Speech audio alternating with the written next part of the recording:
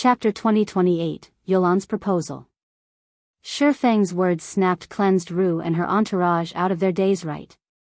Thank you for finding time to meet with us in your busy schedule, Guild Leader Black Flame. I am Cleansed Rue, the 100 Flowers Palace's Vice Guild Leader. I am here to represent my guild in our request for cooperation with Zero Wing, Cleansed Rue explained after regaining her senses. To think that even the Dark Knight Empire's famous Frostflame goddess has come to visit me, it would seem that you have an extraordinary request. Can I trouble you to elaborate? It will allow me to make a more sound decision, Shifeng calmly asked as he watched Cleansed Rue's tense expression. Certainly. Cleansed Rue nodded. She then explained why the 100 Flowers Palace wanted to develop in the Twin Towers Kingdom without withholding any details before they had arrived at Zero Wing's residence. The guild upper echelons accompanying Cleansed Rue had disagreed with revealing their situation to Zero Wing. However, their discontentment had vanished after witnessing Zero Wing's residence. Meanwhile, Shifeng hadn't spoken a single word throughout Cleansed Rue's explanation, and this made the 100 Flowers Palace's upper echelons nervous. Zero Wing was far stronger than they had imagined. They had assumed that Zero Wing had only allied with the Assassins' Alliance because it lacked the manpower to develop in the Twin Towers Kingdom personally, but after witnessing the guild's residence, they realized that Zero Wing was fully capable of securing a foothold in the kingdom without any assistance. It did not need anyone's help to exploit the Twin Towers Kingdom's resources. While your proposal is interesting, please allow me to reject it, Shifeng said, shaking his head. Why? If you help us contest with the other first-rate guilds in the kingdom, we can quickly secure the kingdom's central region. We'll be able to provide Zero Wing with even more resources than the Assassins' Alliance. Cleansed Rue impulsively retorted as she stared at Shifeng's impassive expression. As you have seen, Zero Wing previously lacked the strength to lay claim to the Twin Towers Kingdom's territories, but my guild has grown. With how rapidly Zero Wing has been developing lately, we'll need to expand our territories.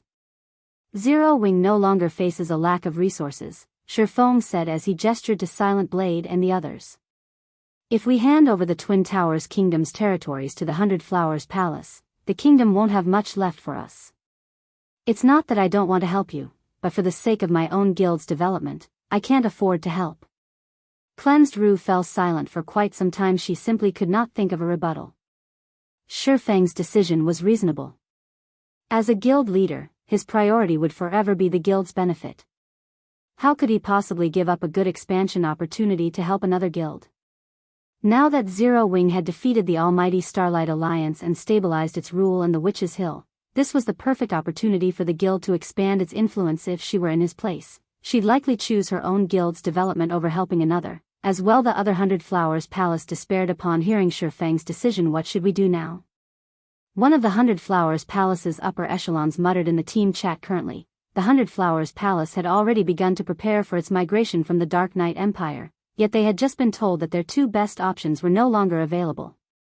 With how weak the 100 Flowers Palace had become, contesting for kingdoms under other first-rate guilds' rule would be nigh impossible. As Cleansed Rue and her companions began to panic, Youlan, who stood near the group, stepped forward with a smile. Guild leader, I have a proposal that will benefit both our guild and the 100 Flowers Palace.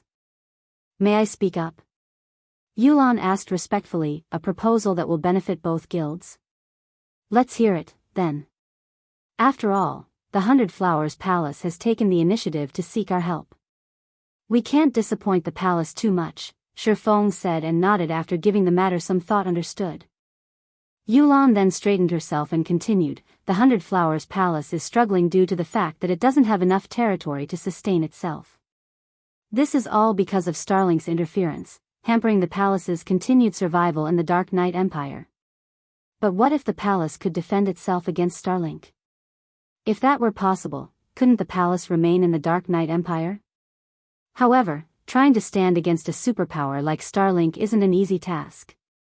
Even if our guild sends an army to assist, we're not likely to accomplish anything. We'll need sufficient support from the 100 Flowers Palace itself. Support? Upon hearing Youlan's words, Cleansed Rue's eyes began to glow as she hurriedly interjected, if such an operation requires funds or manpower, that won't be an issue. If you can help defend our position, the 100 Flowers Palace will supply Zero Wing with plenty of the Empire's resources. She had gained a certain level of understanding of Zero Wing's strength. If Zero Wing were willing to help the Hundred Flowers Palace on a large scale, the palace should have no problem defending over half of its territories in the Empire. Although I have offered this proposal, the risk of openly opposing a thriving superpower is incredibly high. Moreover, this war will definitely be a protracted one. Zero Wing will also have to keep an eye out for multiple enemy superpowers. This is no longer a problem that can be solved with funds and resources. If the situation is not handled properly, Zero Wing could suffer on all fronts. I don't believe that anyone wants to see that outcome, Youlan said, shaking her head as she glanced at Cleansed Rue. Is there no better way to help them? Shifeng asked, pretending to sigh in disappointment. However, he was quite satisfied with Youlan's performance. There is. Our two guilds can form a mutually dependent relationship. If Zero Wing has management rights to the palace's shops and lands, and we can become close allies, Zero Wing can develop in the Dark Knight Empire and amass enough strength to contend with Starlink. It wouldn't affect our strength in our other territories, satisfying our guild with the alliance, Youlan said after giving the matter some thought. This Cleansed Rue couldn't help but hesitate. Shops were a part of a guild's foundation, but with the Hundred Flowers Palace's current state, they couldn't afford more of a delay. Gritting her teeth, she turned to Youlan and asked, how many shops will Zero Wing require? If we want to amass enough strength to survive in the Dark Knight Empire, we'll need around 60% of the Hundred Flowers Palace's shops, Youlan replied seriously. 60? Isn't this a little? Cleansed Rue's eyes widened in shock, and she broke out in a cold sweat. The majority of the Hundred Flowers Palace's funds and resources originated from the guild's shops. If the guild suddenly lost 60% of these shops, it would definitely impact the guild's operations. Youlan, the Hundred Flowers Palace could become one of Zero Wing's close allies in the future. Is there no way to reduce the cost a little? Shifeng asked, playing along. Since you insist, then, 50%. Any less, and we'd have to dig into the funds and resources from our other territories. We'd be at a disadvantage against the superpowers in those areas, Youlan said with a troubled expression. That's the gist of the situation. What is your opinion on this matter, Vice Guild Leader Rue? Shifeng asked softly, turning to Cleansed Rue. Chapter 2029, Presumptuous Request, 50%? Cleansed Rue and her companions revealed bitter smiles. Even losing 50% of the guild's shops and lands was unbearable for the Hundred Flowers Palace. Both were essential to a guild's development, and neither could be casually sold off. If the Hundred Flowers Palace lost half of the shops and lands under its control, the guild would be forced to limit the scale of its operations due to the decreased income, even if the guild could survive in the Dark Knight Empire. If that happened, returning to the guild's former glory would become excruciatingly difficult. Most of the lands in major NPC cities were already owned, and even if they had the money, it wasn't necessarily possible to purchase more. I know this isn't an ideal offer, but we have our own troubles to deal with.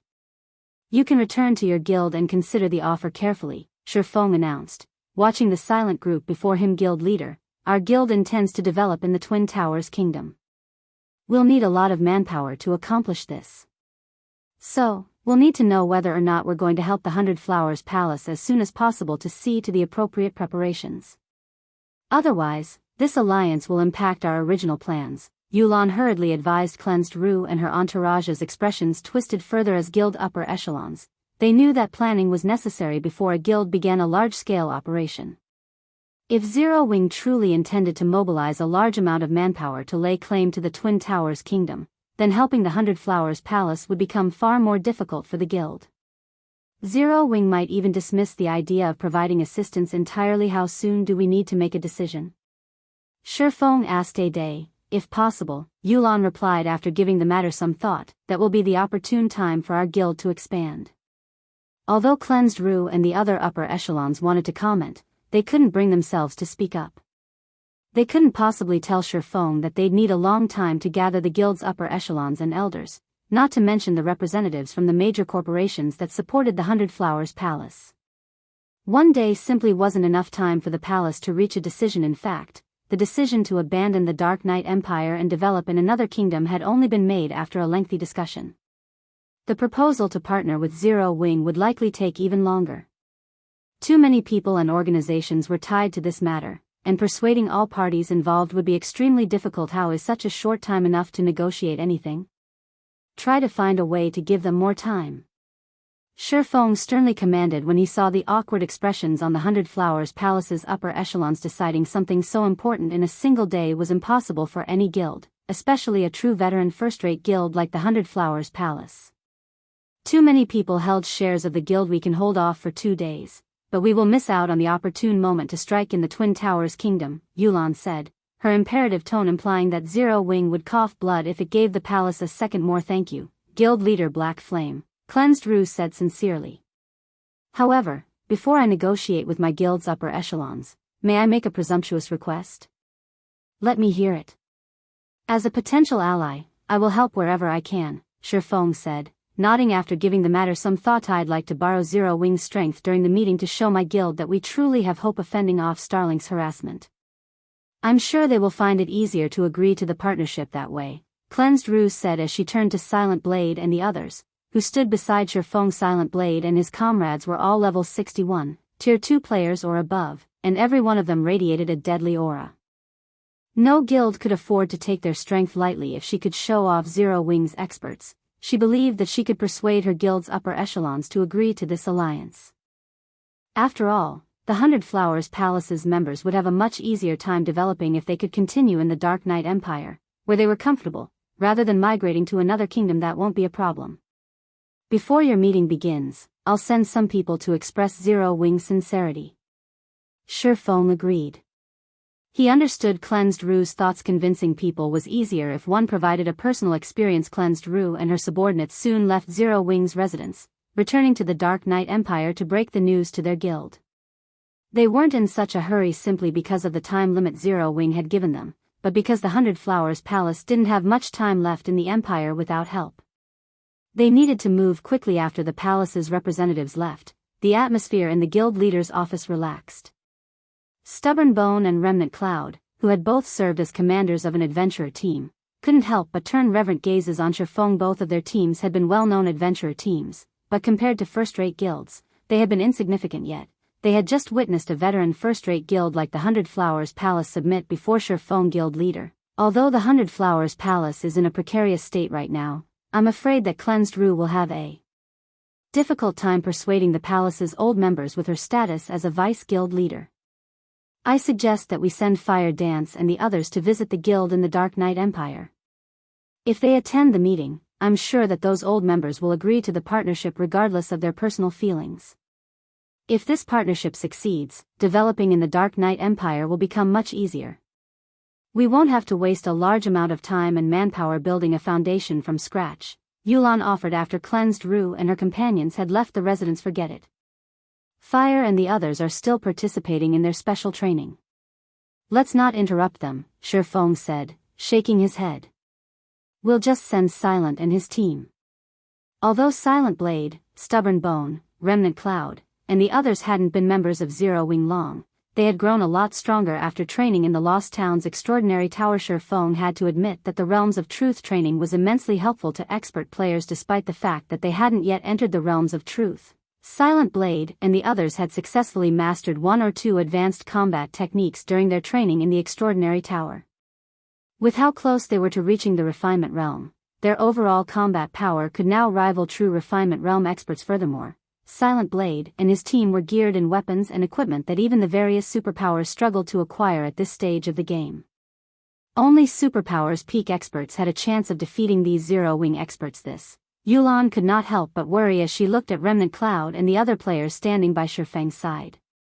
Although she knew that their combat standards were on par with hers, she was concerned that they wouldn't be enough to fulfill their purpose. Relax. I'll give them something good before they leave. Once the palace's people see it, they'll know what the wisest decision is, Feng said, chuckling. He then asked, how is the material collection I tasked you? And melancholic smile with coming along. We have done our best to gather as many of the materials you requested. However, the required stock is massive, and every material is incredibly rare. Even after raiding the treasuries in the Starlight Alliance's 2 guild towns, we have barely collected 5 sets of materials, Youlan said. Good. Transfer the materials to White River City's candlelight trading firm immediately. Feng was ecstatic to hear the news. Also, notify Melancholic and tell her to gather the people I requested earlier. He had been waiting for this moment for a long time. He could finally craft the Guardian Puppet. Chapter 2030, Puppet Production. Star Moon Kingdom, White River City. As Shurfeng left the crowded teleportation hall, he sensed that the city's atmosphere had changed during his last visit. A depressing energy and dense killing intent had fallen over the city. Now, however, excitement almost crackled in the air. Far fewer guild players wandered the city streets, replaced by far more adventurer team players than before. As Shurfeng wandered through the city, he could hear players discussing the recent events in the Witch's Hill. Zero Wing is so amazing. It captured 2 of the Starlight Alliance's guild towns, back to back. Not even the various superpowers have accomplished such a feat. Who would have thought that Zero Wing had such a powerful foundation? After its defeat, the Starlight Alliance disbanded. The corporations supporting it have already pulled out their investments. I don't think it'll be long before Zero Wing removed the guilds that participated in the alliance from the kingdom. Who told those guilds to be so arrogant and make an enemy of Zero Wing? Didn't they see how Zero Wing became Star Moon Kingdom's overlord in the first place? They're just reaping what they sow. I know, right? I've heard that Zero Wing's giant players were responsible for capturing both guild towns. They're 4 meters tall and have immeasurable strength. Their defense is off the charts, too. The town's defense turrets barely left a scratch on them. With Zero Wing's home ground advantage, who would dare provoke the guild in the Witch's Hill now? It really makes you wonder how Zero Wing managed to convert so many players into giants. I wish I could become a giant player, too. Isn't that simple? Just join Zero Wing. Since Zero Wing can convert so many players into giants, it's natural that it can do so with even more players. The conversion price is the only concern now. That's right. After its victory in the Witch's Hill, independent players in the kingdom are rushing to join Zero Wing in the hopes of securing a conversion slot. Although living in human cities will be inconvenient after joining a neutral race, the combat power you get in return is definitely worth it. Moreover, once we reach higher levels, we'll be able to explore more neutral maps. The inconveniences players face as a neutral race will become insignificant. Honestly, it isn't really necessary to join Zero Wing if you want to become a giant. All of the powers in God's domain, aside from those in Star Moon Kingdom, have begun to look into the conversion process due to the performance of Zero Wing's giant players. They all hope to amass their own force of giant experts. It is only a matter of time before someone reveals the conditions for becoming a giant. Once they do, even independent players like us will have an opportunity to convert. The independent players on the streets talked about the battle in the Witch's Hill passionately. Their eyes glowed as they discussed Zero Wing's giant players, and many of them wanted to convert at this point. Both independent players and the various powers were eager to become giant players. The era of the giants had officially begun. Seeing this, Shurfeng merely smiled as he continued toward the candlelight trading firm. While the giant race was impressively powerful, it also had glaring flaws. These flaws included promotion difficulty. Without a guild support, even expert players would struggle to reach Tier 3. Shurfeng had only chosen to convert 1,000 shield warriors and berserkers into giants due to Zero Wing's precarious position. Normally, he would have only converted players after ensuring that they understood the implications of the process. Of course, these giant players could return to their human state at the cost of a few levels. If they struggled with their Tier 3 promotion quests, they could simply convert back. A few lost levels wouldn't be a problem compared to gaining the giant race's advantages while they were still at Tier 2. Moreover, he could determine the truly talented players among the group by converting them into giants. Before converting, no one would know whether or not they'd be suitable for the race. Once he discovered these talented players, he could grant them the Titan Bloodline, reducing their promotion difficulty and allowing them to shine as true giant experts. As for the various large guilds' search into the giant conversion, both Aqua Rose and Youlan had expressed some concerns on the matter. However, Shurfeng paid it no mind. It was only a matter of time before the public discovered Thunder Axe City, and he had already activated the teleportation array that led to it. Moreover, players would need some time to complete the conversion quest. If they used the normal method of becoming a giant, meanwhile, Zero Wing would reap all of the possible benefits from the giant race. It wasn't long before Shurfeng reached his destination. When he arrived at the candlelight trading firm, he found that Melancholic Smile had already prepared the necessary manpower and materials to begin the Guardian Puppet's production. Zero Wing urgently needed capable combatants, so it should work on increasing its members' levels and the number of giant players in its employ. But in Shifeng's opinion, producing the Guardian Puppets was more meaningful in the past. War weapons like the combat puppets were a large part of the reason that the various second- and third-rate guilds had survived the presence of first-rate guilds, and superpowers. Sin Realm's decision to use the steel puppet against him had been foolish. Combat puppets weren't meant to kill individual players.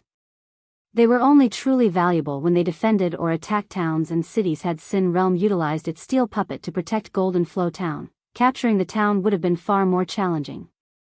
If Sin Realm had used enough combat puppets, Shifeng would have been forced to rely on more than just his giant players. Likewise, if he crafted a certain number of Guardian Puppets, the various superpowers wouldn't be able to threaten Zero Wing. Inside his spacious special forging room, a small mountain of materials sat atop his work desk. These materials would only be enough to produce one power source for the Guardian Puppet. Let's begin. Shifeng took in a deep breath as he examined the design and materials before him.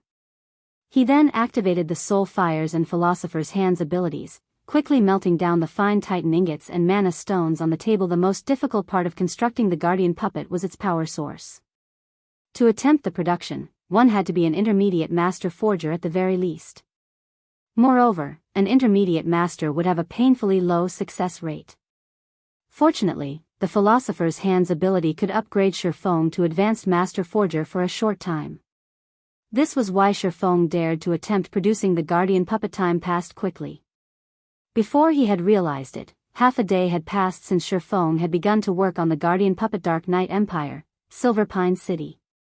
Silver Pine City was the 7th largest NPC city in the Dark Knight Empire and fully under the Hundred Flowers Palace's jurisdiction. However, players from other large guilds roamed the city as if they owned the place. It did not look like the Hundred Flowers Palace's territory. Meanwhile, the normally lively Hundred Flowers Palace residence was as quiet as the grave. The palace's members watched one guild upper echelon after another enter the guild hall's first-floor hall, shock gripping their hearts when they saw the upper echelon's faces. Some of these upper echelons had come from other kingdoms and empires, and even the rarely seen guild elders made an appearance. What's going on? Why are all of the guild's upper echelons gathering here? Isn't that Crimson Heart, the first vice guild leader? Wasn't she managing the branch guild in the Holy Hill Kingdom? She's actually made a trip here? The Hundred Flowers Palace's members went into an uproar when they saw the silver-armored, soldierly woman with crimson eyes. Although Crimson Heart was the guild's first vice guild leader, she disagreed with the guild leader's management choices and had led a group of players to develop in the Holy Hill Kingdom. Her endeavors in the kingdom had been quite successful, and she paid no heed to the main branch's matters. Even when the palace's main branch had fallen into a precarious state, she had refused to make an appearance. The guild's members had never expected Crimson Heart to visit the main branch at this time. When the crowd saw the 3 players following Crimson Heart, they couldn't help but gape. The highest level player among them had reached level 61. At that level, one could rank among the top 30 experts on the Dark Knight Empire's ranking list. Moreover, all 3 players wore level 60 equipment, with the weakest piece at Secret Silver rank. Level 60 Secret Silver equipment was currently considered top-tier equipment, and not even the various superpowers had many pieces. In addition, these 3 players had a few pieces of level 60 fine gold equipment on them. Most importantly, they all wore 2 or 3 pieces of epic equipment. It was a dazzling sight. Many of the Hundred Flowers Palace's upper echelons were stupefied to see these 3 players, as well. They had never considered that Crimson Heart's development in the Holy Hill Kingdom had been so profitable. Crimson, you're finally here. And here I thought that you planned to abandon the Hundred Flowers Palace. A level 60, tier 2 male berserker carrying a great sword on his back commented, smiling when he saw Crimson Heart enter the meeting room. My opinions simply differ from the guild leaders, but I am still a member of the Hundred Flowers Palace. Of course, I have to make an appearance for such an important matter. Moreover, Rue has fallen too far. The Hundred Flowers Pavilion can solve its own problems. We don't need outsiders' help. Crimson Heart sapped, frowning as a flash of rage lit her eyes. As soon as Crimson Heart fell silent, a commotion broke out outside of the meeting room. Shortly after, Cleansed Rue joined the guild's upper echelons with a dozen or so players trailing behind her, all of which wore a 6-winged emblem on their chests. Chapter 2031, Strong Team. Inside the grand, solemn meeting room, the 100 Flowers Palace's upper echelons and guild elders were silent as they stared at Zero Wings players standing behind Cleansed Rue. How is this possible? Level 62. How does Zero Wing have so many level 61 experts and above? Are these people really from Zero Wing? I thought the players Fire Dance and Cola were Zero Wing's peak experts. The 100 Flowers Palace's members whispered to each other as they examined Silent Blade and the dozen or so Zero Wing members from afar, confusion filling their gazes. Although many of the players in the meeting room had reached level 60, a massive amount of EXP was necessary to rise from level 60 to 61. Currently, fewer than 30 people in the Dark Knight Empire had reached level 61, and even if they included the experts that chose to hide their levels, there were still less than 50 level 61 players in the Empire. Moreover, most of these players were from the 3 superpowers in the Dark Knight Empire, yet the 14 representatives from Zero Wing could make up 1/3 of the Empire's highest leveled players. Furthermore, 10 of them were level 62. If these Zero Wing members migrated to the Dark Knight Empire, they would instantly monopolize the top 10 positions on the Empire's ranking list. Although a player's level was not proof of strength, the equipment these players wore was at least on par with the equipment the 3 players who accompanied Crimson Heart wore. When these 14 Zero Wing members stood together, their combined aura was significantly stronger than the combined aura of Crimson Heart's 3 subordinates. Even the guild upper echelons felt greatly pressured by this aura, not to mention the guild members outside of the meeting room. It was no wonder why there had been such a commotion beyond the meeting room's door. So, this is Zero Wing? It is even more powerful than the rumors claim. A hint of surprise flashed across the male berserker's face as he looked at Silent Blade, Stubborn Bone, and the others. He was particularly surprised to see the young man leading Zero Wing's members. Despite having used an advanced identification skill, he couldn't learn any details about him. The only thing he discovered was the young man's name, Yifeng. It seems that Zero Wing isn't all talk. No wonder it dares to meddle in our guild's affairs, Crimson Heart commented as she glanced at Shifeng and the others. Unfortunately, they came for nothing. A guild could not become more powerful by relying on a small number of peak experts. Although Zero Wing had sent a shocking number of peak experts, guilds had to rely on the cooperation of a large force of ordinary expert and elite players when safeguarding its territory. The greatsword-carrying berserker nodded in agreement with Crimson Heart's statement. From an outsider's point of view, the 100 Flowers Palace had fallen from its peak. However, that wasn't entirely true. At most, the guild had 2/3 of its previous power. Moreover, that didn't include the forces Crimson Heart had been nurturing in the Holy Hill Kingdom. Her forces alone made up 1/3 of the palace's previous strength. Now that Crimson Heart had returned to the main branch, the guild had, in a way, recovered to its peak. With such strength, the guild would have no problem fending off Starlink's offensive. Starlink's main target, after all, was unyielding soul. After a brief discussion among the 100 Flowers Palace's upper echelons, the guild leader, Shadow Flower, finally arrived, marking the meeting's official start. So, she's Shadow Flower? Shifeng was a little taken aback when he saw the masked woman sitting in the guild leader's throne. The 100 Flowers Palace was one of the few guilds in the virtual gaming world that favored women over men. Meanwhile, among the multiple guild leaders that had led the 100 Flowers Palace, Shadow Flower had accomplished the most. The 100 Flowers Palace had eventually grown into a quasi-super first-rate guild under this woman's lead during Shifeng's previous life. Although the palace never managed to become a super first-rate guild, it had amassed the strength to rival one. However, Shadow Flower's identity had even been a mystery in the past. She almost never appeared before the public. People only knew of her existence, but no one had ever seen her in person. Many had speculated that Shadow Flower was in her 30s or 40s, but when Shifeng inspected her with omniscient eyes, he discovered that she was barely over 20. She was even younger than Cleansed Rue, and she was no less beautiful. Her level was even more impressive as a level 61, Tier 2 assassin. While Shifeng quietly observed the 100 Flowers Palace's upper echelons, the players before him fell into a heated debate. Overall, these upper echelons had split into 2 main groups. The first group supported the idea of accepting Zero Wing's help, but with the condition that part of the remuneration was paid in resources, rather than solely shops and lands. The second group vehemently wanted to refuse Zero Wing's offer since, due to Crimson Heart's return, the 100 Flowers Palace had enough power to stop Starlink's merciless invasion. Cleansed Rue and Crimson Heart led these two groups, and both argued intensely. Big Sis Crimson, although Starlink hasn't officially been recognized as a super first-rate guild, it's in no way weaker than actual super first-rate guilds. It has even surpassed Unyielding Soul. It's targeting us to ensure that it can focus on Unyielding Soul later. Starlink is not playing around and will do everything in its power to eliminate us. With just our guild strength, resisting Starlink will be incredibly difficult. Cleansed Rue said, while you're correct, you know that there have been cases where guilds that rival first-rate guilds have stopped a superpower's offensive. Zero Wing success against Miracle and the Black Dragon Empire is one such example.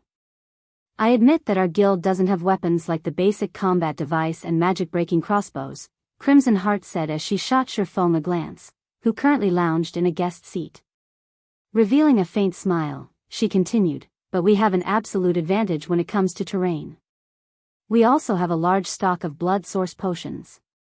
Replicating Zero Wing success and chasing Starlink out of our territories isn't necessarily impossible.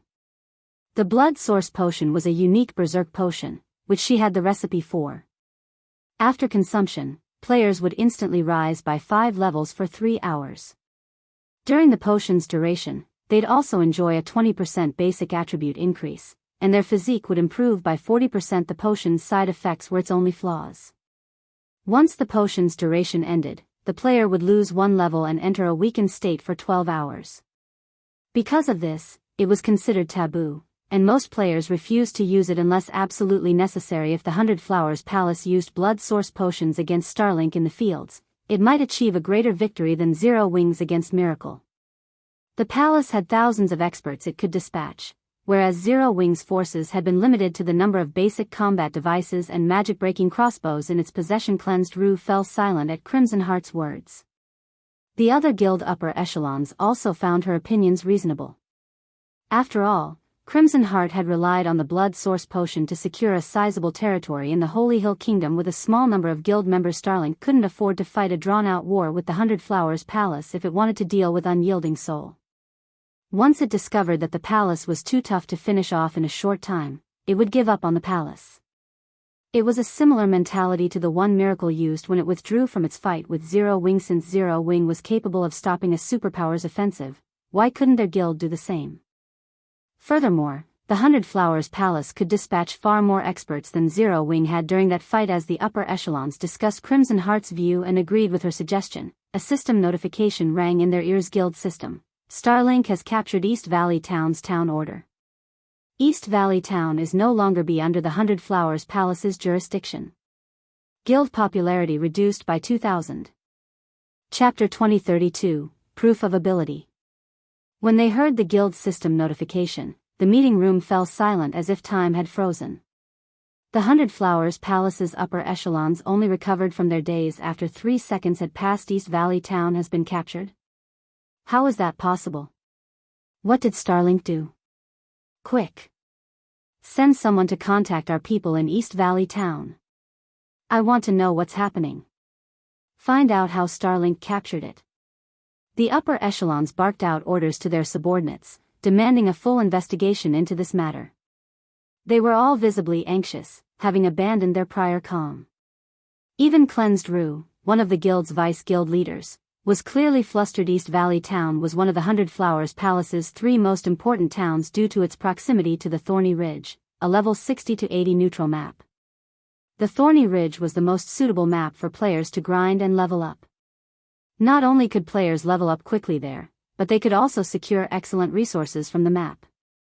Furthermore, East Valley Town had almost been large enough to promote to intermediate rank. Due to East Valley Town's importance, the 100 Flowers Palace had stationed between 30,000 and 40,000 players in the town. Although only 1,000 of them were expert players, the rest being elites, East Valley Town shouldn't be easy to capture. To prevent other powers from taking the town from them, the guild had also constructed 8 defense turrets and 10 arrow towers, in addition to hiring 1,000 NPC soldiers for the town's protection. If worse came to worst, the palace had a collection of war weapons, Tier 3 summoning scrolls, and Tier 3 large-scale destruction magic scrolls stored in the town. Yet, despite having such defenses, East Valley Town had fallen without any of them receiving word of an attack. Why wouldn't they worry when such a heavily fortified town had been captured so easily? After waiting for a short while, the 100 Flowers Palace's upper echelons received reports from their subordinates. However, their expressions became even gloomier after reading the reports. Vice Guild Leader Rue, what happened in East Valley Town? Shifeng could not help but ask. We have received a report from the members stationed in the town. Starlink sealed off communication in the town before several thousand Tier 2 experts appeared in our residence. Because of how sudden the attack was, our members were caught completely off guard. Using the confusion to their advantage, Starlink's members claimed the town order, cleansed Rue said, turning to Shifeng with a complex expression. Starlink had used the same tactical assault that Zero Wing had employed against the Starlight Alliance. It was highly likely that Starlink had only decided to use the tactic after witnessing Zero Wing's success.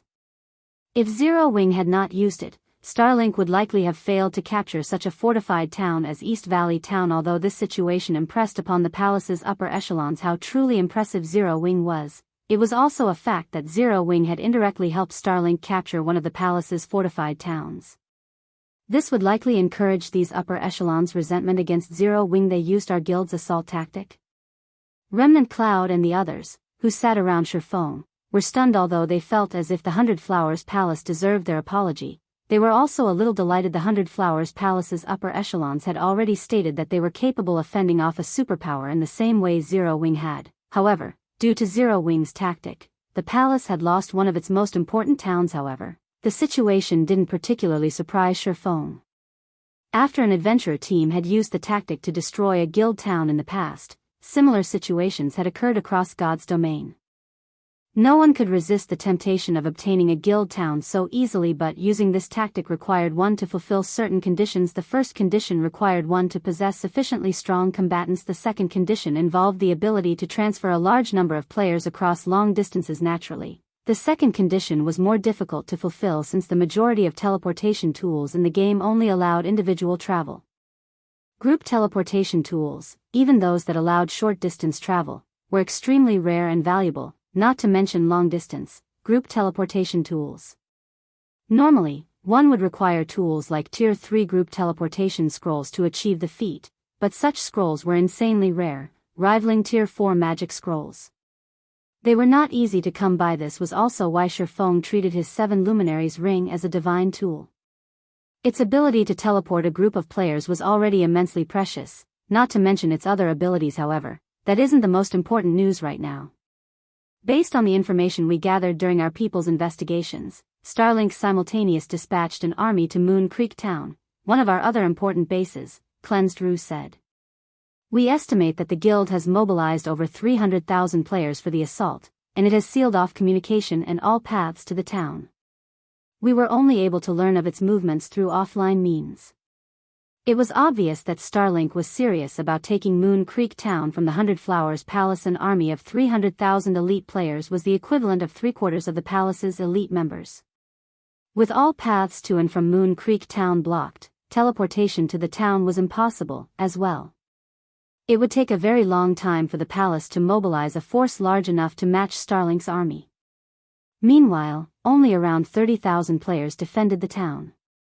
By the time the palace's main army arrived, the guild would have likely lost Moon Creek Town. If the 100 Flowers Palace lost Moon Creek Town as well, the guild would lose all hope of developing in the Dark Knight Empire. The various large guilds relied on their guild towns, which were usually constructed in high-resource maps, to obtain leveling resources and funds. Without any guild towns, a guild would stagnate. Guild leader, what should we do? It'll likely take an hour or two to gather 100,000 elite members right now, and we'll need another 4 or 5 hours to reach Moon Creek Town. With Moon Creek Town's defenses, I'm afraid it won't last that long. Don't forget, Starlink has set up blockades on the paths to Moon Creek Town. Getting through those blockades will likely take as much time as actually traveling to the town. How are we supposed to send reinforcements, in that case? We've already lost East Valley Town. If we lose Moon Creek Town as well, we'll have no choice but to leave the Empire. All of the palace's upper echelons anxiously voiced their opinions, one after another. They had never expected Starlink to launch such a fierce offensive. Rather than facing their guild in the field, Starlink had directly assaulted their guild's vital points. All we can do is organize a small force of experts to break through Starlink's blockades. I have blood source potions with me. If we can get these potions to Moon Creek Town, we can fortify the town's defenses. We should be able to buy enough time for the main army to arrive, Crimson Heart declared. Currently, there are 2 paths that will allow us to reach the town quickly, but trying to break through a single front will be quite dangerous since both paths are relatively close to each other. The Starlink members stationed at the blockades will easily be able to provide each other reinforcements. Hence, I suggest that we try both paths. We'll use one force as bait while the other tries to deliver the blood source potions to Moon Creek Town. Rue, you insisted that we ally with Zero Wing, correct? Then, let's see Zero Wing's strength. If Zero Wing can't even help us with this operation, then the guild isn't strong enough to stop Starlink. This. Cleansed Rue couldn't help but turn to Shurfeng with an awkward expression. She had merely invited Zero Wing's experts to this meeting to show off its strength to her guild's upper echelons. With that understanding, Zero Wing had only sent 14 experts with her. How could such a small force fight a large-scale battle? That won't be a problem. We can use this opportunity to prove to you that Zero Wing is powerful enough to repel Starlink, Shurfeng volunteered. Nodding calmly, Cleansed Rue had no choice but to agree with Crimson Heart's plan after Shurfeng's approval. However, she intended to gather the experts under her command, as well. She had suggested this alliance. She couldn't afford to watch from the sidelines. Since we're all in agreement, let's begin the operation. Moon Creek Town can't last long without our help, Crimson Heart said, flashing Shurfeng a grin. In truth, she didn't have much hope of Zero Wing's success in this operation. She had only suggested the plan to prove to Zero Wing that she and her subordinates could smash through Starlink's blockade and reach Moon Creek Town in time to help its survival, following which, the 2 vice guild leaders left to prepare, with Crimson Heart organizing the experts that had accompanied her from the Holy Hill Kingdom and Cleansed Rue leading her own subordinates and Zero Wing's group to the appointed location. Chapter 2033, Breaking Through. Dark Knight Empire, Silent Canyon. A 1,000-man team from the 100 Flowers Palace rose through a rugged mountain path atop the guild's Black Panther mounts. The team left kicked up clouds of dust as they passed, the sound of the Black Panther's footfalls echoing throughout the valley. Players that encountered the army of Black Panthers stepped aside and made way for the beasts in the lead. Crimson Heart rode atop a pitch-black drake, unlike the rest of her team. She wore a suit of silver armor and carried a dark purple spear across her back that radiated a frosty aura. Holding her mount's reins in one hand, she looked like a heroic Valkyrie riding into battle. Independent players who saw her were awestruck, and many unconsciously followed the army of Black Panthers in hopes of catching another glimpse of Crimson Heart. Who is she? Since when has the 100 Flowers Palace had a member like that? She feels so powerful.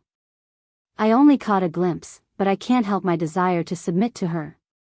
You're new to the Dark Knight Empire, so it isn't unusual that you haven't heard of her. She's the 100 Flowers Palace's first vice guild leader. With her strength alone, she established a branch guild in the Holy Hill Kingdom and developed it into one of the kingdom's 2 overlords in a short time. She's strongly opposed to entering her name on the God's Domain expert list, so the secret pavilion ended up giving her the title, Shadow Spear. She's even stronger than the 100 Flowers Palace's Frostflame Goddess, Cleansed Rue. A title from the secret pavilion? Amazing. That's not all. The Dark Cloud Legion under her command is frighteningly strong. The Legion once defeated an army of tens of thousands of elite and expert players in the Holy Hill Kingdom. The Legion isn't any weaker than Superpower's trump card legions. I've heard that Starlink has blocked off all paths to Moon Creek Town and intends to lay siege. She probably plans to reinforce the town by crossing the Silent Canyon. A siege battle? I have only seen siege battles in videos. Why don't we follow her and watch? The battle between Starlink and the 100 Flowers Palace is definitely going to be an interesting show. You're right. We don't get many chances to watch siege battles in person. Once the battle is over, we might even get to make a little profit. The independent players quietly discussed the situation as they watched the Dark Cloud Legion dash by. Although Starlink's siege on Moon Creek Town had been a tight secret, it was very difficult to keep the assault under wraps when mobilizing such a large force. As some experts watched the imposing Dark Cloud Legion ride by, they began to grow even more interested in the upcoming battle. Unable to help themselves, they climbed on their mounts and chased after Crimson Heart and her team. Big Sis Crimson, quite a few players are following us. Should we deal with them? A female assassin with a devilish body asked Crimson Heart as she glanced at the players behind the team. Ignore them. With the commotion we're causing, hiding our actions is impossible. Let them tail after us, Crimson Heart said, shaking her head. Any news on the Starlink forces blocking this path? A report just came in. According to our scouts, Starlink has dispatched particularly powerful forces to guard the two shortest paths to the town.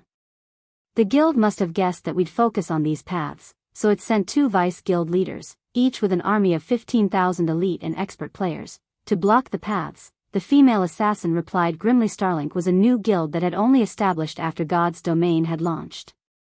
It had become a superpower so quickly, even rivaling Unyielding Soul, after annexing plenty of guilds, adventurer teams, and famous experts. Meanwhile, Starlink's vice guild leaders had either been guild leaders of first-rate guilds or commanders of top adventurer teams.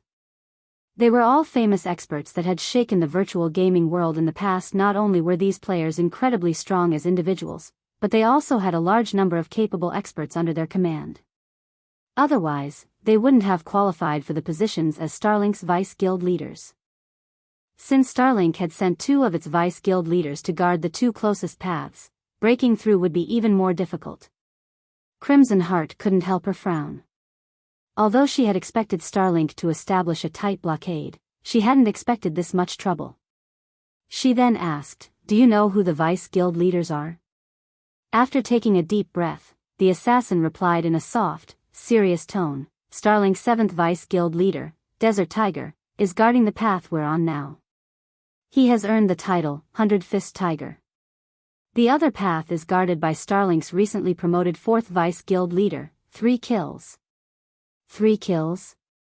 He actually joined Starlink? How did Starlink manage to recruit him?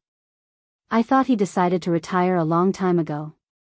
Crimson Heart's expression darkened when she heard the name, 3 kills.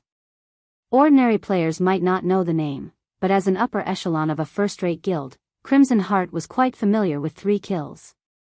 The name had once shaken the virtual gaming world's apex over a dozen years ago. 3 kills had been the guild leader of the super guild, Jormungandr. He had been one of the only geniuses that appeared in the guild once a decade.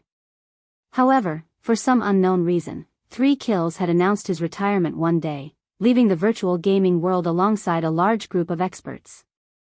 Less than 5 years later, Jormungandr had disbanded and faded from the virtual gaming world, and other super guilds and super first-rate guilds had poached its abandoned members. However, when 3 kills had led the guild, Jormungandr had nearly become one of the top 4 super guilds in the virtual gaming world. We don't know the exact reason, but we're certain that this player is the real 3 kills, the female assassin said, shuddering. Ordinary players would assume that a super guild's guild leader only played a management role in the guild, but Crimson Heart, a first-rate guild's upper echelon, knew that the position was proof of one's strength in super guilds. With a big shot like 3 kills defending the blockade, why wouldn't she shudder in fear? Hopefully, Zero Wing can buy us some time, Crimson Heart said as she examined the map. Let's increase our speed. We need to break through the blockade before Zero Wing clashes with 3 kills. She had planned to show off the 100 Flowers Palace's strength to Zero Wing in this operation, proving that the palace was no weaker than Zero Wing, perhaps even stronger. Once Zero Wing realized its inferior position, it would give up on trying to lay claim to the palace's shops and lands. However, she had lost her previous certainty. Even a super first-rate guild would likely struggle to get past a blockade led by 3 kills, not to mention Zero Wing. Right now, she needed to put as much distance between her team and 3 kills as possible before he annihilated Zero Wing's small force. If she had to fight both Desert Tiger and 3 kills at once, she'd never reach Moon Creek Town, following which, Crimson Heart and the Dark Cloud Legion members increased their pace to reach Starlink's blockade before the agreed-upon time. Meanwhile, on another path through the Silent Canyon, Cleansed Rue's group had arrived a short distance away from Starlink's blockade. Elder Yifeng, the situation has changed. I've just received a report stating that 3 kills is leading the force ahead. He was the guild leader of Jormungandr, a super guild from several years ago. Cleansed Rue reported grimly. Breaking past them is no longer possible here. However, I'm hoping that you can help me delay 3 kills for some time. If we can hold him off for 4 or 5 minutes, it will be enough.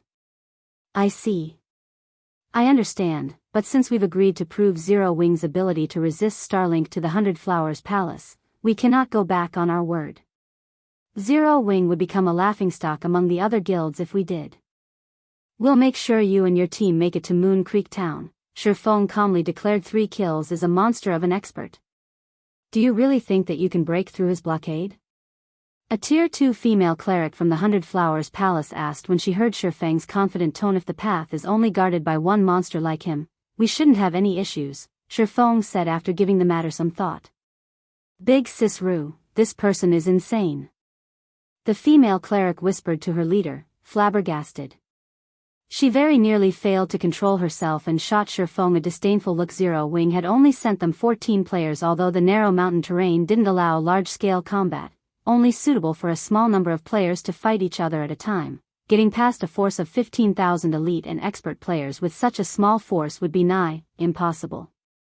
Furthermore, Starlink's force was led by the former guild leader of a super guild. The female cleric sent a hopeful glance at Remnant Cloud and his companions behind Shifeng. She hoped that they would stop such a mentally disturbed leader, but when she saw one of Zero Wing's members open their mouth, assuming that they would indeed dissuade Shifeng. Boss Feng, can you leave 3 kills to me? Chapter 2034, Beyond Salvation. Even Shifeng was shocked into turning towards Seven Light. The player who asked to face 3 kills. Seven Light was very young, and he hadn't come into contact with virtual reality games until recently. In fact, God's Domain was the first virtual reality game he had ever played. However, his talent was the real deal. Although he had only joined Zero Wing recently, his talent for combat had helped him rise through the guild's ranks to its main force through the guild's monthly ranking competition. Seven Light had also gained more inspiration and strength from his training in the Extraordinary Tower than any of his comrades. Shifeng had to admit that the youth was worthy of the title Arclight Sword Emperor, the title he had wielded during Shifeng's previous life. Although Seven Light had yet to enter the realms of truth, he had unexpectedly entered the realms of refinement during his training, becoming one of Zero Wing's few refinement realm experts. All right, I'll leave him to you. Seeing the fighting spirit in Seven Light's eyes, Shifeng could see that he truly wanted to test his newfound strength. Although Seven Light had only reached the refinement realm, which wouldn't be significant in a superpower, he also wore the level 60 Demonkin set equipment he had obtained after slaying the Demonkin King. Shifeng had awarded Seven Light the set equipment after he had entered the refinement realm.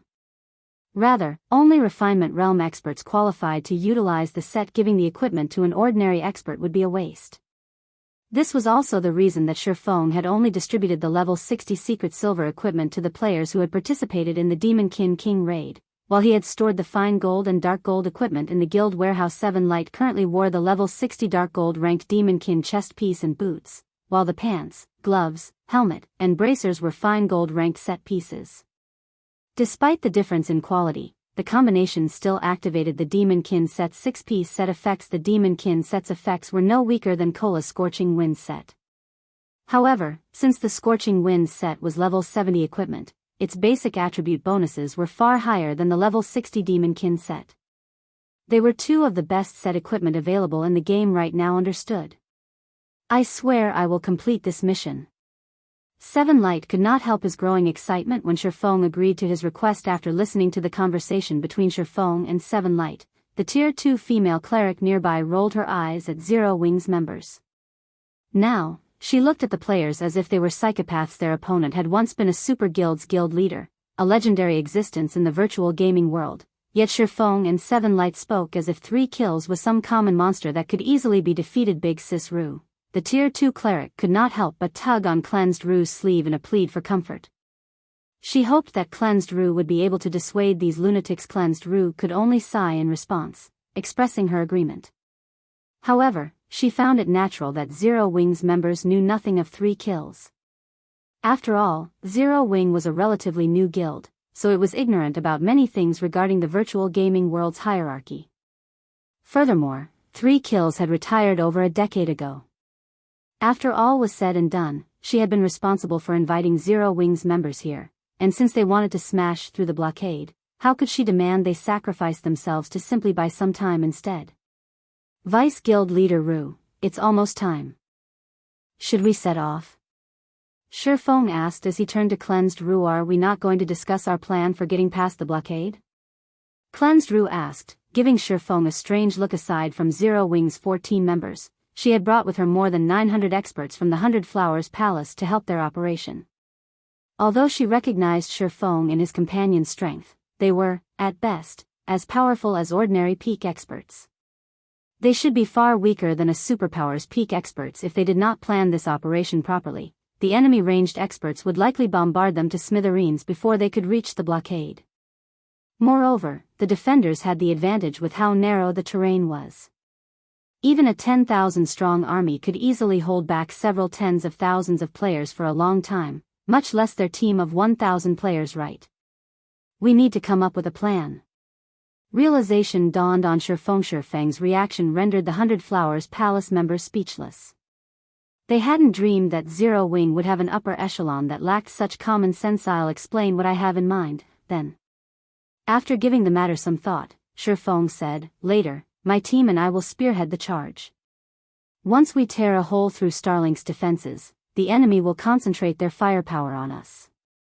Catch up with us the moment you see an opening, and try to avoid fighting the enemy as much as possible. We are severely outnumbered, after all. If we try to fight them, we'll be at a disadvantage. As soon as Shifeng finished, every player from the 100 Flowers Palace stared at him with dropped jaws. They would have cursed at him if Cleansed Rue hadn't been there. How was that supposed to be a plan? He basically wanted them to launch a kamikaze attack. If they truly followed Shifeng's play, they might as well call themselves the Suicide Team. Shifeng wasn't satisfied with simply sacrificing himself and his players. He actually wanted them to die with him. Did he think that they were just as mentally ill as he was? Very good. It seems nobody has any issues with it, Shifeng said, nodding his head when no one spoke up. In that case, let's begin. Big Sis Rue, are we really going to follow him? The Tier 2 female cleric could not help but ask Cleansed Rue softly. She felt that Shifeng's mental disorder was beyond salvation. If they followed his plan, they'd likely be annihilated within 30 seconds. They'd break the record for the fastest 1,000-man team to die while charging a blockade, becoming the biggest joke in the Dark Knight Empire. Let them go. Once they die, we'll think of a better plan to buy time. That way, Big Sis Crimson's side should have an easier time breaking through to the town, Cleansed Rue said. She released a deep sigh as she watched Shifeng and the others, who eagerly prepared to charge into Starlink's blockade. Meanwhile, hundreds of independent players stood less than 1,000 yards away from Starlink's fortifications. They all waited for Starlink to let them pass. Although many of these independent players whispered complaints, none of them could do anything about the roadblock. Starlink had set up their blockade in a strategic location, choosing a path that was sandwiched between two steep cliffs. Although the cliffs were not magically enhanced, even high-agility assassins would struggle to climb across. Furthermore, several hundred ranged experts stood guard atop each cliff. They'd easily spot anyone who attempted to climb the rockside. Getting past this blockade without being detected was simply impossible. The main path was guarded by several hundred MTs. Tier 2 MTs fully comprised the first two defensive lines, and when they raised their shields in unison, not even a rat could sneak past them, much less players boss kill. Someone's trying to break past Desert Tiger's team. From what we've learned, these players seem to be from the Dark Cloud Legion that follows Crimson Heart, the 100 Flowers Palace's first Vice Guild leader. It's the palace's strongest legion, with impressively strong members. Why don't we take some people and head over to take a look? I'm tired of sitting here and doing nothing. It's boring, a level 60, Tier 2 ranger holding a beer bottle suggested to the middle-aged man wearing dark blue plate armor and carrying 2 war hammers. It seems the 100 Flowers Palace is tired of sitting still, 3 kills calmly commented. Since they're here, let's greet the Shadow Spear. Although 3 kills looked like a man in his 40s, and he was relatively slim, lacking muscle mass, he radiated a chilling aura that made players unconsciously distance themselves from him. If a player examined him with an advanced identification skill, they'd discover that 3 kills was a level 62, Tier 2 Berserker, and his equipment was just as frightening. He wore a total of 5 epic items, 4 equipment pieces and 1 weapon. Of the rest of his equipment, the weakest piece was level 60 secret silver rank. His aura wasn't the slightest bit inferior to a level 60 Grand Lordess. As 3 kills finished speaking, the Starlink players that were responsible for scouting the surrounding area shouted, "Enemy sighted 500 yards away. A team of players is rapidly approaching." With the scout's warning, Starlink's elite players began to grow nervous. The 100 Flowers Palace had been pushed to the brink of destruction, and the guild wouldn't spare any expense to get past their roadblock. Even though they had the defender's advantage, they'd need to spend a long time grinding to recover the lost EXP on the off chance that they died in the upcoming battle. Luck is on our side today. We actually get to participate in such an event. Hopefully, I'll loot a good piece of equipment before this is over. Starlink's Tier 2 experts, however, didn't respond in kind. Rather, they practically vibrated with excitement and anticipation. The independent players that waited to move past the blockade had heard Starlink's experts, showing similar excitement. They rarely witnessed large-scale guild battles like this, and they were so close to the battlefield. With how chaotic combat was, they might be able to take advantage of the situation to secure some unexpected loot for themselves. The 100 Flowers Palace is launching a two-prong assault. After giving the matter some thought, 3 kills asked, "How many people are approaching?" 14. Chapter 2035, Extraordinary Towers Effects. The scout's report stunned Starlink's members, clearly wondering if the scout was toying with them. Even 140 players would die instantly if they assaulted the blockade, much less 14 players. If the 100 Flowers Palace wanted to make it past the roadblock, it should have at least sent a 1,000-man team like the Legion that assaulted Desert Tiger's post. They must be independent players that want to head to Moon Creek Town. The 100 Flowers Palace can't be this stupid. I agree. They're most likely just passing by. The Starlink members that had prepared for a fight began to relax. They also shot the scout disdainful looks for making them worry over nothing. Starlink hadn't publicly announced its siege on Moon Creek Town, so very few knew about it. Even if some players discussed the situation on the official forums, most players grinding in the fields rarely checked the forums while they worked. It wasn't unexpected to find players that didn't know about Starlink's blockades as they made their way to the town. In fact, they had already encountered several similar parties. No. These players are different. They're all wearing black cloaks, and I can't tell who they are. Moreover, their movement speed is extremely high. The man leading the charge is also riding an extraordinary mount. The mount is around 5 meters tall. It should be a secret silver rank or higher. They're definitely not ordinary players. The scout hurriedly explained although mounts had already become popular among ordinary players, bronze rank and higher were still incredibly rare. Even at this stage of the game, the various large guilds' upper echelons didn't necessarily own mysterious iron mounts, let alone secret silver rank. That's interesting. Everyone, get ready.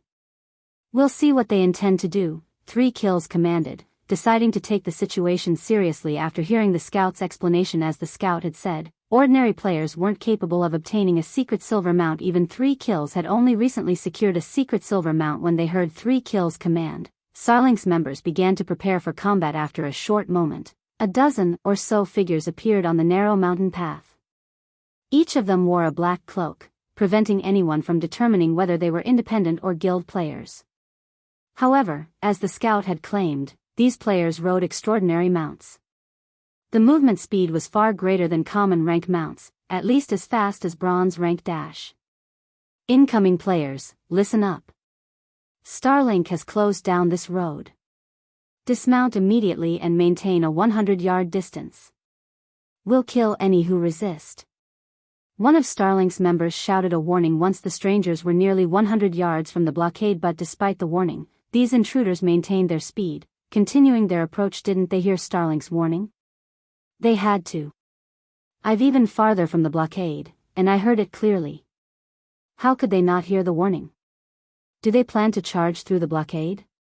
That shouldn't be the case, right? That's Starlink we're talking about. Such a small force isn't even a warm-up for Starlink's members. The hundreds of independent players waiting by the roadside were astonished as they watched the dozen or so figures run towards the blockade without any hesitation. When the cloaked figures were less than 70 yards from the blockade, another Starlink scout shouted, a 1,000-man team from the 100 Flowers Palace has appeared 500 yards away. They're slowly approaching our location. Is this first group acting as bait? The Tier 2 Ranger, Mountain Passenger, wondered aloud after taking a swig of his beer.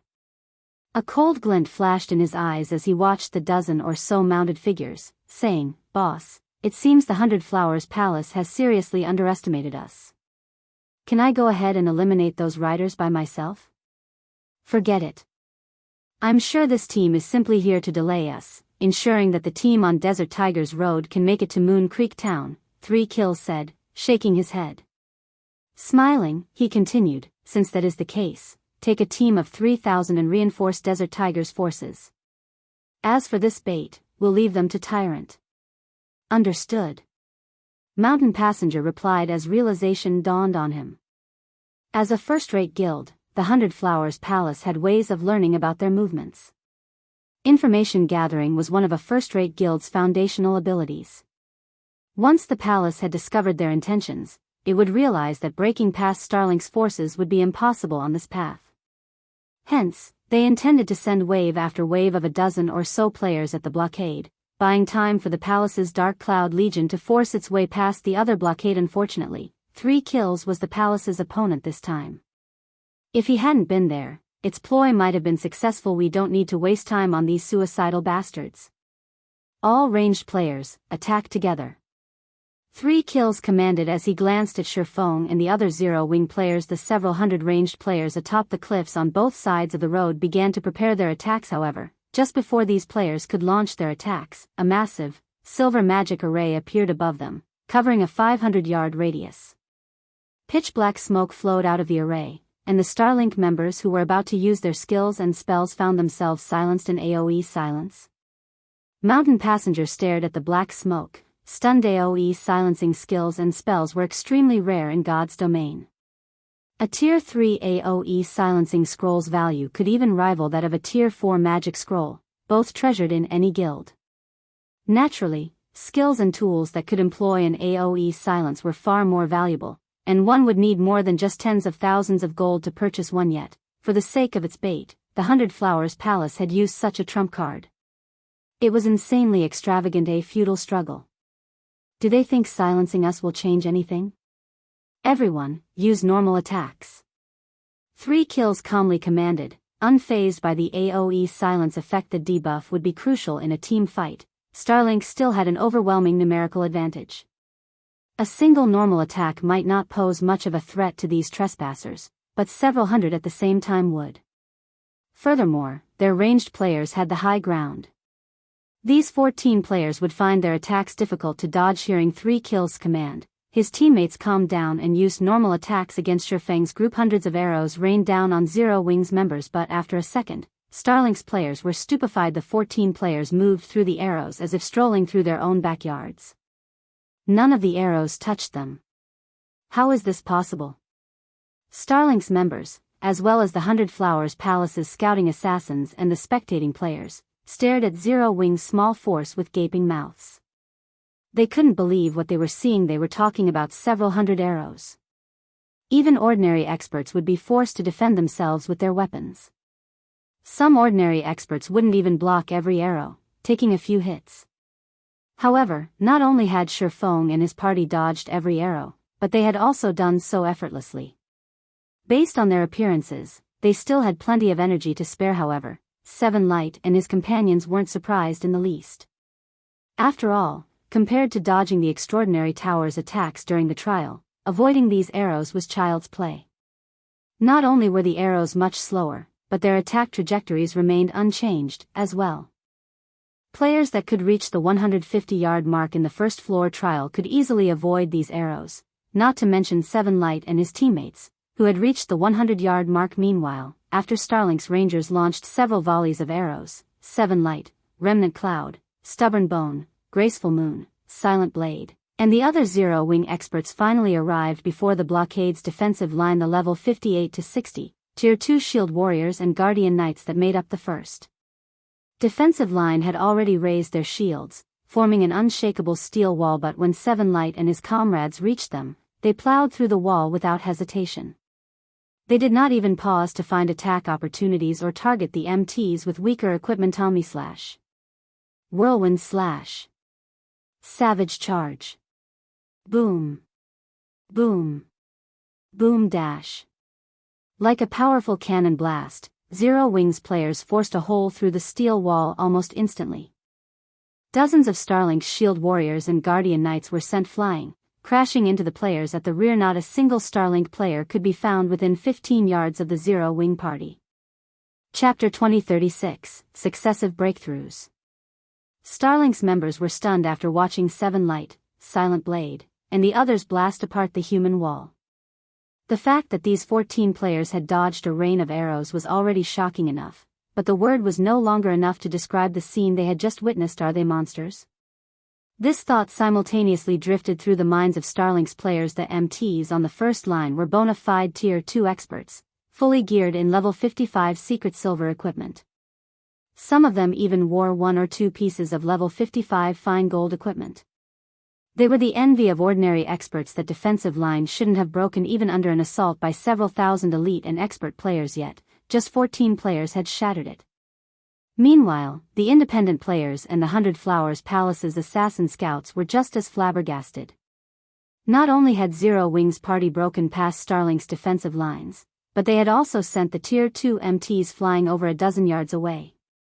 Their strength was beyond common sense. However, after a short moment of silence, Starlink's experts recovered from their shock and promptly reinforced the second defensive line while the guild's ranged players provided cover fire. Now, Starlink's members wouldn't dare look down on Seven Light and his party only. Their changed attitude didn't faze Zero Wings players. Although Starlink's expert players were well equipped, Seven Light and the others were far beyond that. The weakest piece of equipment among them was level 60 secret silver rank, while most of their equipment consisted of level 60 fine gold and dark gold equipment. Their basic attributes far surpassed those of Starlink's experts. Furthermore, due to their Tier 2 skills and spells enhancing their combat power, they increased the gap between themselves and Starlink standards. The difference between them was like the difference between an expert and an ordinary player. Zero Wings players sent one Starlink member after another flying. Starlink's Tier 1 players couldn't even put up a fight as Seven Light and his companions' skills and spells killed them instantly. Without the help of their skills, the guild's Tier 2 experts only survived a few blows before they, too, fell in less than 10 seconds. Starlink's second defensive line had shattered. Unlike the initial charge, however, Seven Light and his party left corpses in their path. Am I dreaming? Are those people really players? The watching independent players felt as if they were in a dream as they stared at the corpses littering the mountain path. They had witnessed many team battles before, but they had never watched over a dozen players slaughter several thousand. Seven Light and the others massacred Starlink's experts as if they were slaughtering chickens, taking a life with every swing of their weapons. Although Starlink's members had successfully landed a few hits, Zero Wings healers easily mitigated the damage. Although Starlink was normally the target of independent players' hatred, they couldn't help but pity its members as they watched the carnage. Some of them even considered cheering on Starlink's members, protesting the fear and irrationality Seven Light and the others instilled in them. How is this possible? I thought they were supposed to be the palace's bait. Is the Dark Cloud Legion the true bait? 3 Kills was confused as he watched the invaders break his second defensive line. Boss, they're going to reach the third defensive line soon. If they break that line as well, we'll have trouble stopping them, Mountain Passenger warned his commander when he realized that 3 Kills hadn't yet given an order. Should we join the fight? They had set up quite a few defensive lines on this mountain path, but the first 3 were the strongest. If the enemy broke through, the most the rest of their players could do was buy time. They'd have no chance of stopping the 100 Flowers Palace's advance. Meanwhile, failing the first major mission it received after joining Starlink would be a massive embarrassment for Jormungandr. If the fallout weren't handled properly, it might even lose its standing within Starlink. Go. We can no longer afford to hold back, 3 Kills said, nodding. In a chilling tone, he continued, since we must get involved, we cannot give these intruders an easy death. Boss, rest assured, since these people have spoiled our plans, I'll make sure they regret ever standing before us. Mountain Passenger enthusiastically declared. He had to admit that these newcomers were quite strong, nothing that ordinary experts could compare to. However, compared to Jormungandr's peak experts, they were nothing. God's domain had main tools, and among them, some doubled a player's death penalty. Fortunately, these Starlink experts had something even more valuable. The Necromancer's globe in their possession targeted players' souls. Although it was a one-time use item, the targeted player would be barred from logging into God's domain for 5 to 10 days and suffer a permanent 15% decrease to their physique if they died within half an hour. To expert players, such a loss was far worse than losing several levels and several pieces of top-tier equipment. When Zero Wings players were within 30 yards of the third defensive line, 10 figures emerged from both sides of the road, blocking their path. Commander Mountain. When Starlink's members saw these figures, excitement instantly replaced their anxiety. All 10 players were peak experts within the guild, existences that ordinary players like themselves had no hope of comparing to. Every one of them was a monster capable of single-handedly eliminating several hundred ordinary experts. Although 7 Light and the others wielded frightening strength, they were no match for Mountain Passenger's group. After all, 7 Light's party relied on an AoE silencing effect to secure an overwhelming victory. Without it, the first defensive line would have stopped these players. Starlink's peak experts. When 7 Light and his comrades saw these 10 players, they knew that these experts were on an entirely different level than the players they had faced thus far. Every one of them radiated a boundless killing intent, and the weakest piece of equipment on them was level 55 fine gold rank, with quite a few pieces being level 60 secret silver rank. Moreover, some of them wore epic equipment. In terms of equipment, these 10 peak experts could almost rival their own. I'm truly surprised that you managed to break past 2 defensive lines without stopping, but now that our boss has allowed us to take action, your advance stops here. Mountain Passenger said, chuckling as he observed 7 Light and the others. I had wanted to toy with you, but since you've made such a huge mess, we need to put on a show for the Dark Knight Empire. So, I'll have to ask you to struggle as much as you can. After saying so, Mountain Passenger waved a hand. Immediately, the 9 players around him began to move. The leading ranger then removed the ancient, pitch-black bow that hung over a shoulder and pulled back its string. Since you're hiding so far away, I'll start with you. Mountain Passenger said with a sneer. 3 streaks of black light then flew toward Sherfong, who stood the farthest away from the third defensive line. Advanced combat technique, Triple Moon Strike. It seemed as if Mountain Passenger had only fired 3 normal arrows, but in reality, he had launched 6, each arrow moving in tight pairs. When they struck, their hits would contain at least 60% more strength that the ranger possessed. Not even Tier 2 MTs of the same combat standards could stop his attack. However, when these 3 streaks of light clashed with Sherfang's killing ray, they stopped as if they had crashed into an adamantine wall. The arrows crumbled under their own power instantly, their remains scattering across the ground before Sherfang. Chapter 2037, Whimsical Battle. He blocked it? Mountain Passenger stared at the remnants of his arrows in astonishment. He wasn't the only one surprised by the outcome. The other 9 members of 3 Kills' personal security team were also stunned. Most of Starlink's members might not know about Mountain Passage's Triple Moon Strike, but as long-term friends, they were aware of how powerful the combat technique was. Not even they dared to intercept the move directly. Not only would they suffer grievous injuries by doing so, but it would also force them to reveal holes in their defenses. Yet, Sherfang had neutralized the technique effortlessly.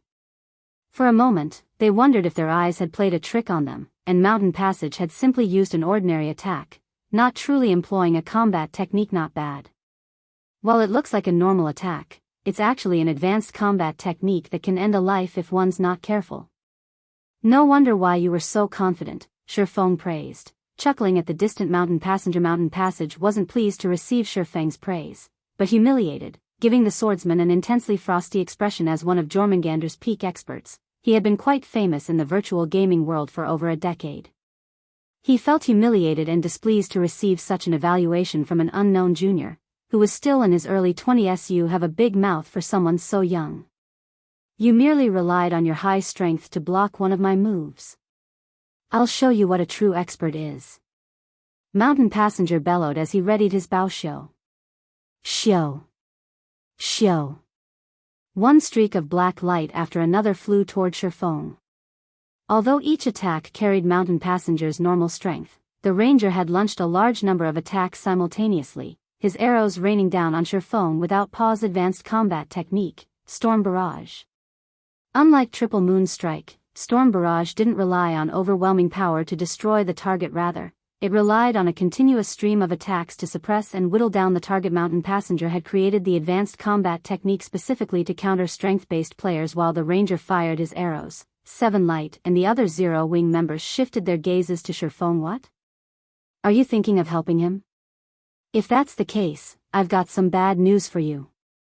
You won't get past me. Tyrant Dragon, a level 61, Tier 2 Berserker and another member of 3 Kills personal security team, chuckled at 7 Light and the others.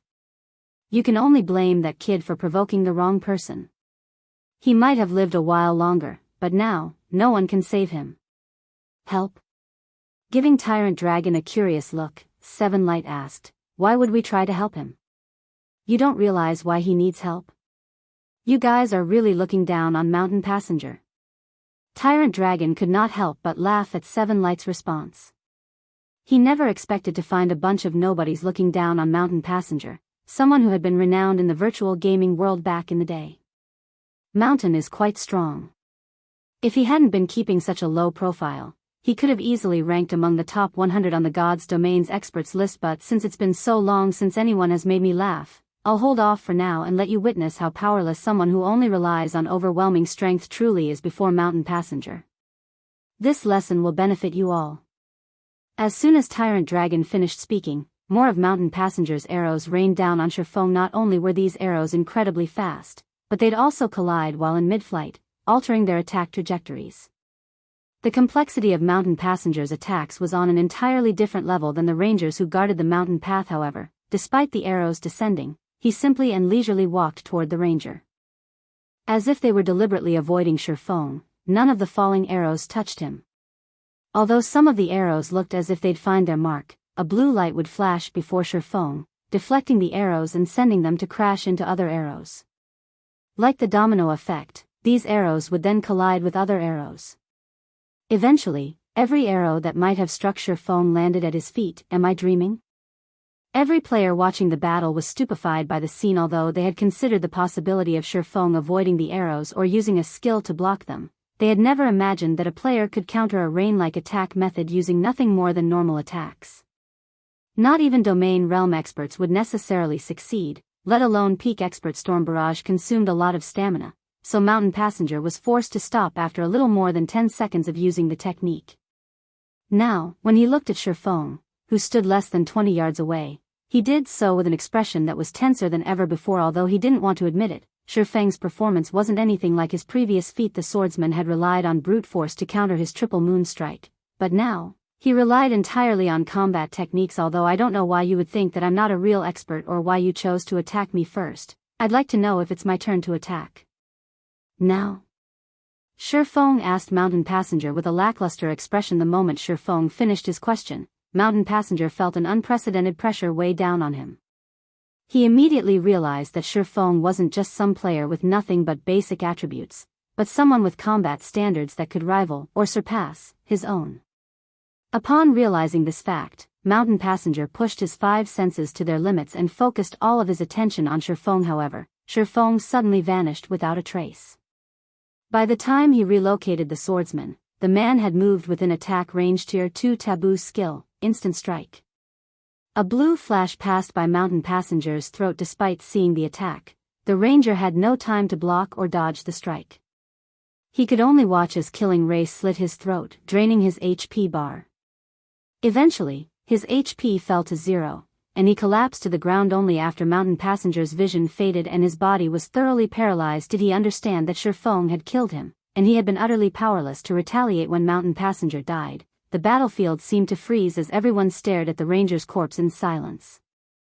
Mountain Passenger, one of 3 Kills' personal bodyguards, had died, just like that. The players who were most shocked were undoubtedly Tyrant Dragon and the other guard team members. Although they couldn't believe that the Ranger was dead, their instincts as peak experts forced them to move. They immediately put more distance between them and Sherfong, moving as far from the swordsman as possible. Their instincts screamed at them that if this man came within attack range, they would suffer dire consequences. Chapter 2038, Frightening Demonkin. Tyrant Dragon and the others reacted very quickly. The instant Mountain Passenger died, they realized that they'd be no match for Shifeng in a one-on-one fight. They'd have to work together if they hoped to secure their victory. However, as Tyrant Dragon and his teammates retreated, Shifeng vanished once more. By the time he reappeared, he stood before a level 60, Tier 2 assassin. He was so fast that he was impossible to follow with the naked eye. The moment the Tier 2 assassin saw Shifeng before him, he understood that escape was futile. Instinctively, the assassin used his trademark move, advanced combat technique, Phantom Assault. As if the assassin had used a doppelganger skill, his body split into 4 copies, all striking at Shifeng. It was impossible to determine which copy was real. In addition, this assassin possessed an innate talent that amplified the Phantom Assault. Godspeed response. The assassin's reaction speed was extraordinary, allowing him to execute more movements than normal players in the same time span. This was a rare talent that could only surface in 1 out of several million people. When the assassin combined his talent with Phantom Assault, he could execute attacks that were impossible to block. This even held true against an opponent that could see his attacks. However, before the assassin's 4 copies could move within 3 yards of the swordsman, Shifeng's killing ray thrust into the assassin's heart with lightning speed. A moment later, the assassin's 3 doppelgangers faded, and his HP fell to 0. When the assassin noticed that his vision had begun to fade and saw the sword impaling his chest, he opened his mouth in an attempt to ask how the swordsman had performed the feat. Unfortunately, the assassin couldn't produce any sound. The other members of 3 Kills' personal security team felt an unprecedented fear launch through them. Shifeng was too fast. Not only was his attack speed incredible, but his reaction speed was just as fast. A monster. Do not let him get within melee range. Attack him from as far away as possible. After watching another companion fall, Tyrant Dragon began to retreat away from Shifeng with even more urgency. He now understood that Shifeng was beyond their capabilities. However, a figure abruptly dashed past Tyrant Dragon and intercepted his retreat. The figure also sent 2 fierce thrusts towards Tyrant Dragon's blind spot. Scram! Tyrant Dragon bellowed, sensing the incoming attacks. Twisting, he began to spin while swinging his greatsword, the blade deflecting the incoming strikes. Although he had blocked the 2 attacks, the figure didn't end their assault. On the contrary, this figure intensified their attacks in the blink of an eye. 2 more attacks flew towards Tyrant Dragon. Defending himself, Tyrant Dragon brandished his greatsword once more. Bang! He blocked these attacks as well, but he had to stumble 3 steps back before he could stabilize his stance-strength combination. Through his greatsword's vibrations, Tyrant Dragon knew that he hadn't just blocked ordinary attacks. He shifted his gaze toward his assailant, wanting to know who attacked him, but he was stunned to see the player before him. You? The person standing in Tyrant Dragon's way was none other than Seven Light, whom he had been prepared to clash with previously. Tyrant Dragon simply could not believe that this brat was capable of executing a technique as difficult as strength combination. He isn't just a refinement realm expert. Tyrant Dragon couldn't help but wonder as he stared at the youth's strength combination was an advanced combat technique. Logically, a mere refinement realm expert shouldn't be able to master the technique. Normally, players could only master it after reaching the Void Realm, since it required perfect timing during execution.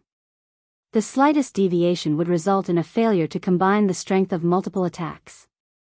A player would only be able to perform such a precise attack once they were capable of pushing their 5 senses to their very limits. When Tyrant Dragon recalled Shifeng's victory over Mountain Passenger, he felt that his guess was likely correct when he realized that this little fellow, who likely wasn't even 20 years old, was a Void Realm expert. He couldn't help his shock.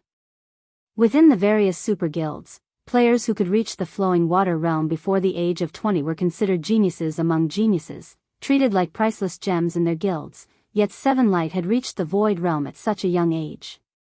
He was likely a genius that only surfaced once every decade. If that were the case, Tyrant Dragon was no match for Seven Light in a one-on-one fight. Even after so long, he hadn't yet mastered strength combination.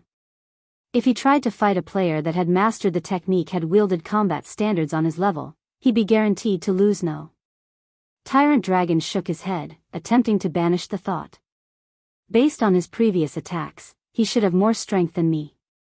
If he really has mastered strength combination, the impact would have been more intense. While Tyrant Dragon struggled with his internal debate, Seven Light launched another assault. Like before, Seven Light executed 2 attacks. After Tyrant Dragon dodged one of the slashes, he used his greatsword to block the other.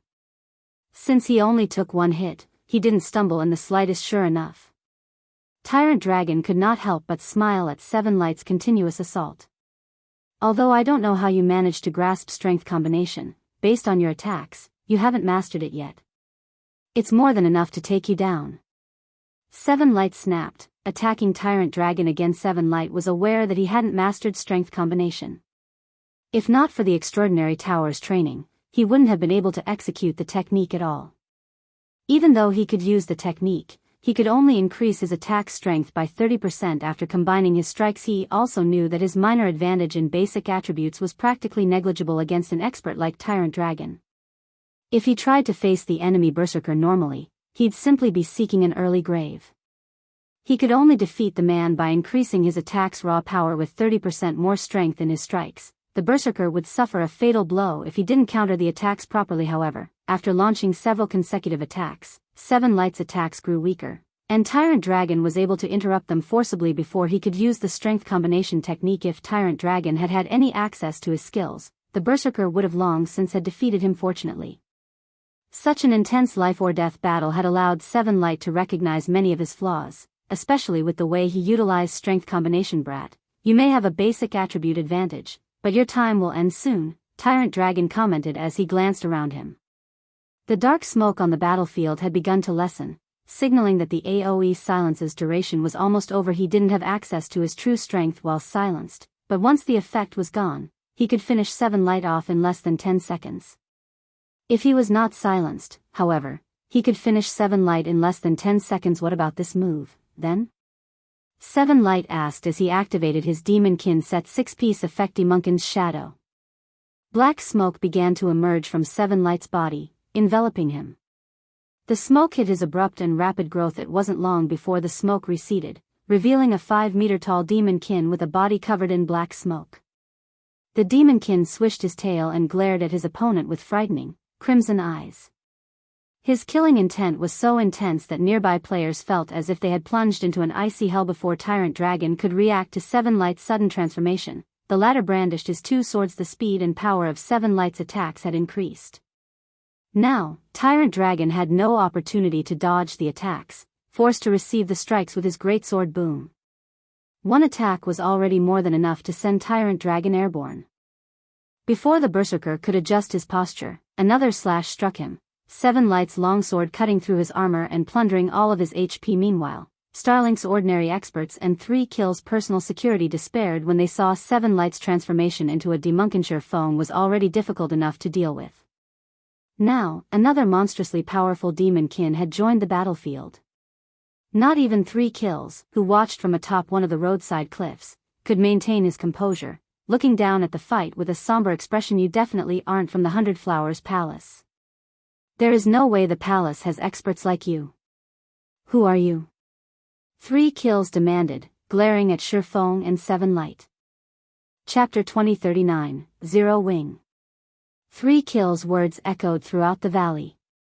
Starlink's members, who were in the midst of battle, promptly reacted to his words, their gazes shifting to Seven Light and Shurfeng in fear. As 3 kills had said, the 100 Flowers Palace was only an ordinary first-rate guild. There was no way the guild could break past their blockade with only 14 players, killing so many of 3 kills peak experts. No matter how they thought about it, the palace wasn't capable of the feat. There was only one explanation for this: these 14 players were from a different power. Are you from Unyielding Soul or Crimson Emperor? Do you really have to be so secretive? 3 kills asked, staring at Shurfeng. It was only a matter of time before Shurfeng's group shattered the blockade.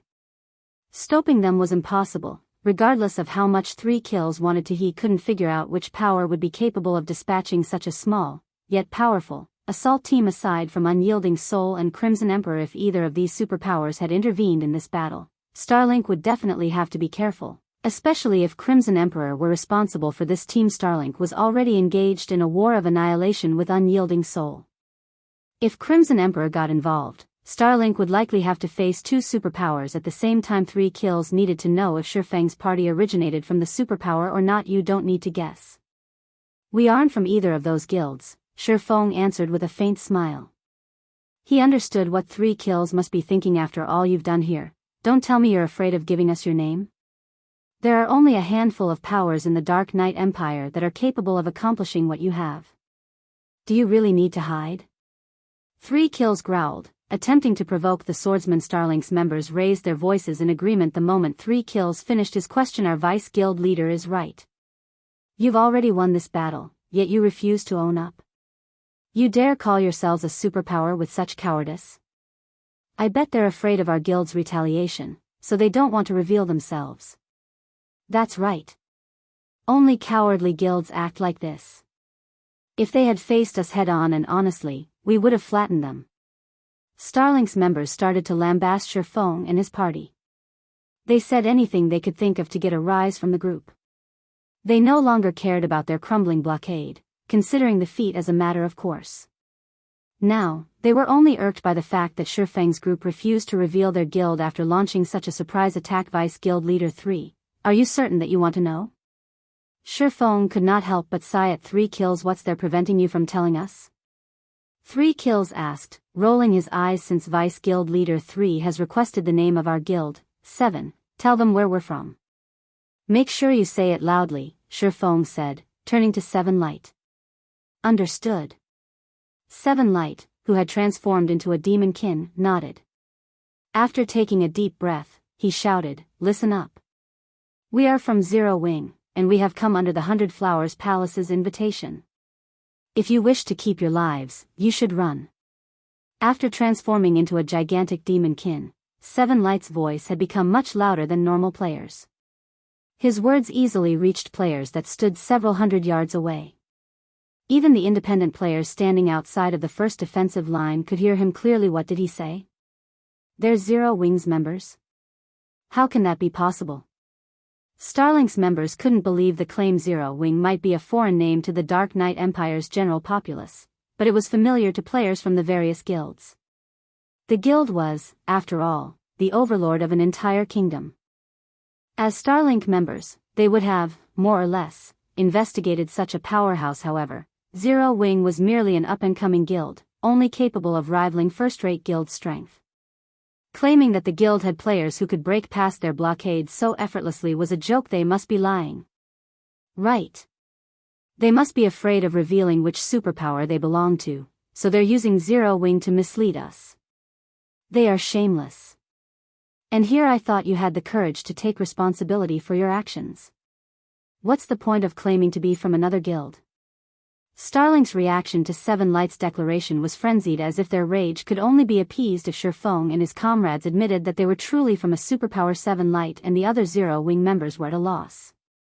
They did not know whether they should laugh or cry. They had told Starlink's members the truth, but the latter refused to believe them, trying to find incomprehensible reasons to force them into admitting their identities. They finally forget it. Let's just destroy their fantasy and let them die in their foolishness, Surfeng said after glancing over Starlink's members, who had practically fallen into madness. 7 Light and his companions nodded, removing their black cloaks and revealing their true appearances before Starlink's forces. Even if Starlink's members refused to believe their claim, they couldn't ignore the 6-winged emblem the party members wore. That's a fake. It must be a disguise. Right. They must be using a disguise. While Starlink's members still refused to believe that 7 Light and his party were from Zero Wing even after seeing the 6-winged emblem pinned to their armor, the independent players on the sidelines didn't doubt the fact. Rather, they were shocked by the revelation. Zero Wing is actually this strong? Zero Wing broke past Starlink's blockade with just 14 players. This is big news. After watching Surfeng and the others smash through Starlink's third line of defense so easily, the nearby independent players began to record the remaining battle and post the videos on the official forums. They planned to use this opportunity to make a little extra money on the side. At this time, one of the 100 Flowers Palace's assassin scouts, who watched from several hundred yards away from the blockade, contacted Cleansed Rue. How are things going on Zero Wing's side? Cleansed Rue asked anxiously. She had already notified the assassin scouts to contact her the moment Zero Wing's members began to falter, but she hadn't received word even after so long. She had even begun to wonder if the assassin scouts had forgotten to do their jobs if they didn't send someone to pin down 3 Kills. The moment Zero Wing's members fell, Crimson Heart's army would fall into a precarious position. They just broke through, the reporting assassin said. What did you say? Cleansed Rue asked again, wondering if she had heard wrong. Vice Guild Leader, Zero Wing's 14 members have broken through Starlink's blockade. Starlink's forces have descended into chaos. This is the best chance for us to break through. The assassin reported excitedly. He broke through? But how? Cleansed Rue couldn't help her astonishment. Was our information about 3KHI's presence incorrect? She couldn't understand how Shifeng's group could have succeeded if 3 kills had been present, but even if he weren't, there were still plenty of experts guarding the mountain pass. It still shouldn't be possible for just 14 players to break past the blockade. Chapter 2040, We Meet Again. Crimson Heart and her Dark Cloud Legion dashed through a quiet, forested canyon without paying any attention to their stamina consumption. Even when they were ambushed by monsters, their resistance was minimal, trying to avoid confrontation as much as possible. Hurry. We must hurry. Crimson Heart shouted as she looked at the system clock with a grim expression. 5 minutes had already passed since their assault on Starlink's blockades had begun. It was highly likely that 3 Kills team had already reached her path, waiting ahead to stop her team. Although they had broken past Desert Tiger's blockade and had been pushing their mounts to the limit ever since, there were still multiple roadblocks ahead. The forces waiting for them might not be as powerful as Desert Tigers, but they would slow the Legion's progress. Vice Guild Leader, I spotted another blockade ahead. It's manned by roughly 3,000 players, a Tier 2 Ranger suddenly reported through the team chat. 3,000? Crimson Heart frowned slightly. This was bad news for their team. Normally, a guild would post its forces on multiple sections of the road to seal it off. She had never expected so many players to man the secondary blockades. They had already sacrificed over 400 players during the clash with Desert Tiger's forces, which meant they had less than 600 players remaining. If they tried to fight their way past another 3,000 players in such a forested region, they'd pay another considerable price and waste quite a bit of time. Gritting her teeth, Crimson Heart commanded, use the Tier 3 summoning scrolls. Once we shake apart the barricade, I want everyone to gather and force through from a single point. Aside from the blood source potions, she had prepared a few trump cards to fortify Moon Creek Town to increase their chances of surviving until the 100 Flowers Palace's army arrived. The Tier 3 summoning scrolls were one of these cards. She had planned to reserve these scrolls for the fight in Moon Creek Town, but to blast past Starlink's blockade as quickly as possible and maintain the distance between her team, 3 Kills, and Desert Tigers, she had no choice but to use them. Understood. Several Tier 2 summoners behind Crimson Heart nodded in response. A short moment later, Crimson Heart and her force arrived before a section of wooded valley that several hundred MTs guarded. A large number of rangers and elementalists also hid in the trees along both sides of the road.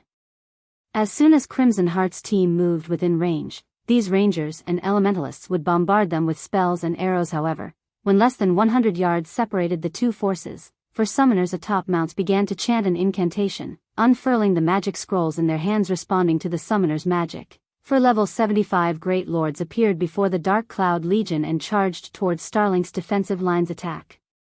Attack with everything you've got. Although the sudden appearance of 4 level 75 Great Lords had surprised Starlink's members, they were elite and expert players, reacting quickly and attacking the Great Lords on sight.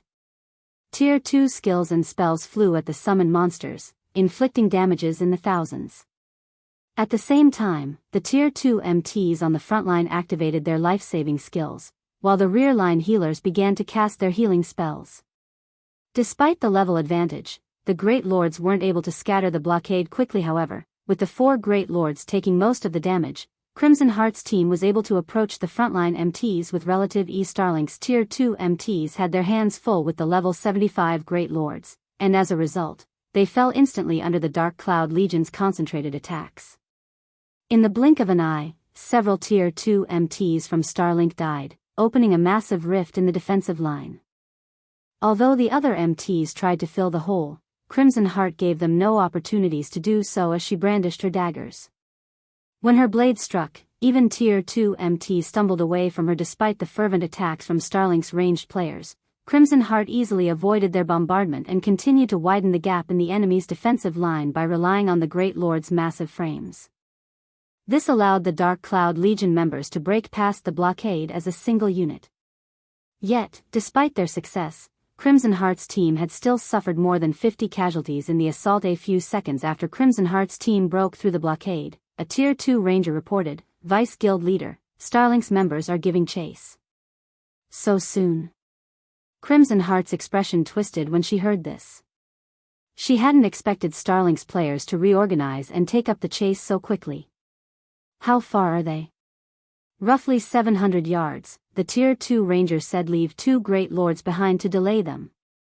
Crimson Heart commanded after giving the matter some thought. Even for ordinary players, 700 yards wasn't a vast distance, much less elite and expert players with their own mounts. If they allowed the Starlink members to get too close, they'd get caught in a pincer attack the moment they ran into the next blockade. With the Legion's remaining combat power, a pincer attack would signal their demise. They could only try to buy as much time as possible in this situation. After receiving their orders, 2 of the 4 summoners controlling the Great Lords split away from the team, staying behind to delay their enemies. Fortunately, the 2 Great Lords were quite effective, allowing Crimson Heart's team to put more distance between them and Starlink's forces as time passed. Now that the Legion had 2 Great Lords to lead the way, Crimson Heart's players no longer had to worry about monster interference. The Great Lords swept aside any monsters that attempted to ambush the players effortlessly. Moreover, with the Great Lord's strength, breaking past the blockades manned by 1,000 or 2,000 players became significantly easier. Vice Guild Leader, "We'll reach Moon Creek Town in less than 10 minutes, a Tier 2 Ranger excitedly reported after looking at Silent Canyon system map. Everyone, get ready. Once we enter the town, we'll likely have another tough battle to face," Crimson Heart said as she breathed a sigh of relief. Their journey had not been easy. Despite using Tier 3 summoning scrolls, the Dark Cloud Legion had still lost players. Now, fewer than 200 members remained. Fortunately, they were almost to Moon Creek Town. As long as they passed the blood source potions out to the players in Moon Creek Town, they should be able to buy enough time for the 100 Flowers Palace's main army to arrive. However, as Moon Creek Town appeared on the horizon, several hundred fire arrows rained down on Crimson Heart and her team. Caught off guard, the Legion tried to dodge the incoming attacks. Unfortunately, the fire arrows were quite fast, and not even the Dark Cloud Legion's experts could dodge them in time, taking the hits. To make matters worse, these experts fell after taking 2 fire arrows. The arrow's power was nothing like the spells players typically used. As chaos tore at Crimson Heart's team, a gigantic magic array appeared in the sky, enveloping the Dark Cloud Legion. This is a magic barrier. Crimson Heart's expression darkened as she watched the translucent barrier form around her players. That's right, we prepared this specifically for you. Are you surprised? Suddenly, a rugged voice emerged from within the barrier, familiar enough that Crimson Heart and her companions spun toward its origin before they had realized it. A large group of players had appeared in the clearing ahead of them. The origin of the rugged voice was a level 62, Tier 2 Berserker Desert Tiger. Crimson Heart was stunned when she saw the man. How did you get here? Her Dark Cloud Legion had lost over 400 members during the battle with Starlink's first blockade. Desert Tiger himself had been responsible for over 1/4 of those deaths.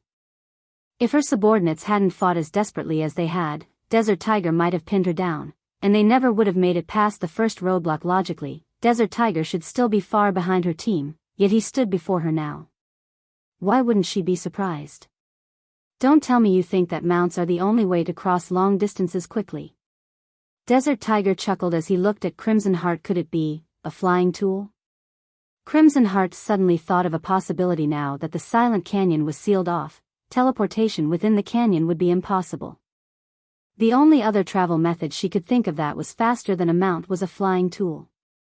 However, flying tools were extremely precious. She had only ever heard of such tools, never actually seen one before. Smart. Desert Tiger nodded. He then chuckled and said, "Well? Are you going to surrender quietly? Or do you truly want to face us a second time?"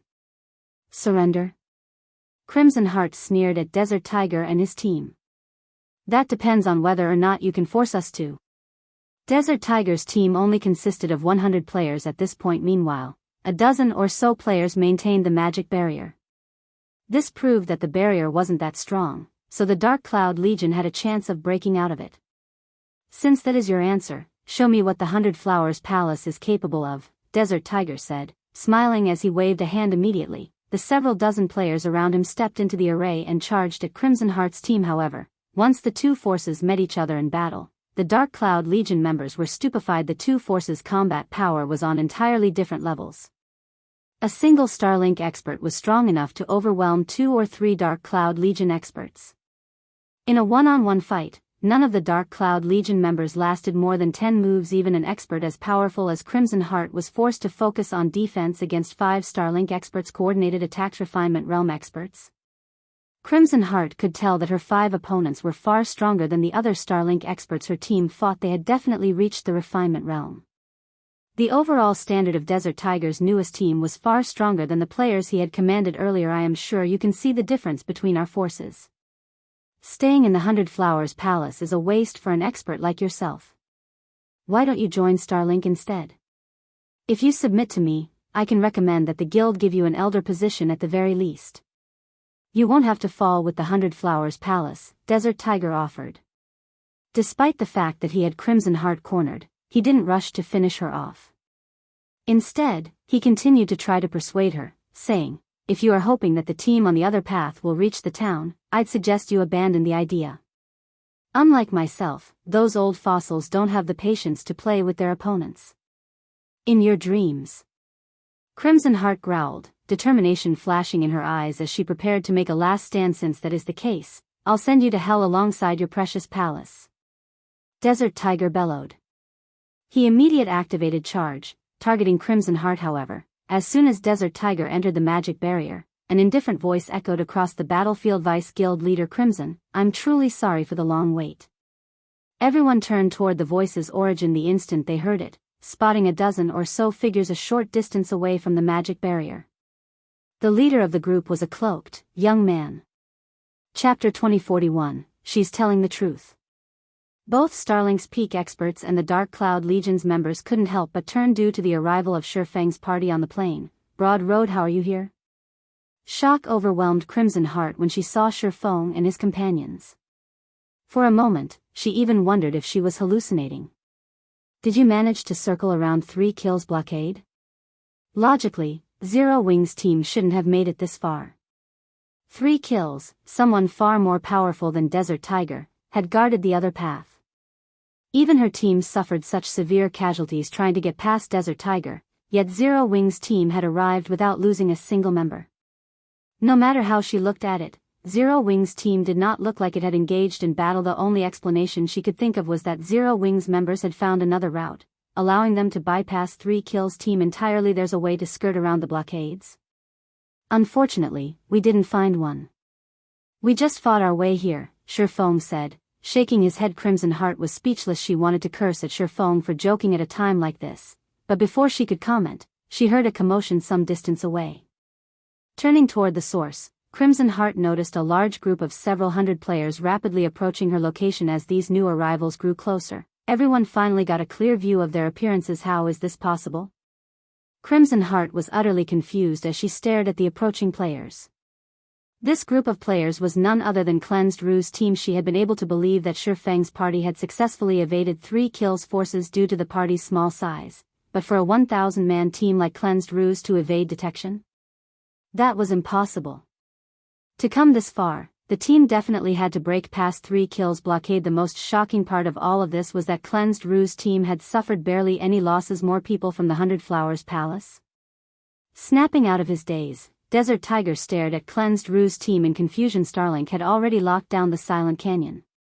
Crimson Heart's team should be the only players from the 100 Flowers Palace in the canyon right now.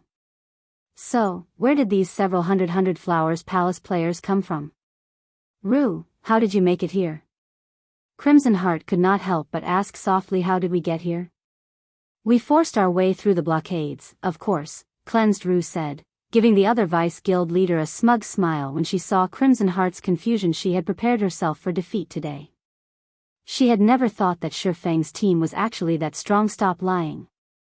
There are only 2 paths leading here. Desert Tiger guarded one, and 3 kills guarded the other.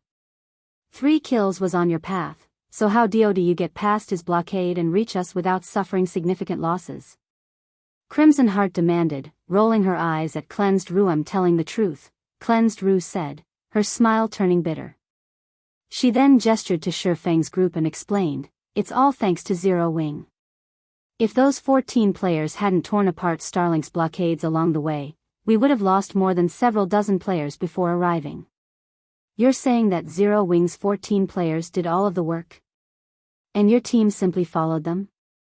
Crimson Heart stated, her eyes twitching in anger. It was clear that she didn't believe Cleansed Rue's claim based on her expression. She felt that Cleansed Rue had gone too far to put Zero Wing in a better light. Meanwhile, Desert Tiger made his move during the brief moment the two Vice Guild leaders conversed. Do you think I'll allow more of your companions to sneak in? No. Those guild emblems do not belong to the 100 Flowers Palace. When Desert Tiger looked at Shifeng and the other Zero Wing members, he noticed the 6-winged emblems pinned to their chests. Laughing, since you all know each other, this will be simple. You will all die together.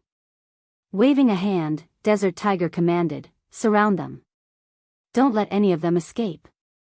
Leave it to us, boss.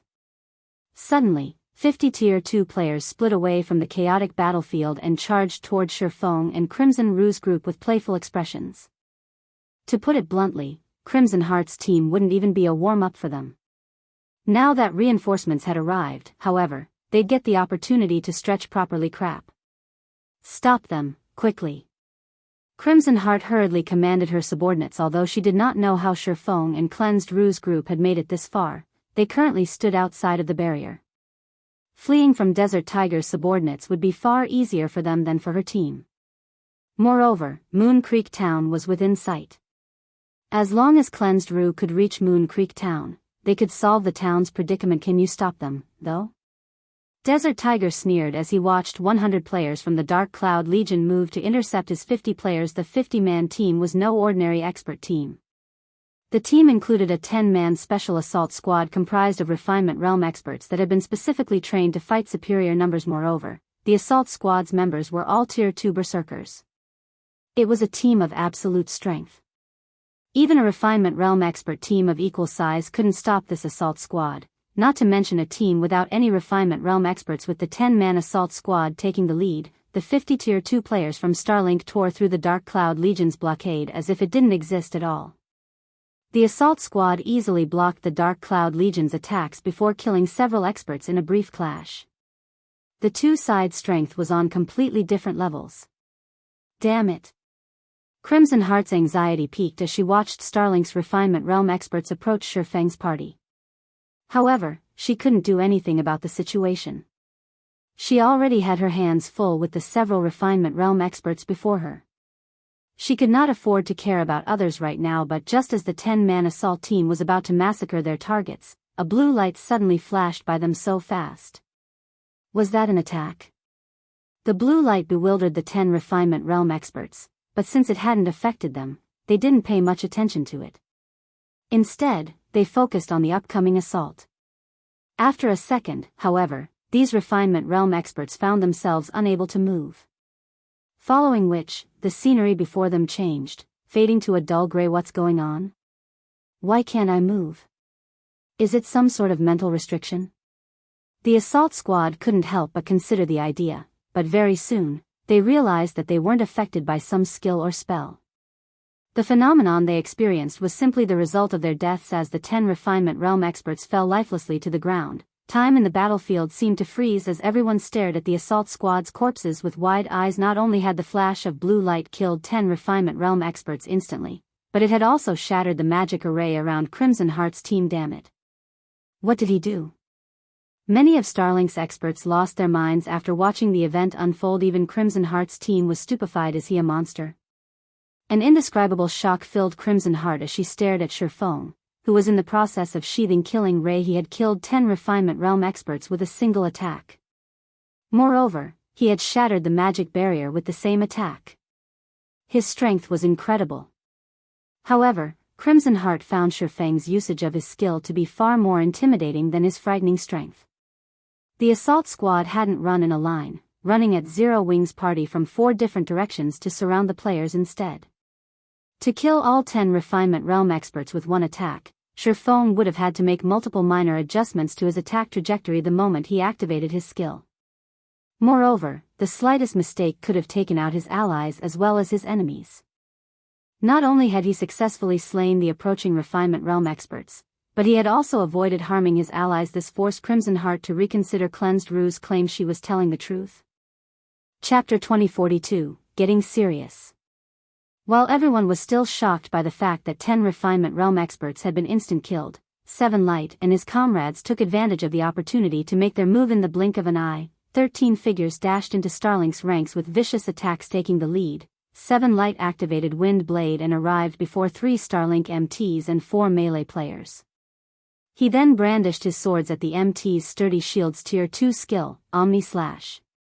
Suddenly, 4 sword lights radiated out from 7 Light, and although Starlink's members blocked the spreading lights, the resulting impact forced them to stumble back several steps, revealing several holes in their defenses. 7 Light then swung his 2 swords again. 2 sword lights flew toward one of the tier 2 MTs. One knocked away the MT's shield while the other bit into the player's armor. The MT began to lose HP rapidly. Before the rear line healers could react, 7 Light followed up by swinging one of his longswords and activating the tier 2 skill, Dispersing Slash. Suddenly, 6 sword lights left 7 Light's longsword, devouring the tier 2 MT's remaining HP. Although 7 Light's actions seemed slow, from afar, one would only see him charge into the crowd.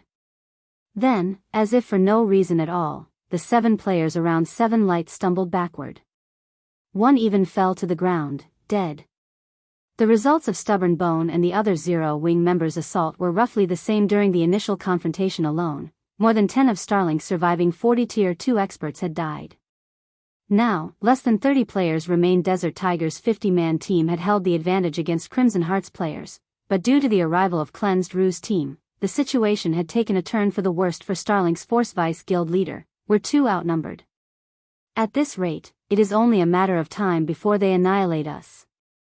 One of Starlink's tier 2 Guardian Knights anxiously reported they would have still had a chance if they had only needed to face Crimson Heart and Cleansed Rue's teams, but Shifeng's party continued to slaughter their members.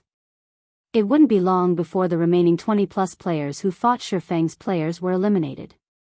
If Shifeng's party finished them off and regrouped with Crimson Heart and Cleansed Rue, they would suffer for it. Retreat. Everyone retreat.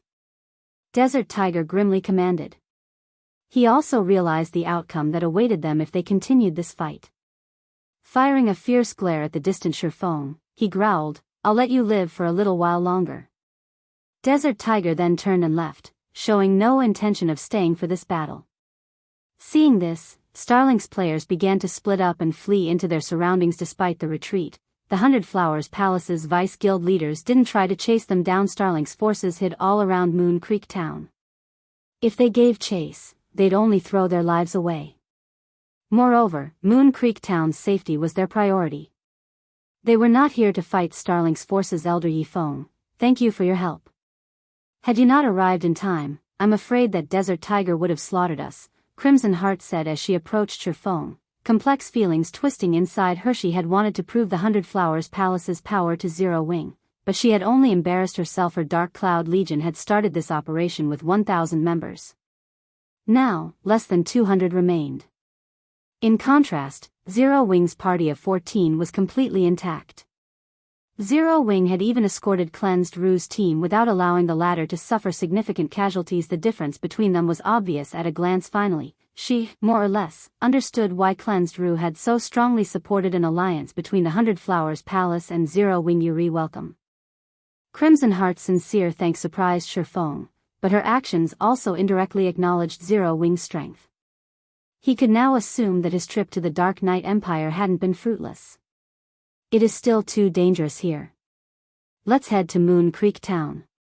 Crimson Heart nodded in response. She knew that they could be ambushed at any time.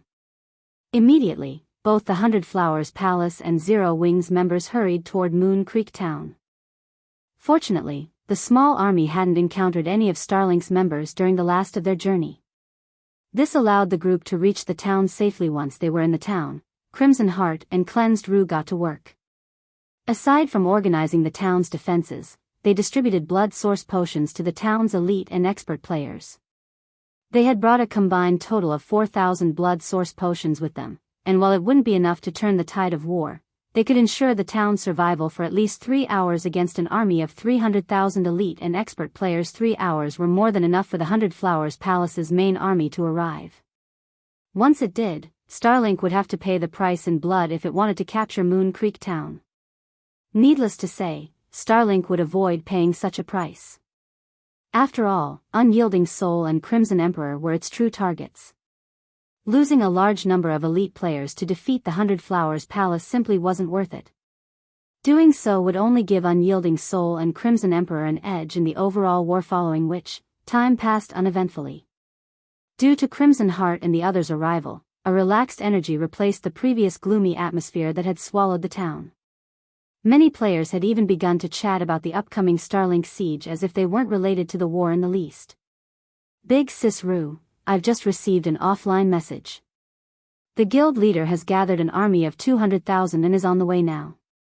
She should arrive in 3 hours or less, Cleansed Rue excitedly told Crimson Emperor, who observed the situation beyond the town from the town's walls, as she approached 3 hours.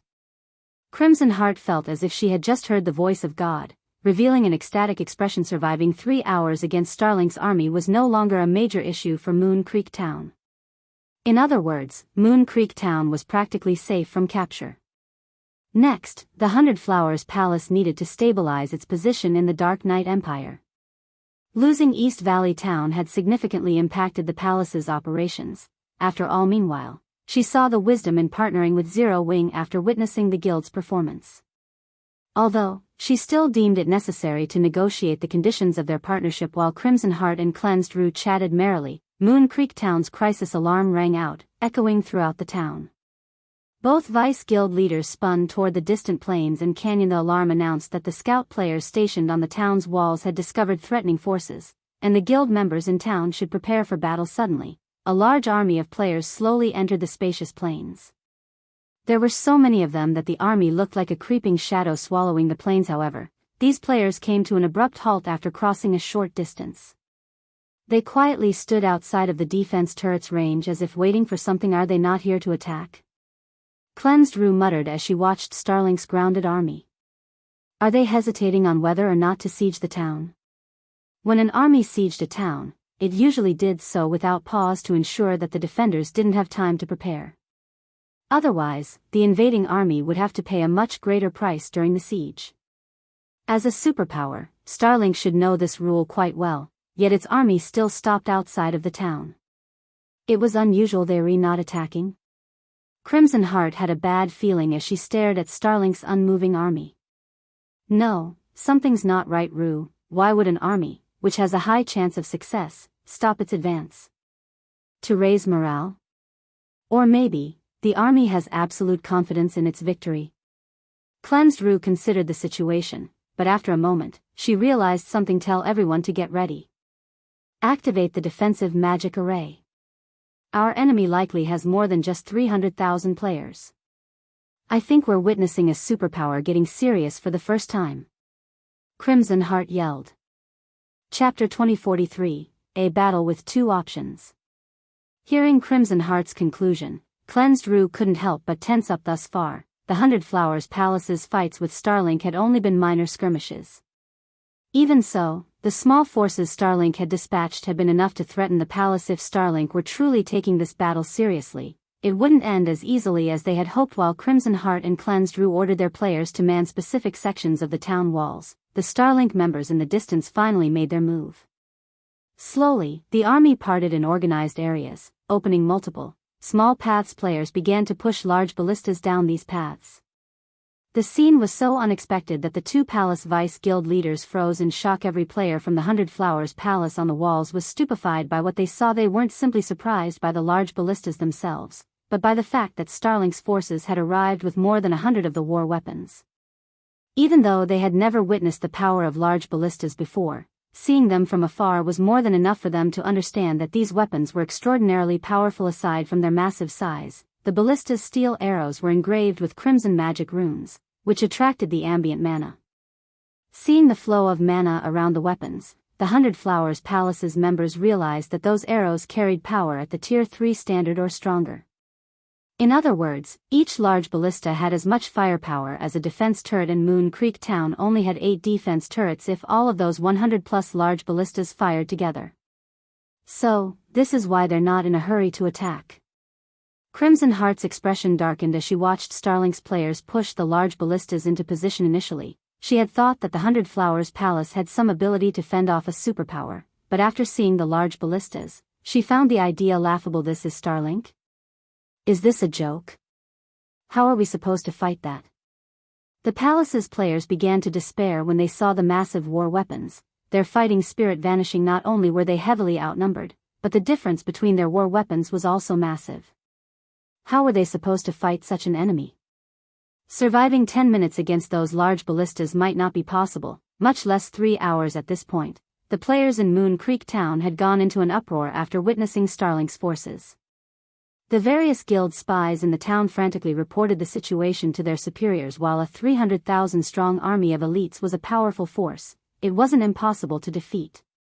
An army of 100,000 elites, with the defenders' advantage, should be more than enough to repel the force. However, it was a different story if the enemy had 100+ large ballistas. With the current defensive capabilities available to guild towns, fending off so many powerful war weapons would be impossible. Not even the various superpowers guild towns were an exception. As long as Starlink wanted to, it could eliminate any guild town it wished.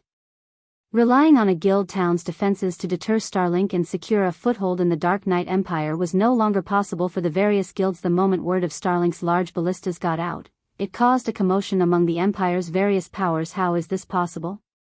Unyielding Heart frowned as he read the report he had just received from a subordinate. How did Starlink get its hands on so many large ballistas? Unyielding Soul had been keeping an eye on Starlink's movements.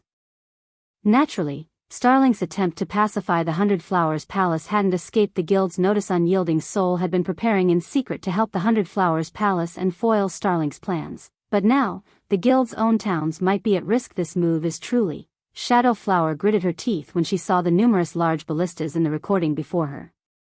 How is this just an attempt to capture Moon Creek Town? Starlink is basically solidifying its position as the Dark Knight Empire's overlord. Starlink could have easily taken Moon Creek Town, yet it had taken its sweet time to set up blockades and use fanciful maneuvers. It was clear what Starlink's true goal was: making an example of the 100 Flowers Palace. Starlink knew that the various major powers, including the 2 superpowers, were watching the situation in Moon Creek Town.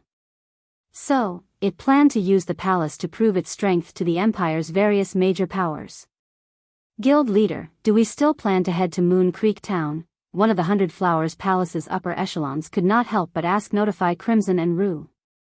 Tell them to abandon the town immediately and get as many people out of there as possible. Shadow Flower commanded, frustrated, after giving the matter some thought. Understood. Silent Canyon, amidst Starlink's army positioned outside of Moon Creek Town. Guild leader, the 100 Flowers Palace's Crimson Heart has just contacted us to express the palace's willingness to hand Moon Creek Town over to us. In return, they have requested that we allow them to leave the town. Dawn Webb, who wore a set of luxurious mage robes and carried a crystalline staff, said, smiling at Lu Xinglua. They want to surrender now that they've realized how much stronger we are. Lu Xinglua revealed a playful smile. From what 3 and Tiger have told me, Zero Wing's members are participating in this war. That is the case, Dawn Webb confirmed. Zero Wing has ruined my plans multiple times now. Since we've met again, I want them to pay interest for their previous insults. Tell the 100 Flowers Palace that if it wants to leave the Silent Canyon, it must kill every Zero Wing player in the town within the next 10 minutes. I'll allow them to leave the canyon safely if they complete the task. If not, they should abandon any hope of leaving this place alive. Lu Xinglua said, sneering. Understood. I'll notify them right away. Dawn Webb replied before sending her subordinates to relay the message. Meanwhile, standing on Moon Creek Town's walls. Big Sis Crimson, Starlink has sent a reply. Zero Wing or survival, we can only choose one, Cleansed Ruse said grimly as she read the message her subordinate had sent. Starlink must really look down on our guild, Crimson Heart said frostily. Notify everyone. We will fight the enemy to the death. Even if we are annihilated, we'll take some of Starlink's forces with us.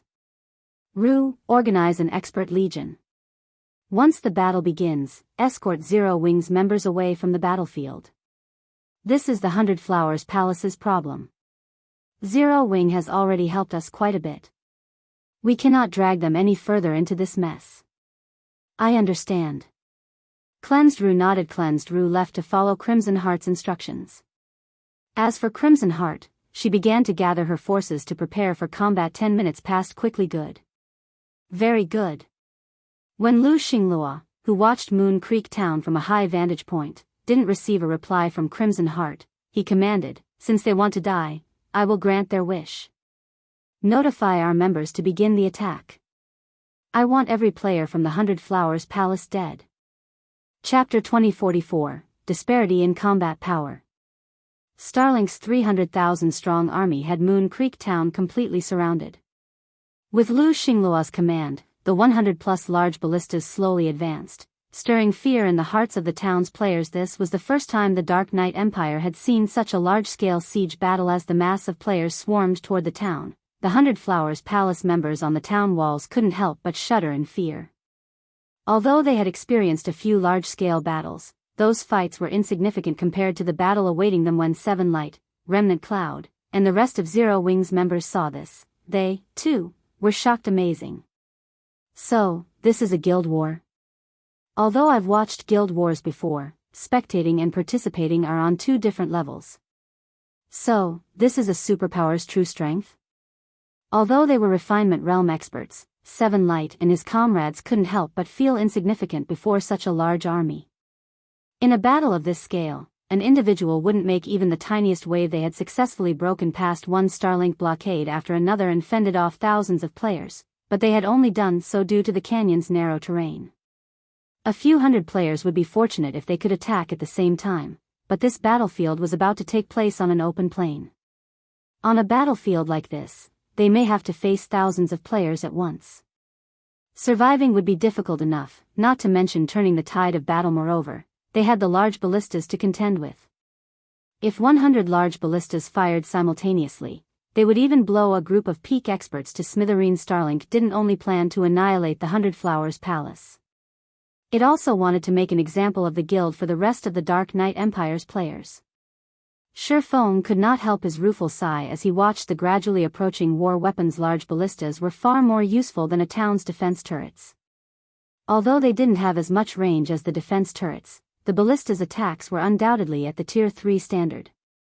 Furthermore, they had slightly shorter cooldowns than the defense turrets. Fortunately, the large ballistas didn't have as large of an AoE as the defense turrets, since the large ballista's design wasn't particularly difficult to obtain and its materials weren't that rare. It had become a mainstream weapon when sieging towns or cities in the past. The high production cost was the only drawback. A single attempt to produce the large ballista cost roughly 1,000 gold.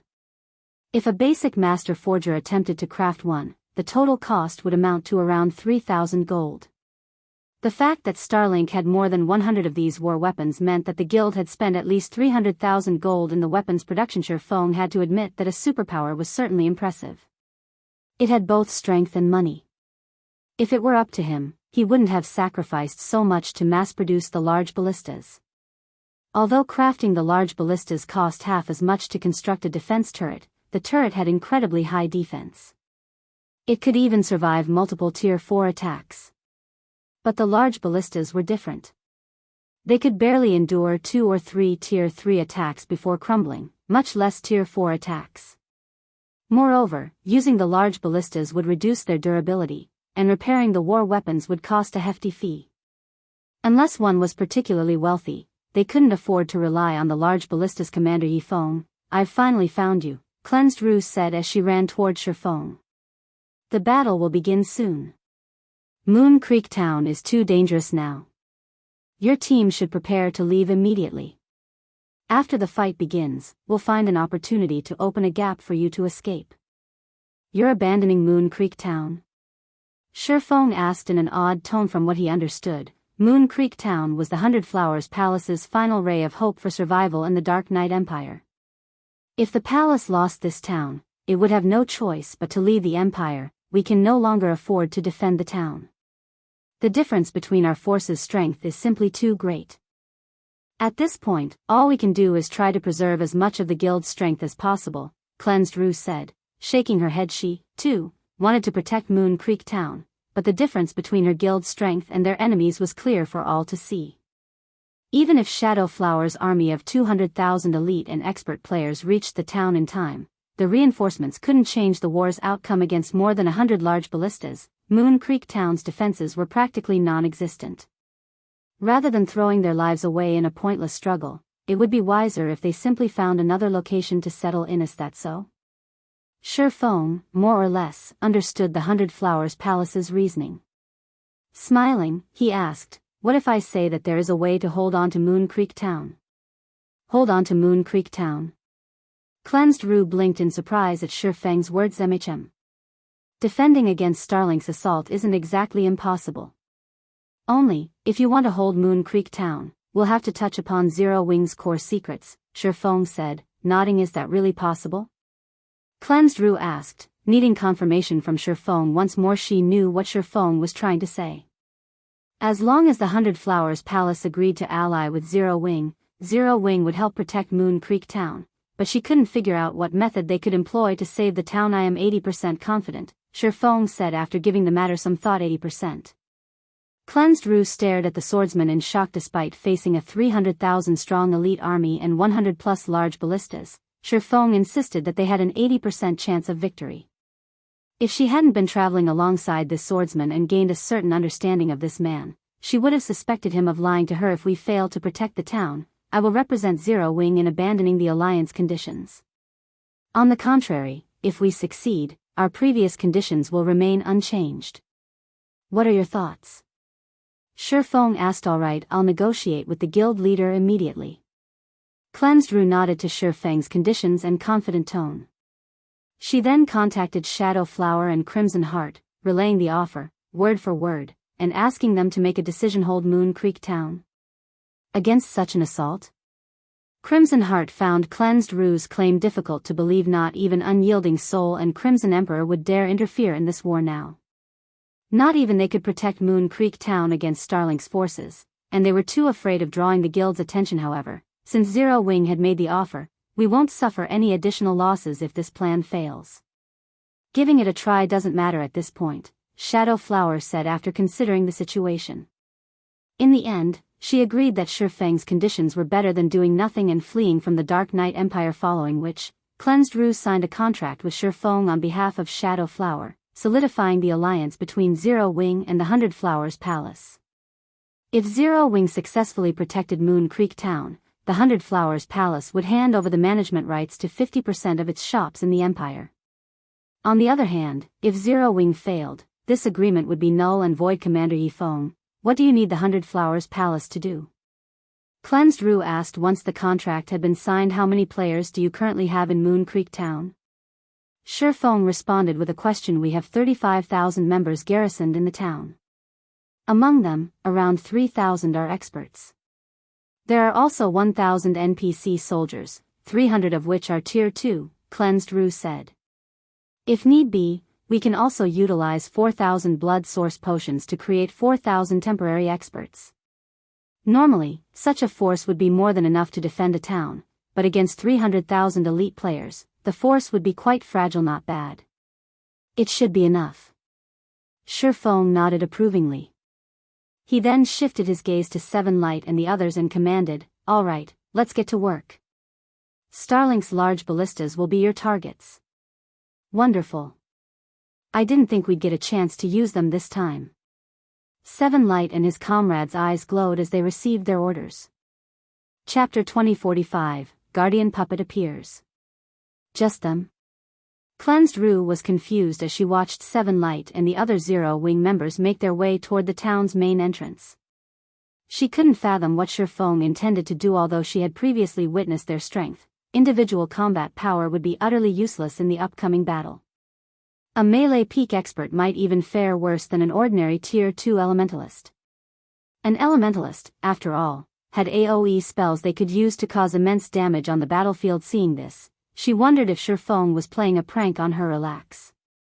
Seven Light and the others are quite strong, Feng said with a faint smile.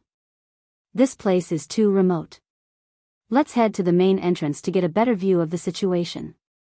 Cleansed Rue was speechless, but it was true that she needed a proper view of the battlefield. A large group of players from the 100 Flowers Palace stood on the walls around the main entrance in strict organization. They anxiously awaited the arrival of Starlink's slowly advancing army, knowing that this battle would determine their guild's fate. Even the palace's expert players, who had experienced countless life-or-death battles, couldn't help their growing nerves as Crimson Heart carefully observed the battlefield. Shifeng and Cleansed Rue arrived near her post on the wall. Commander Yifeng, you're here, Crimson Heart greeted Shifeng. Looking at the situation, Starlink seems intent on breaching the town from its main entrance. It hasn't positioned any forces on the town's other sides. By the looks of it, Starlink plans to trap us all in Moon Creek Town before wiping us out. Starlink's people are despicable. They dare to look down on us? Do they think they only need a fraction of their strength to annihilate us? A middle-aged upper echelon from the Hundred Flowers Palace growled. Although Starlink's forces were frightening, Moon Creek Town had its own war weapons prepared. A total of 8 gnome cannons and 4 catapults were stationed in the town, all of which had been set up in key locations. With a single command, these war weapons would fire simultaneously. However, when Cleansed Rue realized that Starlink was trying to belittle them, she wasn't angry, but relieved. It was true that Starlink qualified to belittle the Hundred Flowers Palace. Moreover, facing the 60 large ballistas leading the charge would be far less difficult than fighting more than 100. They mobilized 60 large ballistas? It didn't surprise Shifeng overmuch as he watched the approaching army. Large ballistas were consumable items. They lost durability during use. Starlink's goal in this battle against Moon Creek Town was simply to put on a show for the Dark Knight Empire's major powers.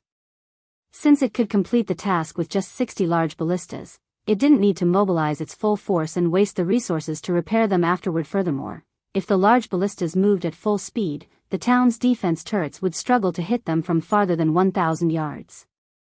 Meanwhile, the large ballistas had a maximum range of 3 yards.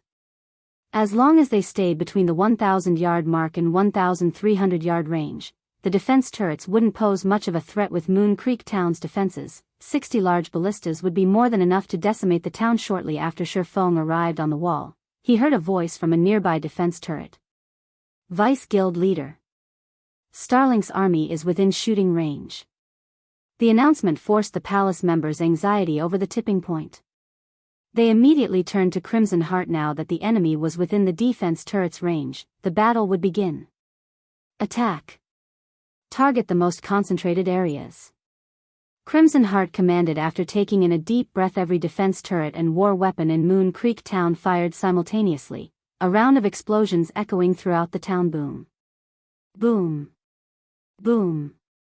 Contrary to everyone's expectations, however, the attacks exploded in the air before reaching Starlink's army as if they had collided with a translucent wall. This is, Crimson Heart's expression darkened as she stared at the space above Starlink's army. Do they have a defensive magic array? Defensive magic arrays fell into 2 categories. The first type included town or city defensive magic arrays, while the second type was reserved for field defensive magic arrays. Field-type defensive magic arrays were excruciatingly rare since they could be used anytime and anywhere. They were godly tools in large-scale combat between guilds. Even until now, the Hundred Flowers Palace didn't have a single magic array scroll for this type of defensive magic array, let alone a complete set. Naturally, town and city-type defensive magic arrays could only be used within towns or cities. Due to their limited usage, they were considerably easier to obtain. Obtaining such a magic array wasn't too difficult for a first-rate guild like the Hundred Flowers Palace. Meanwhile, Starlink clearly employed a field-type defensive magic array. Ha.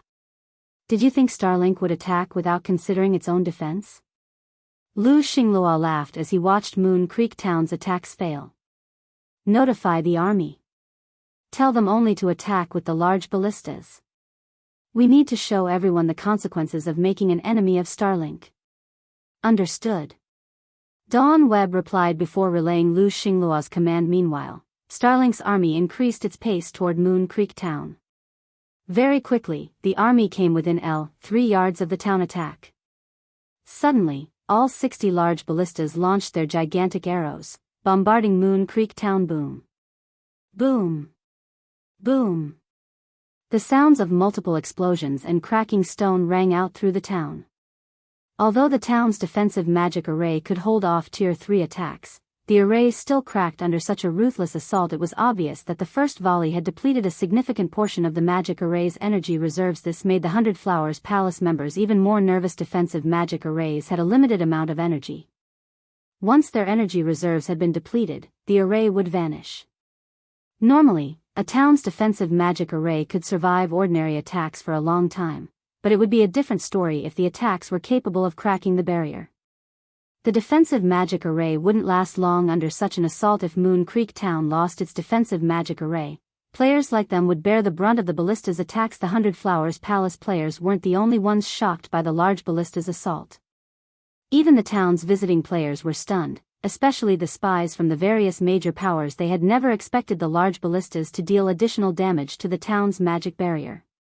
This effect was disastrous news for the Empire's various major powers. Sure enough, a basic defensive magic array that can block large ballista's attacks is too much to ask for, Sherfong thought to himself as he looked at the cracks that had appeared above the town. He then turned to Seven Light, Remnant Cloud, Silent Blade, and Stubborn Bone, commanding, "It's time for you to act. Be careful of those large ballistas." Understood. Hearing Sherfang's command, the 4 players in question revealed ecstatic expressions. They then jumped from the wall and charged towards Starlink's forces. What are they trying to do? Are they crazy? No, that's not it. They don't seem to be from the 100 Flowers Palace. Look at their guild emblems. I think they're from Zero Wing.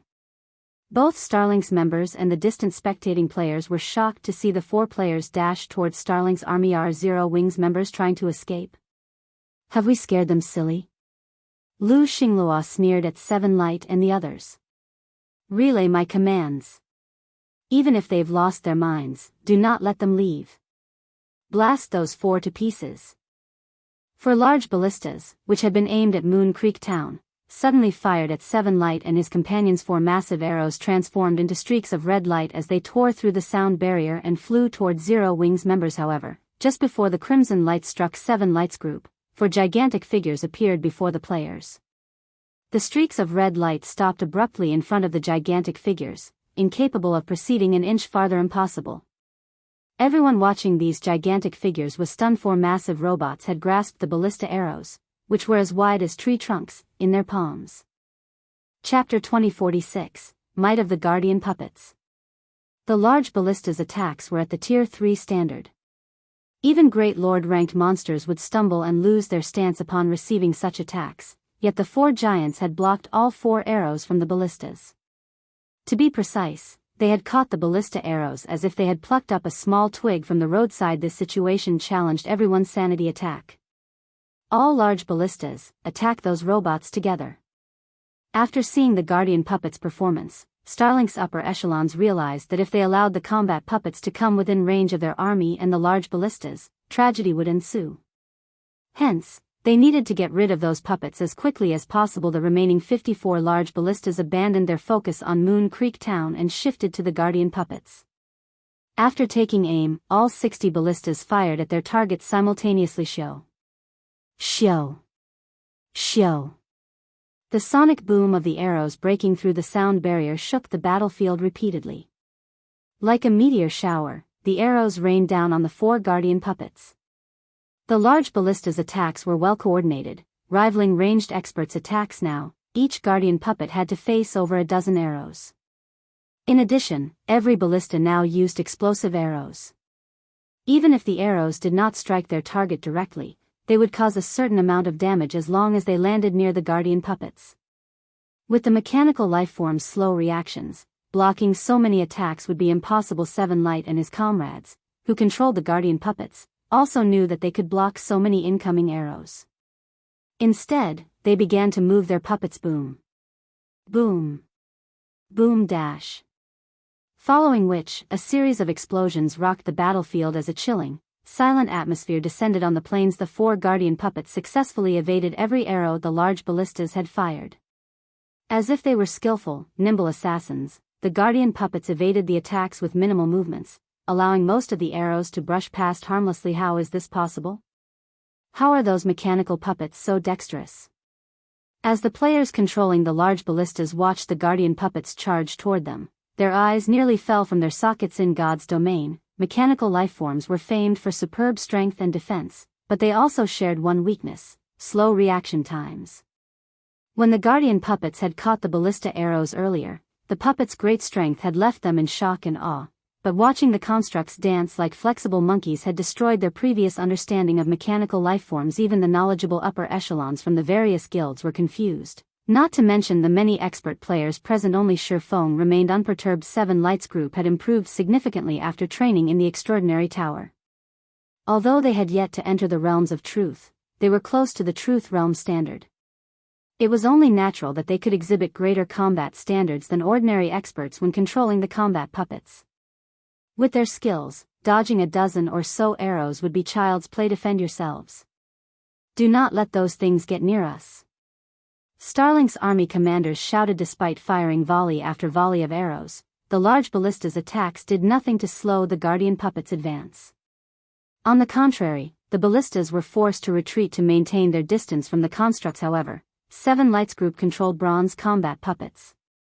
Their movement speed was far superior to the large ballistas, and as a result, the gap between them continued to shrink. 800 yards.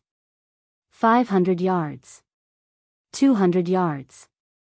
When less than 100 yards separated the two sides, Starlink's members began to grow nervous. However, the four Guardian puppets came to a sudden halt as if they had slammed into a translucent barrier, a defensive magic array. Looking at the barrier before him, Seven Light met it with a series of punches, but the magic barrier remained intact. What a pity. Although my defensive magic array is only basic rank, it has been formed with 49 magic array scrolls. It is one of the best basic defensive magic arrays available. You'll never deplete its energy reserves with a few tier 3 attacks. Lu Xinglua sneered. Seven Lights group. All large ballistas, focus fire on one of those machines. I refuse to believe they can dodge all 60 attacks. While it was true that the large ballistas had a 3-yard attack range, the farther away their target was, the slower their attacks would become due to the air's natural drag. Their accuracy would also suffer. In other words, the closer the targets were, the faster the large ballista's arrows would reach them and the easier they'd be to hit. A few moments ago, the Guardian puppets had been several hundred yards away, so the constructs had plenty of time to dodge the arrows, but now, only 100 yards separated them. Moreover, the 60 large ballistas had previously targeted all four Guardian puppets separately. Now that they focused on a single target, the cluster of attacks would be 4 times as dense. Even if the puppets were as agile as monkeys, they'd still become porcupines immediately. 60 ballista arrows flew towards Seven Lights' Guardian puppet, the cluster of attacks as fast and dense as if a massive mountain were descending on the construct. Boom. Boom. Boom.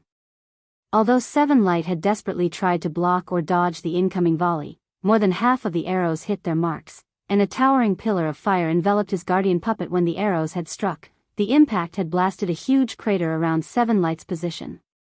Even players in Moon Creek Town, over 1,000 yards away, could see the smoke rising from the crater. Weary doomed. The 100 Flowers Palace members, who had still held on to hope, turned ashen when they saw this once again. They were forced to realize how powerful the large ballistas were. Although the Guardian puppet was quite powerful, even it would become scrap metal if it had to face 60 large ballistas simultaneously. Prepare to fire the next volley.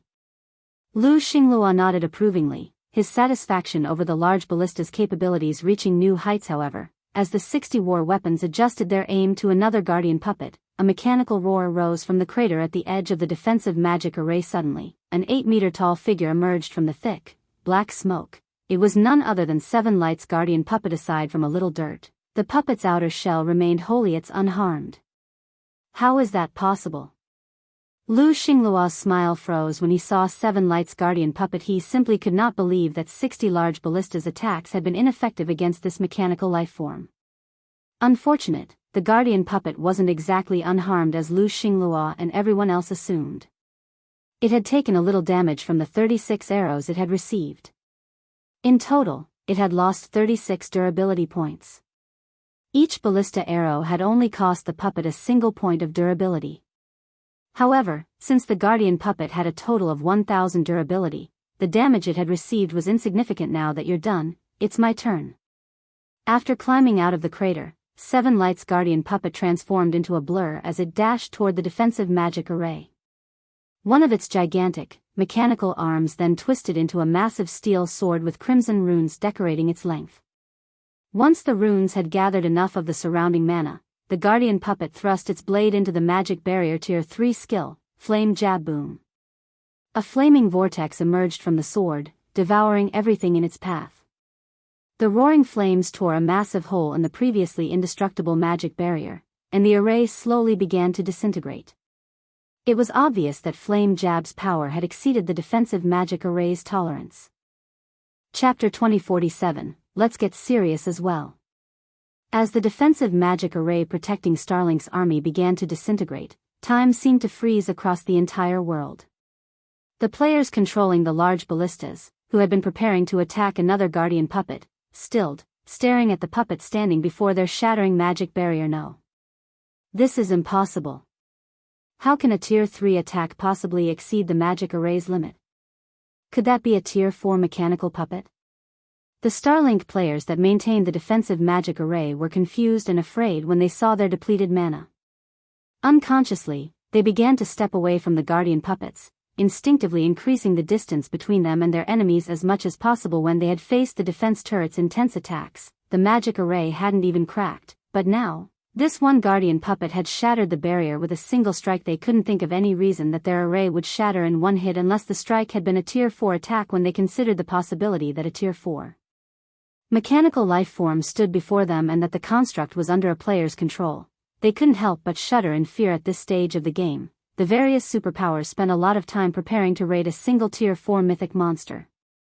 They even expected their teams to wipe multiple times before defeating the monster, and that was with the understanding that monsters had various forms of behavioral restrictions. If these restrictions were removed, killing a mythic monster would be several times more difficult. A tier 4 puppet? When Seven Light and his 3 companions heard Starlink's members, they chuckled. They had never thought that Seven Light's use of strength combination would lead the enemy to believe that their guardian puppets were tier 4 combat puppets, but they welcomed the misunderstanding. With this, they would have a much easier time defeating their foes. The mental pressure players faced when fighting a tier 3 being versus a tier 4 was completely different. After all, the 4-0 wing players controlled their guardian puppets, striking at the large ballista's locations. As the constructs moved, they devastated the ground beneath them, sending players in their way into the air. Before the large ballistas could fire another volley of arrows, Seven Light and the others reached the weapons. They then swung their transformed arms at their targets. Boom! Although the large ballistas were over 4 meters tall, they were no different than pebbles on the roadside compared to the 8-meter-tall guardian puppets. When the guardian puppets' sword arms descended, they halved the large ballistas before them. They also carved deep grooves, over a dozen meters or so long, into the ground. There was no question that these constructs' strength was at the peak of tier 3 inches. That single exchange, Starlink had lost 4 of its large ballistas. For a moment, the surrounding players were utterly stupefied. While the large ballistas appeared to be made of only wood and metal, magic runes strengthened their structure. Even a tier 2 player would need to attack for a long time to destroy one. These war weapons could even survive a few tier 3 attacks, yet the guardian puppets could destroy a large ballista in one hit. While everyone was still in shock over the guardian puppets' power, the constructs destroyed 4 more large ballistas. Damn it. All large ballistas, retreat immediately. Lu Xinglua hurriedly commanded, his expression grim. Summoning unit, use the tier 3 summoning scrolls. Do not let those things get close to the large ballistas. Producing each large ballista cost 3,000 gold. This battle had only begun a short moment ago, yet they had already lost 8 large ballistas. Even though Starlink was wealthy, it could not afford such a costly war. Following their orders, Starlink's summoning unit activated 8 tier 3 summoning scrolls, commanding their 8 summoned great lords to work in pairs to pin down the enemy constructs. In the meantime, the players operating the large ballistas frantically retreated. Scram. Seven Light brandished his guardian puppet's 2 sword arms at the approaching 2 great lords, sending the summoned creatures flying and dealing over -1 million damage to each. Without pause, he then dashed toward the nearest large ballista remnant cloud, and the others managed to shake off the great lords as easily, chasing after the retreating war weapons. Seeing this situation, Lu Xinglua and his fellow upper echelons' eyes twitched with fury. Although the Great Lords could significantly reduce the puppet's mobility, Starlink still lost one large ballista after another. After a short moment, another 10 large ballistas had been destroyed. Amazing. So, this is the strength Zero Wing has been hiding all this time? Crimson Heart's and Cleansed Rue's eyes bulged as they watched Zero Wing take one large ballista after another from Starlink's army. The large ballistas were an absolute nightmare for the 100 Flowers Palace, but to the Zero Wing's guardian puppets, they were little more than toys. Now, it was only a matter of time before the constructs destroyed all of Starlink's war weapons. It was at this moment that Crimson Heart finally understood why Zero Wing was so confident of helping the 100 Flowers Palace repel Starlink. I want all of them dead. Dead. Lu Xinglua bellowed as he glared at the 4 guardian puppets. Relay my command. All troops are to attack Moon Creek Town now. Understood. Dawn Webb promptly relayed the command for all forces to attack. They were no longer capable of stopping the guardian puppets' rampage, but at the end of the day, there were only 4 of these constructs. As long as the large ballistas scattered and fled in different directions, the guardian puppets would have to waste a lot of time chasing them down. The puppets would never be able to catch up with every one of the ballistas. Meanwhile, they still had 300,000 elite and expert players, as well as the 60 other large ballistas on the other side of Moon Creek Town. Even if the guardian puppets were more powerful, they couldn't save the town under Lu Xinglua's command. The Starlink forces surrounding Moon Creek Town took action. Big Sis Crimson, the 60 large ballistas on the other side of the town are approaching.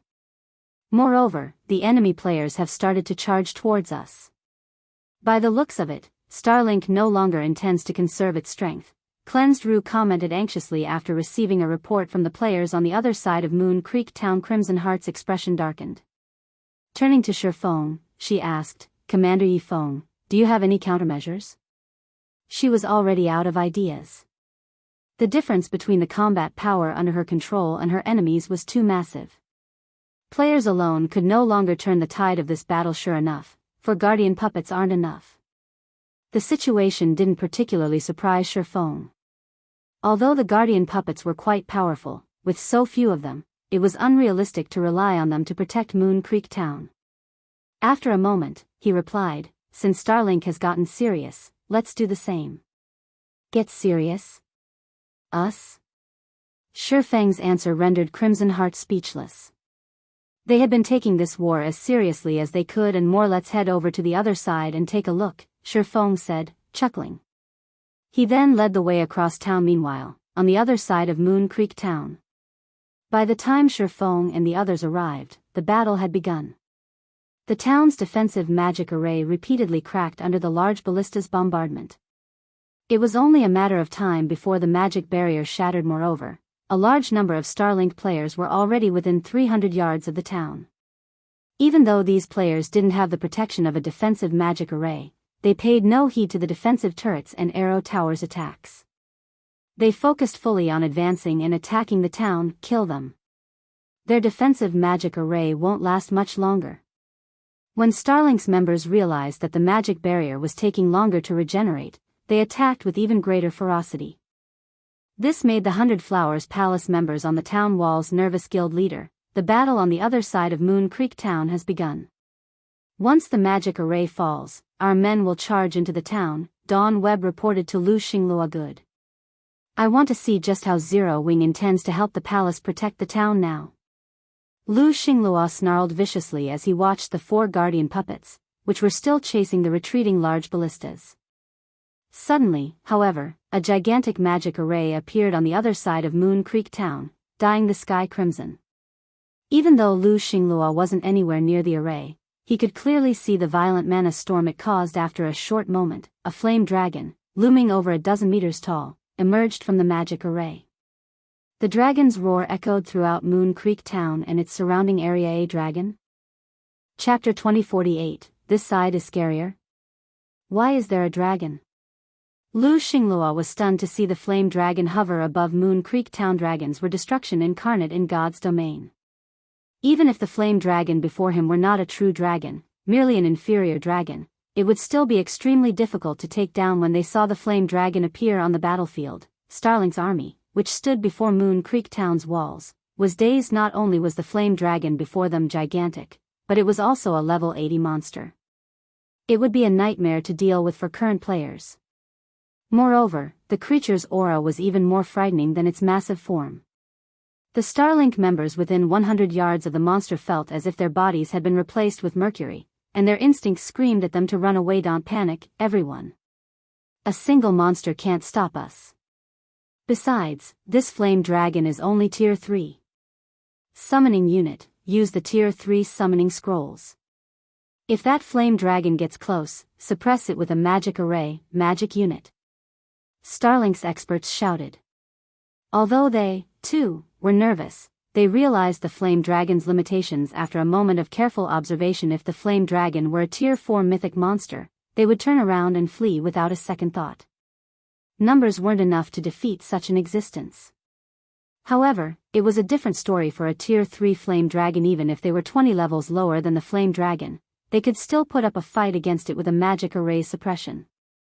Furthermore, they'd also have the help of Tier 3 summoned creatures. They could definitely whittle the flame dragon down, although they'd have to pay a high price to do so, following which, Starlink's army summoned another 8 Tier 3 summoned creatures. Although these summoned creatures were not as high-leveled as the flame dragon, they were still level 78 or level 79.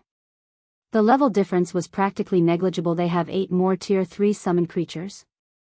Crimson Heart could not help but tense up when she saw the 7-meter-tall summoned creatures on the battlefield. Tier 3 magic scrolls were extremely rare, and summoning scrolls were among the rarest. To pin down the 4 guardian puppets, Starlink had already used 8 Tier 3 summoning scrolls, and now, it used another 8. Starlink's foundations were simply astonishing. Although the flame dragon was much stronger than the Tier 3 summoned creatures, it wouldn't be able to deal with so many of them. While the 100 Flowers Palace had 4 Tier 3 summoning scrolls it could use as well, the flame dragon would still be at a disadvantage if it had to fight 4 Tier 3 summoned creatures. Furthermore, there were still the 60 large ballistas behind Starlink's army to contend with. The large ballistas might not be useful against the guardian puppet 7 Light and his comrades controlled, but they would have no problems dealing with monsters. Monsters couldn't exhibit as much combat power as players. The large ballista's arrows could easily find their mark. However, just as Starlink's army was about to attack Moon Creek Town, another crimson magic array appeared above the army, covering a 300-yard radius and causing another massive mana surge. The array gathered so much fire-type mana that its density was visible to the naked eye. No. Quick! Get out of there! Starlink's magical class players shouted, trying to warn their allies that stood within the array's range. Unfortunately, the magic array's formation was too fast. In as little as 2 seconds, the magic array had completed, and a moment later, meteorites began to fall from the sky. Tier 3 curse, Heaven's Fall. Countless meteorites tore through the sky as they rained down on Starlink's army, causing one explosion after another as they struck the ground. Even players from over 1,000 yards away could feel the attack's shockwaves. In the blink of an eye, the earth beneath the array transformed into a sea of fire. After 3 waves of descending meteorites, the ground below the magic array had sunk by several meters, a raging inferno burning in the crater. Even a fool would know what end had befallen the players that had been caught in the magic array's range. The Starlink members that had escaped the attack had come to a full stop as they stared at the scene before them. Fear and joy shone in their eyes. A single attack had decimated a massive portion of the battlefield. Not only had more than 2,000 players died in that attack, but Starlink's 8 Tier 3 summoned creatures also lay within the sea of fire. Although the summoned creatures were still alive, they were heavily injured. They could no longer serve as additional combat power. Damn it! How do they have a Tier 4 large-scale destruction magic scroll? Wait! I think that spell came from the flame dragon. Huh? Isn't the spell over? Why are there still magic arrays around that flame dragon? No. It's casting another spell. Starlink's members had a bad feeling as they watched the magic arrays circle the fire spirit's body. The intensity of the mana that gathered to the arrays felt horrifically familiar. Before anyone could react, another gigantic, crimson array appeared above Starlink's army, but unlike the previous attack, this was a twofold magic array. This magic array gathered even more mana to it than before, and its range was clearly larger. This is a trick. This can't be real. Seeing the colossal magic array above them, Starlink's members realized what was about to happen. Although they could try to run, the array covered a 400-yard radius. As a result, they could only curse their fate this time. Meteorites didn't fall from the sky. Instead, pillars of fire burst from the ground, devouring everything within the AoE. Even the Tier 2 MTs that activated their life-saving skills lost all of their HP the instant the flames touched them. None of them had any hope of resisting the attack when the flames dissipated. The crowd of players that had stood before Moon Creek Town's walls was gone. Only a plot of scorched earth remained. Both Starlink's members and the players from the 100 Flowers Palace were thoroughly shocked. Several thousand players had vanished, just like that. The slain players hadn't even had time to scream before their bodies were vaporized. This was no longer a battle. It was a one-sided massacre once more. Everyone was forced to recognize just how useless Zerg tactics were in the face of large-scale destruction spells. This flame dragon was far more terrifying than the 4 guardian puppets on the other side of the town. Only Shurfeng remained unperturbed. Calmly, he shifted his gaze toward the distant large ballistas and ordered the fire spirit, "Go. Destroy those large ballistas." The fire spirit had been considered a godly war weapon during his previous life, not because of its physical combat prowess and high intellect, but because of its ability to use a variety of fire-type curses and large-scale destruction spells. Without these abilities, the fire spirit wouldn't have been capable of single-handedly fending off Superpower's large-scale assaults. Although his fire spirit was only a Tier 3 creature right now, even the strongest player at this stage of the game was only Tier 2.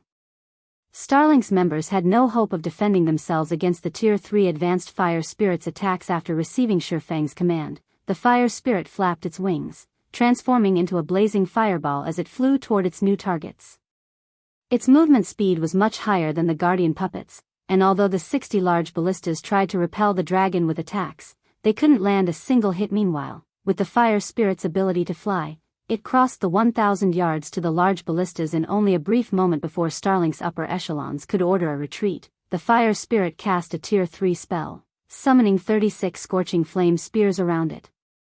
It then launched these spears at the nearby large ballistas. Boom. Boom. Boom. In the blink of an eye, the 11 large ballistas within 60 yards of the fire spirit burned to ash. Chapter 2049, Starlink defeated. When they saw the fire spirit destroy 11 large ballistas with a single spell, the Starlink players controlling the other war weapons were stunned. They had intended to attack the fire spirit, but after witnessing its power, they couldn't make themselves move quick. Ranged players, stop that thing. Large ballistas, scatter and retreat. Starlink's upper echelons paled as they watched the fire dragon destroy their large ballistas in the blink of an eye. They had lost 11 war weapons. The fire spirit was an even more dangerous and more expensive opponent than the 4 guardian puppets. Although the guardian puppets were much faster than the large ballistas, Starlink still had Tier 3 summoned creatures to slow them down. The puppets would need some time to catch up to one of the ballistas, but it was a different story for the fire spirit. Not only could the fire spirit fly, but its movement speed was also higher than the guardian puppets. Moreover, it possessed powerful ranged attacks. It could hunt down the large ballistas far more easily than the guardian puppets. The only benefit they had was the fact that players' attacks were somewhat effective against the flame dragon. Starlink's members swarmed toward the fire spirit, bombarding it with ranged attacks.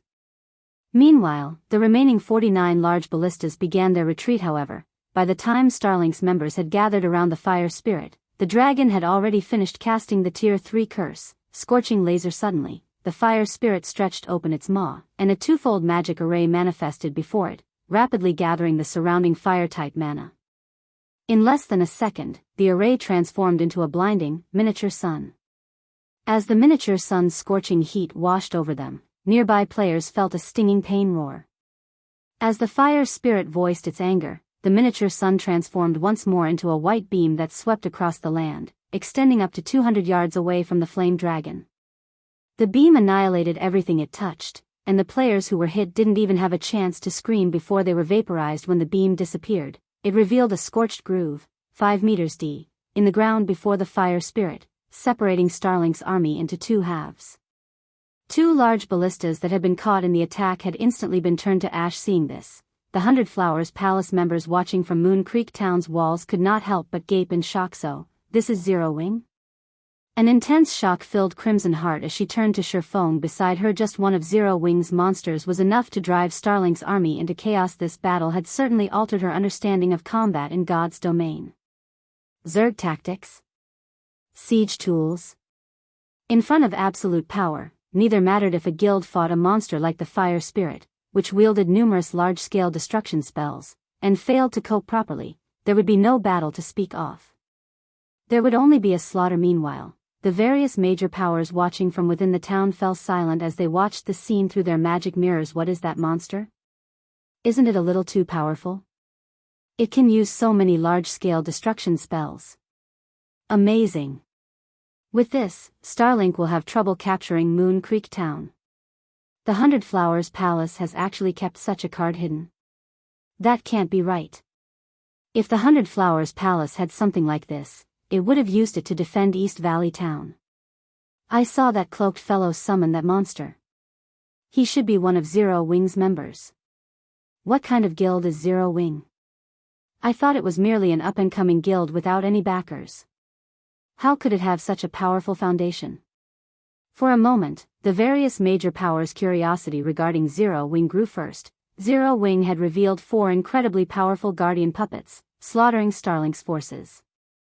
Then, the guild had proceeded to summon the Fire Spirit, a creature that was akin to a natural disaster on a large battlefield. With such strength, Zero Wing could certainly afford to clash with any superpower, yet despite its strength, they had rarely heard of Zero Wing before this battle.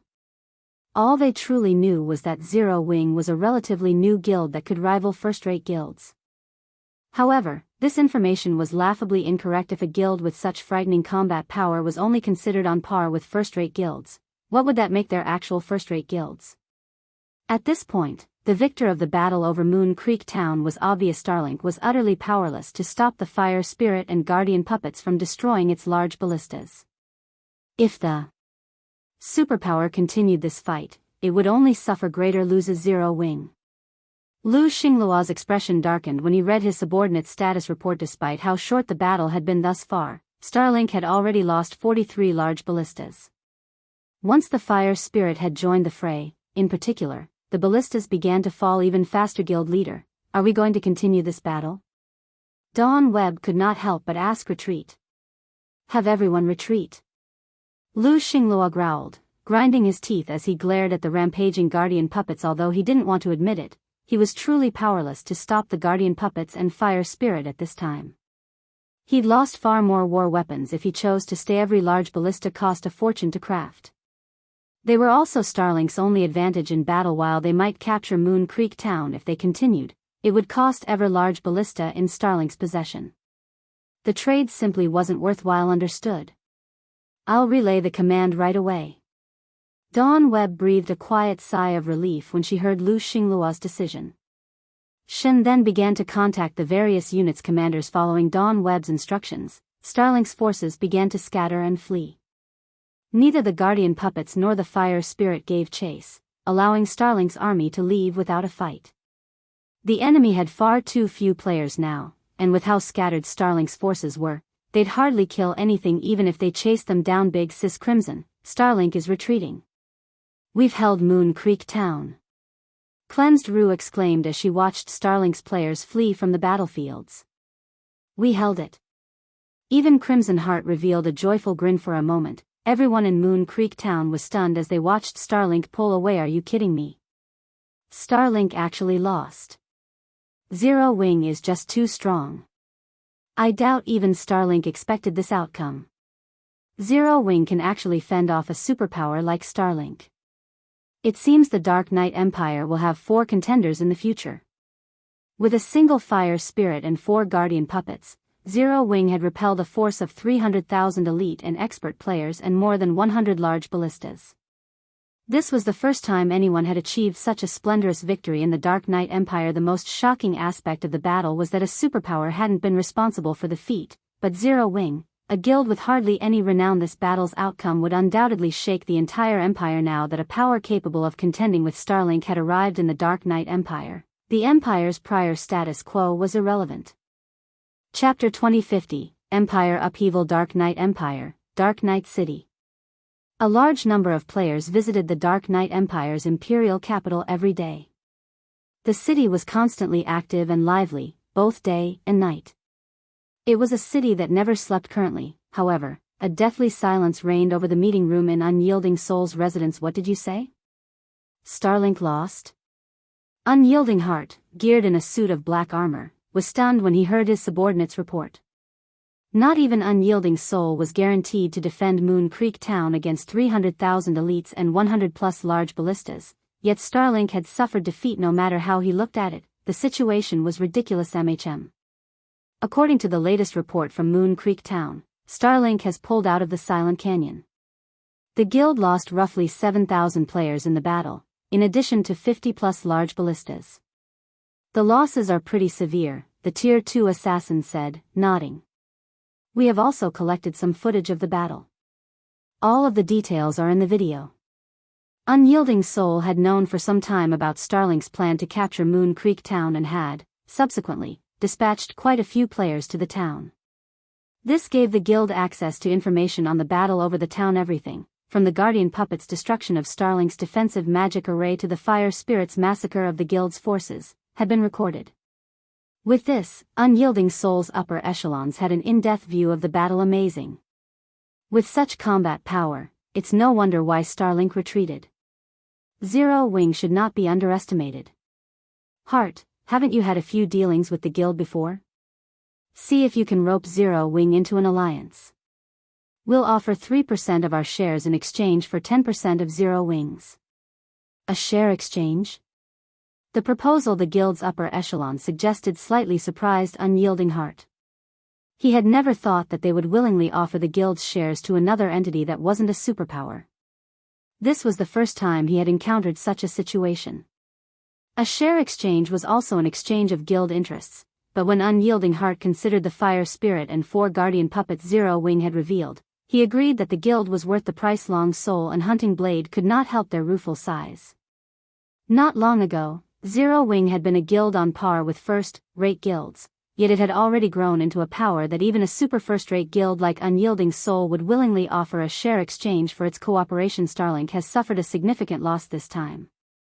It will likely need quite some time to recover and will have trouble taking action against us in the near future. We can use this opportunity to secure the rally point in the Phantom Maze. That's right. Starlink has been fighting us for control over the Sea of Trees' Phantom Maze. If we secure the Phantom Maze's rally point, we can acquire a large number of magic crystals and combat techniques. We won't have to worry about nurturing expert players. Although the Strength Zero Wing had displayed surprised Unyielding Soul's upper echelons, they paid more attention to Starlink's defeat. To them, this was definitely a matter worth celebrating. By this time, the Dark Knight Empire's other major powers had also received news about the battle at Moon Creek Town. All of these major powers were astounded. They had never thought that the peerless Starlink would suffer defeat. Moreover, Zero Wing, a guild that they were barely familiar with, had been responsible for its defeat. Zero Wing? Investigate them. Send someone to look into Zero Wing immediately. Zero Wing had suddenly become the center of attention for the Dark Knight Empire's various major powers. Every power was intent on learning more about the guild. After all, a new guild that was powerful enough to defeat Starlink in the Dark Knight Empire meant major changes to the Empire. If they didn't investigate Zero Wing now, they might end up buried under these changes. Dark Knight Empire, Silver Pine City. After the battle at Moon Creek Town, the dark atmosphere that had previously enveloped Silver Pine City had dispersed. The city had reverted to its original, peaceful state. Many players from other cities began to swarm to Silver Pine City, and if one visited the city's teleportation hall, they'd find that most of these new arrivals were guild players. Even elusive guild upper echelons wandered the city streets. It seemed as if Silver Pine City had become the Dark Knight Empire's imperial capital as various major powers gathered here. Big Sis Crimson, the vice guild leaders from 3 second-rate guilds and 1 first-rate guild have come to seek an alliance, a level 58 female summoner reported as she entered the vice guild leader's office. Do you want to meet them? Again? Crimson Heart could not help her bitter smile. All right. Have them wait in the reception room. I'll head there in a moment. Since she had returned to Silver Pine City, more than 20 large guilds had sought her out. The weakest among them was a third-rate guild, while the strongest could even rival the 100 Flowers Palace. This was the first time she had experienced anything like this. This was all due to the alliance between the palace and Zero Wing. To get closer to Zero Wing, the various large guilds had approached her. On the surface, these guilds expressed their desire to cooperate with the 100 Flowers Palace, but in reality, they simply wanted her to recommend them to Zero Wing. They would have far more credibility with an ally's recommendation to Zero Wing than if they approached the guild on their own. Understood. The female summoner nodded before turning to leave, pride filling her heart. Before the battle at Moon Creek Town, Crimson Heart would have been forced to meet with any first-rate guild's vice-guild leader if her presence were requested. However, things had changed. Even such important figures would have to wait in line for a meeting. Crimson Heart shifted her gaze to Shifeng, who currently sat on one side of her office. Commander Yifeng, are you sure these shops are acceptable? Crimson Heart asked curiously. According to their contract with Zero Wing, since the guild had helped hold Moon Creek Town, the 100 Flowers Palace had to agree to the previously proposed alliance. In the future, Zero Wing would protect the palace from Starlink in the Dark Knight Empire. In exchange, the 100 Flowers Palace would concede the management rights of 50% of its shops. She had thought that Shifeng would select shops in important NPC cities, but much to her surprise, that hadn't happened. He had chosen quite a few NPC cities with very small player populations. Some of the shops he had chosen were even in NPC towns. He hadn't actually touched any of the 100 Flowers Palace's top 5 shops. His decision was confounding. These will do. Shifeng nodded, not bothering to explain his choices. NPC cities with high player populations weren't important to Zero Wing. It had already joined the Secret Chamber of Commerce and no longer lacked sales channels in major NPC cities. As long as Zero Wing rose within Secret, it would gain access to even more NPC cities. What Zero Wing currently lacked was access to NPC cities and important NPC towns with small player populations. Moreover, he had chosen the 100 Flowers Palace's NPC towns while considering non-bag space material transportation. Such items would become far more important in the future, including materials used to craft epic items and war weapons. Fortunately, not a single power in God's domain knew about this yet. Naturally, he had to plan ahead. As Shifeng discussed the transfer of management rights with Crimson Heart, the sounds of a series of system notifications reached their ears. System announcement: a total of 100 NPC cities in God's domain have qualified for promotion. In 3 hours, various promoted cities' auction houses will activate the auction arena system. Once active, players may visit the promoted auction houses to learn more. Chapter 2051, Struggle for Hegemony. The system announcement drove God's domain's players into an uproar. They all wanted to learn more about this auction arena system, and the various major powers promptly launched investigations into the matter. To these players, a new game function meant a new opportunity. The power behind this new function was even more important. It was no exaggeration to say that this event could overturn the current status quo in God's domain. Naturally, the various major powers would place great importance on this auction arena system. It's activating already? Shifeng could not help but frown when he saw the system announcement. He knew that the auction arena system's activation wouldn't be far off after White River City had been promoted, but he hadn't expected it this soon. Although the auction arena system wouldn't bring about as much of a change as a system update, its influence was staggering. The system was related to management rights in NPC cities, which would finally give players a substantial level of control in NPC cities and allow them to manipulate the city's economy. With control of an NPC city's economy, rival powers would have a far more difficult time spreading their influence throughout the city. Moreover, one could secure an extraordinary amount of income from the auction house after securing control of it. The higher a city's player population was, the more profits one could earn from the auction house they controlled. Hence, the auction arena's activation would shake God's domain to its very core, signaling a new era. This would also intensify the competition between the various major powers in the game. This competition between the game's powers would reach new heights. Not only would the dark forces participate in the struggle, but the various adventurer teams would join as well. A power did not need to be a guild to take control of a city's auction house, and the auction house's manager didn't need to protect anything. Even a solo player could manage the auction house and earn a massive amount of profits. With such a tempting treasure trove before them, who wouldn't jump at the opportunity? Before today, the various major powers had controlled themselves when competing to protect their foundations from harm, but the auction arena would push them to desperation. Some large guilds, which had been afraid of provoking superpowers, would jump into the competition with these giants without hesitation. The true struggle for dominance in God's domain was about to begin. After Shurfeng settled the management rights transfer for the 100 Flowers Palace's shops, he teleported back to White River City using a return scroll. He did not bother to waste any more time in Silver Pine City, Starmoon Kingdom, White River City.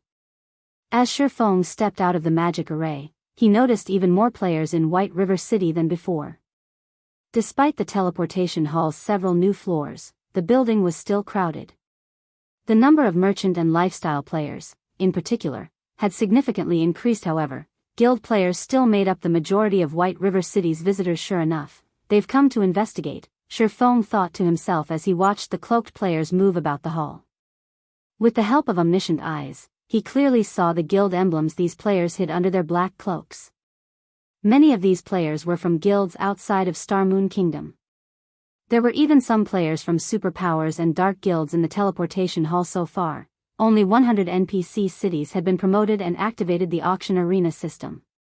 On average, not even every kingdom and empire had an NPC city with an active auction arena. Fortunately, White River City was one of the 100 NPC cities, which had attracted many major powers, all of them wanting to learn more about the auction arena. Shurfeng walked to one of the advanced restaurants in the teleportation hall. Melancholic Smile and 30-plus merchant players already waited for him in one of the restaurant's VIP rooms. Guild leader, I've brought all of the 2-star merchant members you requested, Melancholic Smile quietly reported as Shurfeng entered the room. Good. From now on, I want them to memorize the materials on this list. I also want you to use this Thunder Axe crystal to teleport them to Thunder Axe City. Have everyone purchase the materials from the NPC merchants there. Buy as much as you can, Shurfeng said as he passed a list of materials and the Thunder Axe crystal to Melancholic Smile. The auction arena's competition tested more than players' combat standards. It also tested players' resources. Players were allowed to use their resources to increase their strength in the competition. Unlocking equipment was a basic example of this in the auction arena. Players had limited choices when it came to their equipment. Equipment past Fine Gold rank would be temporarily frozen at Fine Gold rank. To remove the seal and improve one's equipment rank, players had to pay resources. This was why one's victory hinged on the resources they possessed. A power would only be able to secure control over more NPC cities with enough resources and experts. However, the auction arena didn't accept just any resources. It only accepted epic materials, which was why the various major powers had such an advantage in the auction arena. Normally, one only had a chance of acquiring epic materials when raiding 50-man hard mode dungeons or greater, but they were guaranteed to drop in 100 and 200. Man team dungeons. Ordinary large guilds could easily raid 50-man team dungeons, but 100-man hard mode team dungeons was more of a challenge. Only their main force would likely succeed. In comparison, the various major powers had multiple teams that could raid 100-man hard mode team dungeons.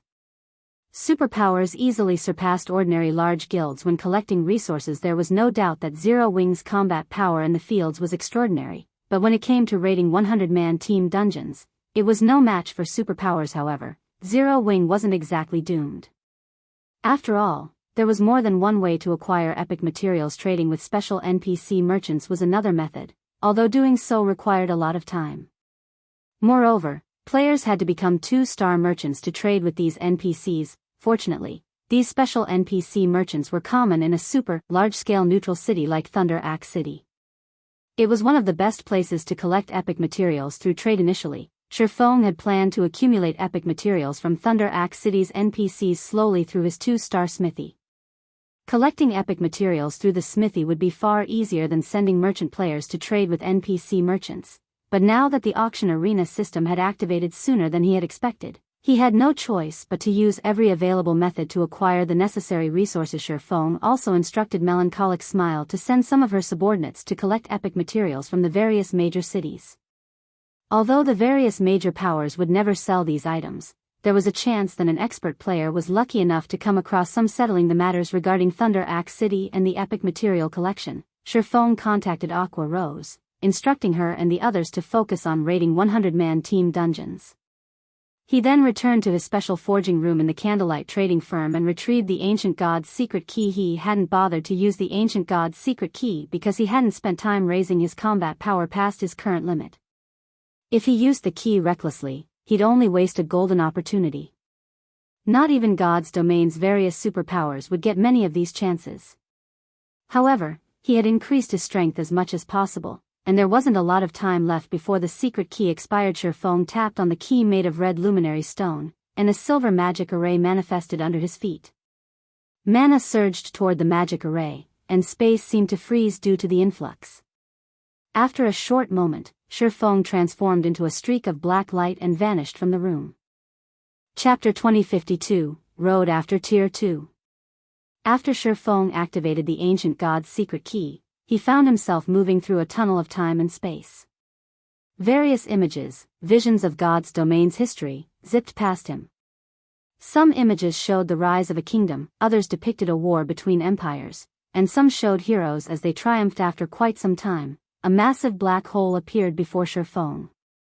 Countless arcs of pitch-black electricity snaked in and out of this black hole. Even though Sherfong was still far from the black hole, he could sense how powerful the arcs of electricity were.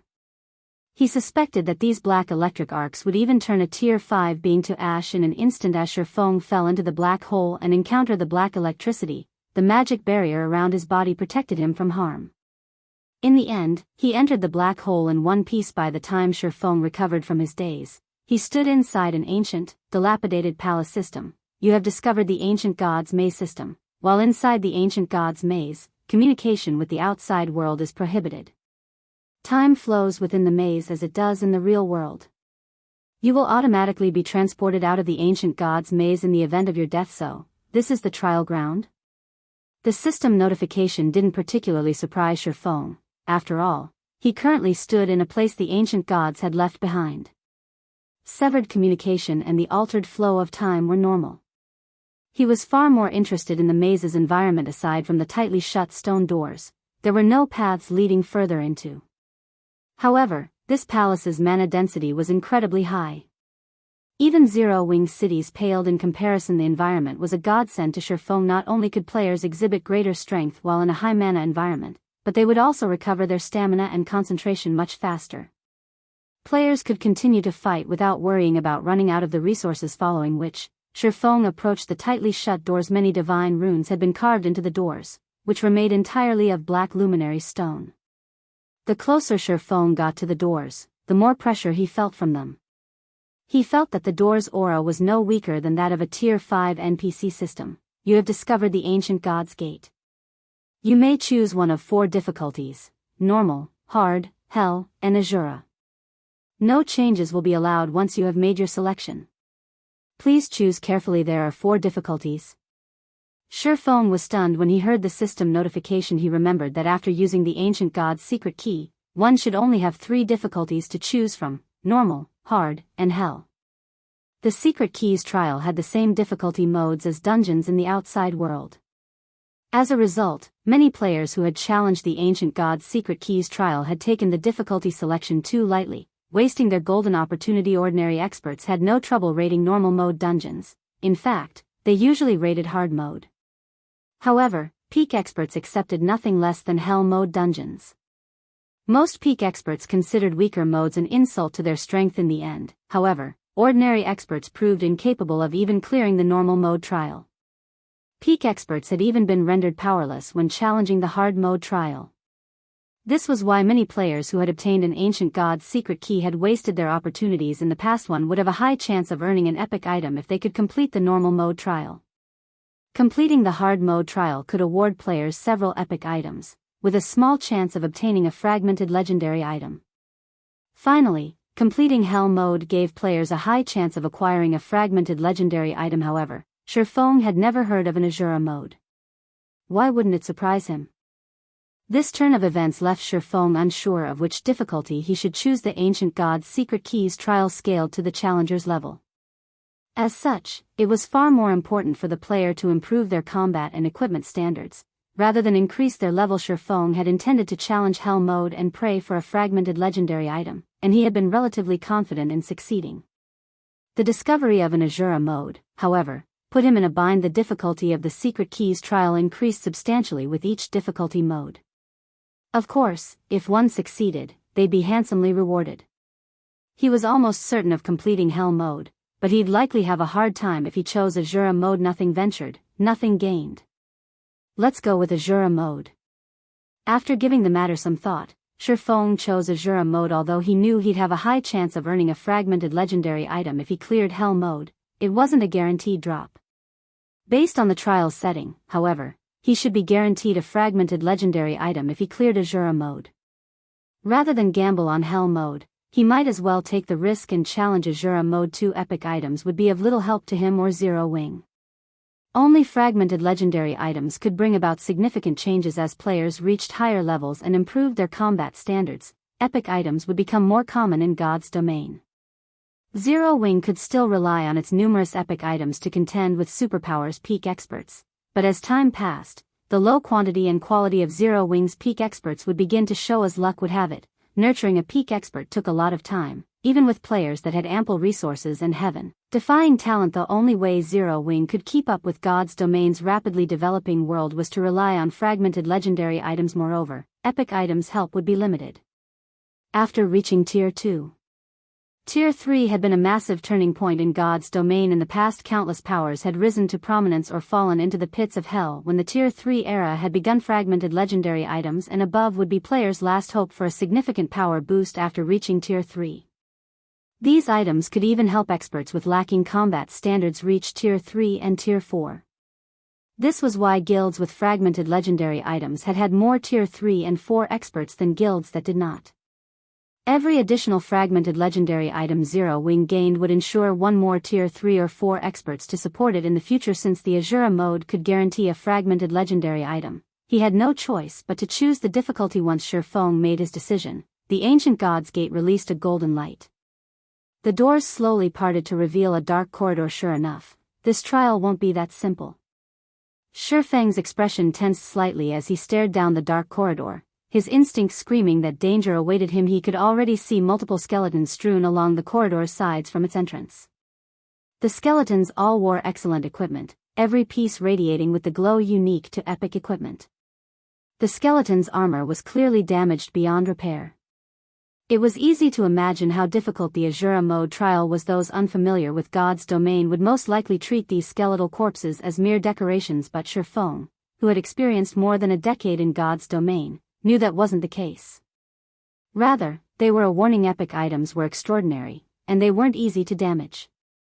This held true for both players' items and NPCs. Taking a deep breath, Shurfeng summoned the fire spirit and instructed it to lead the way. The instant the fire spirit stepped through the gate, a furious roar echoed from the corridor's depths, so loud that Shurfeng had to cover his ears. This roar was particularly familiar to Shurfeng, a dragon's roar. Chapter 2053, Epic Armor Kit Fragment. The majestic dragon's roar reverberated throughout the entire corridor, so powerful that even the sky seemed to shake. Only after the roar faded away could Shurfeng finally move his body again. However, after the roar ended, both Shurfeng and the fire spirit received a debuff called Dragon's Might, which reduced their reaction speed by 20%, movement speed by 30%, and physique by 15%. They also couldn't receive any buffs from skills and spells. So, this is Azura mode?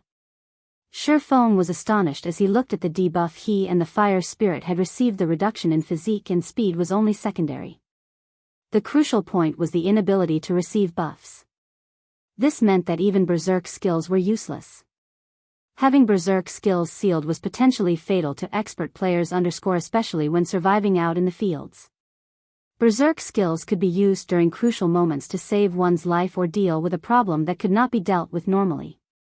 Berserk skills could even be used to achieve reversals. Without the ability to use berserk skills, all these possibilities would be gone. If one came across unexpected danger, they would undoubtedly die. Not daring to be careless, Shurfeng immediately used the Bible of Darkness to summon a level 85, Tier 3 demon. Although the demon was also suppressed by Dragon's Might and its overall combat power was inferior to the fire spirits, having the demon was still better than not having it. During crucial moments, he could use it as a meat shield, following which, Shurfeng had the Tier 3 Tomahawk Demon lead the way, with the Fire Spirit following closely behind it. As for himself, he maintained a 50-yard distance from the Fire Spirit. At this distance, even if the Tomahawk Demon and Fire Spirit got caught in a trap, he would be safe. If they stumbled upon a dangerous situation, he could also run away at a moment's notice. However, contrary to his expectations, he did not come across any dangerous situations at all, even after walking for more than 10 minutes. Let alone a monster, there wasn't even a simple trap set up in the corridor. He traversed the corridor and arrived at a dark hall relatively easily. The hall was the size of a football stadium, with stone pillars erected on all sides. The divine runes carved onto these stone pillars made the place extraordinarily chilly. Even Shurfeng, with his extremely high ice resistance, could not help but shudder. Fortunately, the cold only had a slight impact on his movements. He did not lose any HP. Meanwhile, as soon as the Tomahawk Demon and the Fire Spirit arrived at the center of the hall, the divine runes on the surrounding stone pillars suddenly shone. Both the demon and the Fire Spirit disintegrated, the elemental mana used to make up their bodies reverting to its original form. Afterward, the entire hall lit up brightly as blade-wielding soldiers emerged from the ground one after another. These soldiers were giants made from various types of elemental mana: elemental guard, elemental creature, great lord, level 72. HP 32,000/32,000,000. Among these elemental giants, one held a staff. Mana belonging to the four major elements gathered passively around this giant. All of the ambient mana responded to every single action this giant made, as if this giant was the elemental overlord of this entire hall. Elemental prayer, realm lord, elemental creature, grand lord, level 73. HP 65,000/65,000,000. As these elemental creatures appeared, a translucent pillar made out of magic crystal rose from the center of the hall. Sealed inside this translucent pillar was a dazzling, crystalline bottle that radiated a shudder-inducing aura. A bloodline? A trace of surprise flashed across Shurfeng's eyes when he saw the crystal bottle inside the magic crystal pillar. Although he had been confident that the Azura mode trial's reward would be something excellent, he never imagined that it would be this excellent. At his standard, epic items no longer posed a temptation. Only top-tier epic items could move him now. However, a bloodline was far more valuable than any epic item. The value of even the most ordinary bloodline rivaled that of a fragmented legendary item. A bloodline might provide expert players more help than a fragmented legendary item. Despite that, the first item he came across in the Azura mode, Ancient God's Maze, was already a bloodline. How could he not be surprised by this situation? However, Shurfeng calmed himself very quickly. The bloodline was indeed valuable, but it would mean something only if he actually obtained it. The monsters standing before him were extraordinary.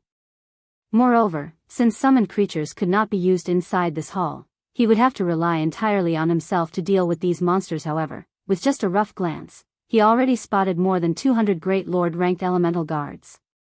The elemental prayer standing at the center of the hall was even a realm lord, an existence whose combat power far surpassed that of monsters of the same rank and level. Against such a force, even a level 70, 100-man expert team would not be a match. In a situation where berserk skills and summoned creatures could not be used, even Shurfeng would have no choice but to turn tail and run when coming across the elemental prayer. It wasn't because his combat power was inadequate. After all, his current weapons and equipment were already beyond extraordinary. He could easily contend against a Grand Lord of the same level. The problem was that the elemental prayer had too much HP. Before he could whittle down the elemental prayer would have long since killed him. Let's give it a try. Looking at the bloodline stored within the central pillar, Shurfeng still decided to attempt the trial. Unlike other trials, the Ancient God's Secret Keys trials allowed players to head to other locations to search for treasures, even if they could not pass a particular hurdle. Each location would have varying difficulties. Only if players died would their time in the trial come to an end. However, it would be such a pity to simply abandon the bloodline and search the other locations. After all, not every location would contain treasures rivaling fragmented legendary items. Other locations in this Azura mode trial might contain only epic items, following which, Shurfeng moved to a corner of the hall and started luring the elemental guards over, one after another. He planned to clear out the elemental guards first before dealing with the elemental prayer. If he tried fighting the elemental prayer and the elemental guards together, he would definitely die a very swift death faced with the 4-meter-tall elemental guards. An ordinary Tier 2 expert would have long since run away. However, the elemental guards posed no trouble for Shifeng, as his strength already rivaled that of great lords of the same level. The elemental guard that discovered Shifeng charged at him without hesitation, the great sword in its hands transforming into numerous phantoms as the blade slashed down on Shifeng's head. Tier 3 skill, Shadow Entanglement. Each phantom carried 120% of the elemental guard's strength, and all 7 phantoms struck down at Shifeng from different directions. Even a Tier 2 expert would be killed instantly if they were not careful. However, these attacks were nothing before Shifeng. Crisscrossing the abyssal blade and killing ray, he deflected 2 of the 7 phantom swords toward the other phantom swords, neutralizing the attack in the blink of an eye. Shifeng received no damage at all. Following which, he stabbed the elemental guard's elemental core, 43,574. He dealt a critical hit when striking the core. The elemental guard's HP promptly fell by a visible chunk. Afterward, Shifeng stabbed the elemental core once more with his other sword. As the battle wore on, the elemental guard's HP continuously decreased.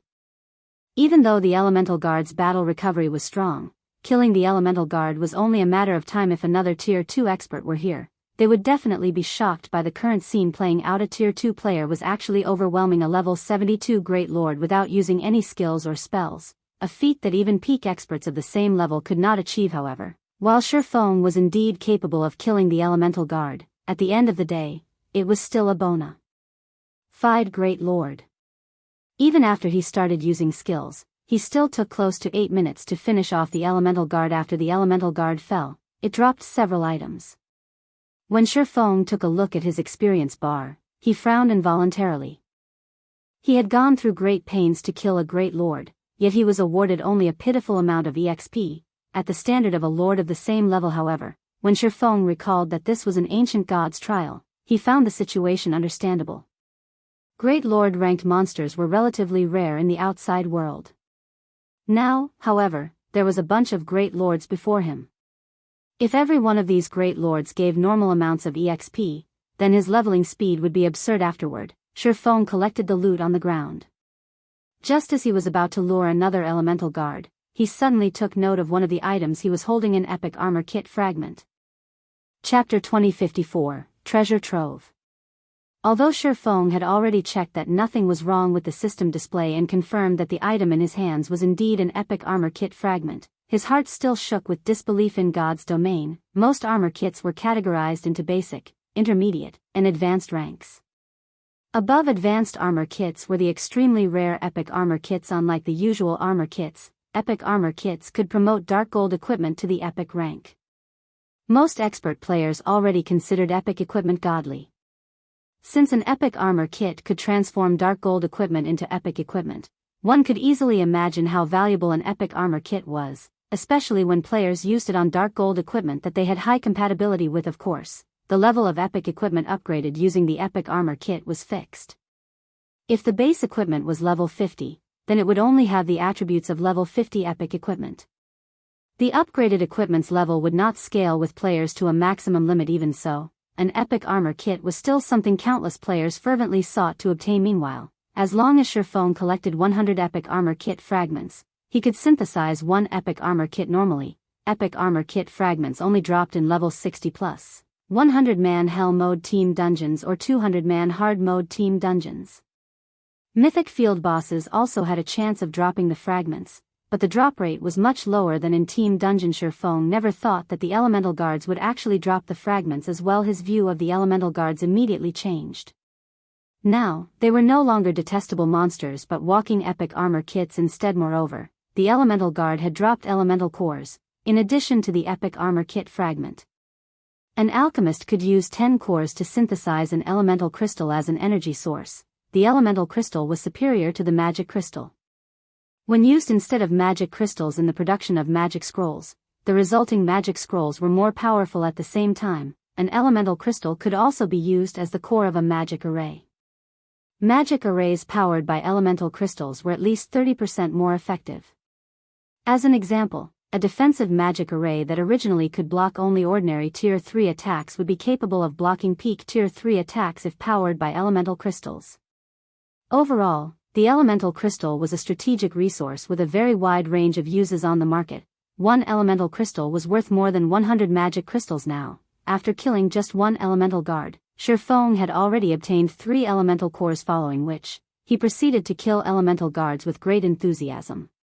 Despite having to fight arduously for roughly 8 minutes just to kill each elemental guard, when he thought about the Great Lord's loot, the suffering he had to endure was of no consequence whatsoever. Moreover, thanks to the high mana environment, Shifeng did not feel tired at all, even after killing over 40 elemental guards in succession. On the contrary, his fighting spirit reached even greater heights than before. This was because killing these 40+ elemental guards had earned him 31 epic armor kit fragments and 126 elemental cores. The various large guilds would go mad with envy if they learned about this harvest. After all, during his previous life, a 100-man expert team would have to work tirelessly for more than half a day just to obtain 2 or 3 epic armor kit fragments. Meanwhile, he had only grinded for 6 hours, yet he had already reaped many times more than that. This harvest was simply frightening. However, despite the great harvest, Shifeng did not continue grinding. Time in the ancient gods' maze flowed at the same rate as in the real world. Since he had grinded in the maze for 6 hours already, 6 hours had also passed in the real world. In addition, it had been a long time since he had logged out of God's domain. Even if his avatar inside God's domain was still in a spirited state, his body in the real world needed a certain degree of activity to remain healthy, following which, Shifeng chose to log out of God's domain and rest. When he climbed out of his virtual gaming cabin, the sun outside the window had already risen to its highest point. However, the scenery at Ouroboros's main headquarters was much better than that of the Greenwater Villa. He could see the entire city from his room, unlike before. Meanwhile, ever since Zero Wing gained its new headquarters, its development speed had skyrocketed with the recruitment of a large number of experts with great potential. It now had over 2,000 internal members. Although the newly recruited internal members were not particularly high-leveled, with Zero Wing's resources in God's domain and Ouroboros's original training system, these members could soon become a part of the guild's main fighting force and be used to raid team dungeons in God's domain. The best place to obtain a large number of resources and high-ranking equipment was undoubtedly team dungeons. This was also the reason why Zero Wing was never able to match up against the various first-rate guilds and superpowers. Moreover, due to the guild's rapid expansion, the guild was also spending credits like there was no tomorrow. The credits the guild had saved up were gone before anyone realized it. Now, the guild couldn't sustain its operations simply by relying on the income from completing tasks commissioned to the guild and equipment sales.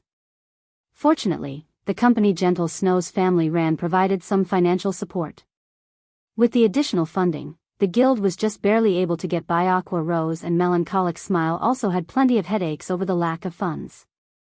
Recently, even Liang Jing, who was overseeing some tasks in the headquarters, had started complaining to him about this matter. After Shifeng had his lunch and nutrient fluid, he headed to the physical training room of the building to stretch his body. When he entered the training room, which was roughly half the size of a football field, he came across several hundred Zero Wing members.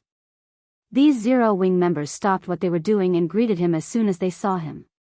Some of them even had a reverential look when they did so, as there were too many people present. Shifeng could only nod and smile in response. However, when he saw more than a dozen people lining up before the physical training machines, he could not help but feel a little ashamed. During his previous life, it had been rare to see 5 or 6 people waiting to use the physical training machines Shadow possessed. Now, there were more than a dozen people waiting for their turn. He had to admit that the current Zero Wing was only the shell of a first-rate guild. If it wished to catch up to the various first-rate guilds and superpowers, it needed a lot more funds. Insufficient funding would impede the guild's development significantly. I need to figure out a way to earn some credits through God's domain, Shifeng thought to himself as he gazed at the guild members working out. After all, he couldn't rely solely on Gentle Snow's company. Previously, 5 major companies were necessary to keep Ouroboros functioning.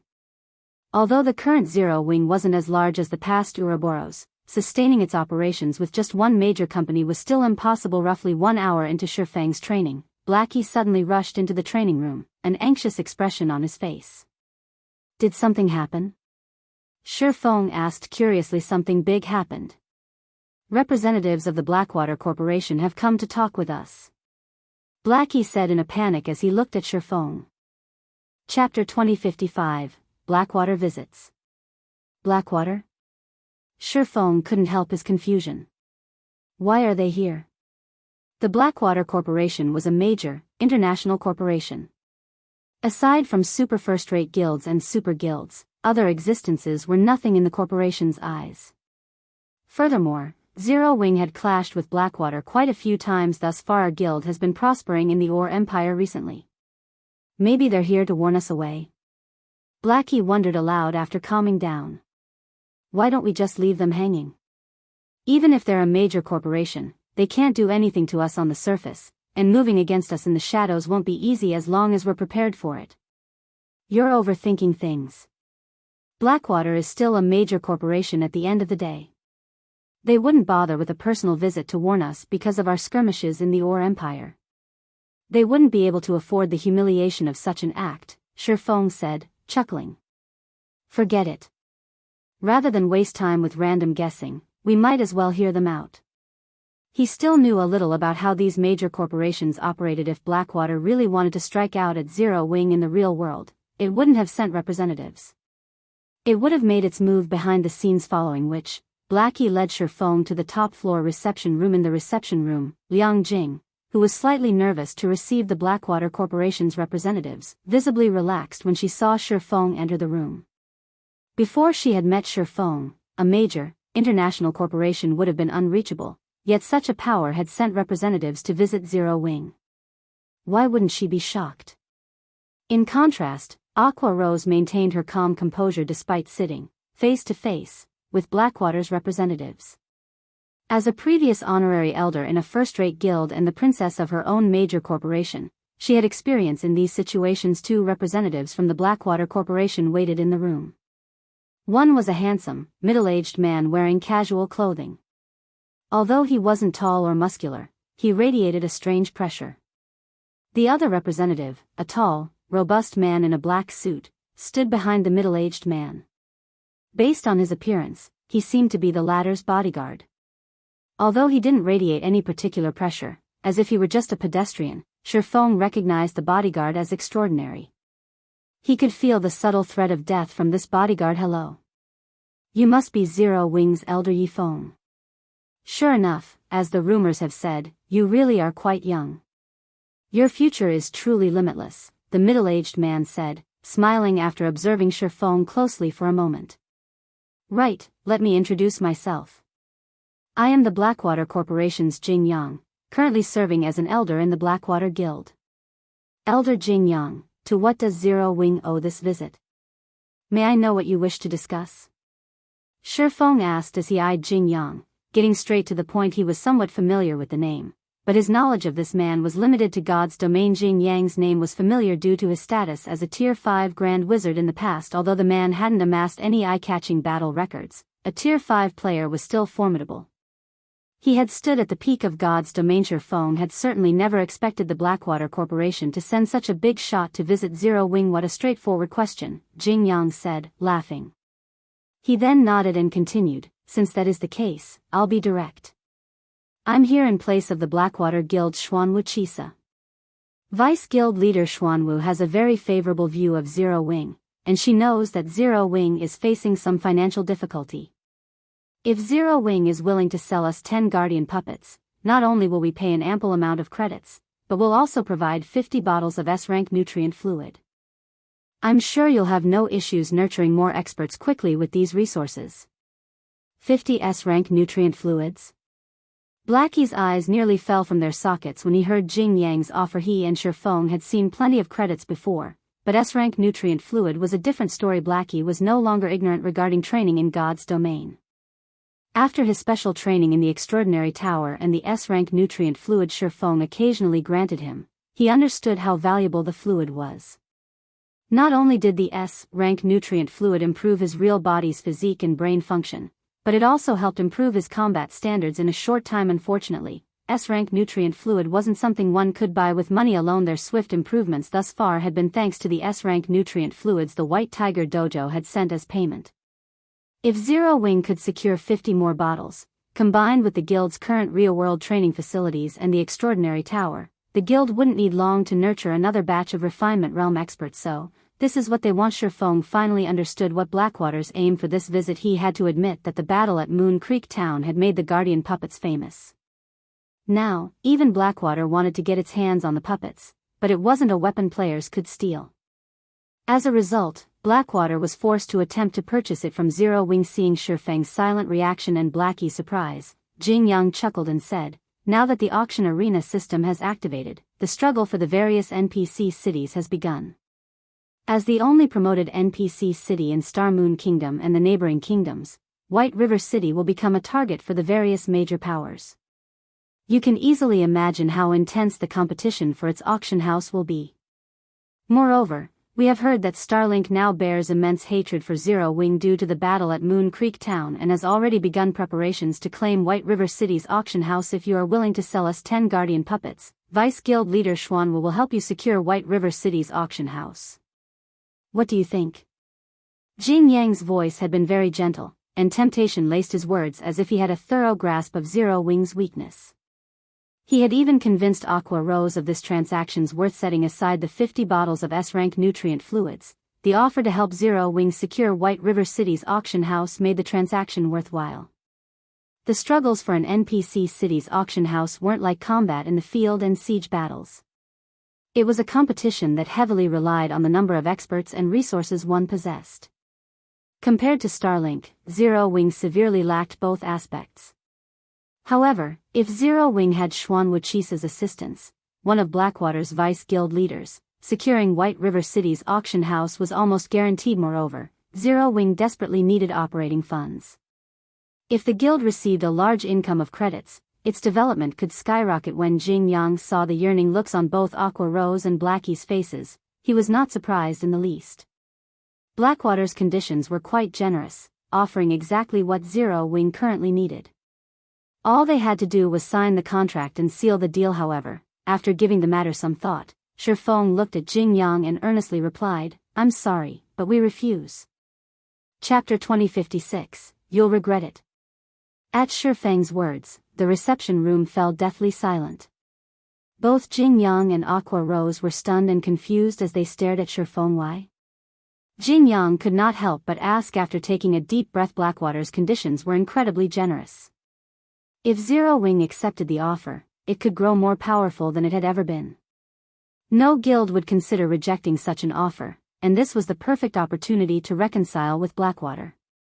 It was always better to have another ally than an extra enemy in God's domain. The guardian puppet was a very powerful war weapon, first-rate whether protecting a town or attacking it. Other war weapons couldn't hold a candle to it, but it was only powerful right now. As players reached higher levels and Tier 3, the guardian puppet would become obsolete.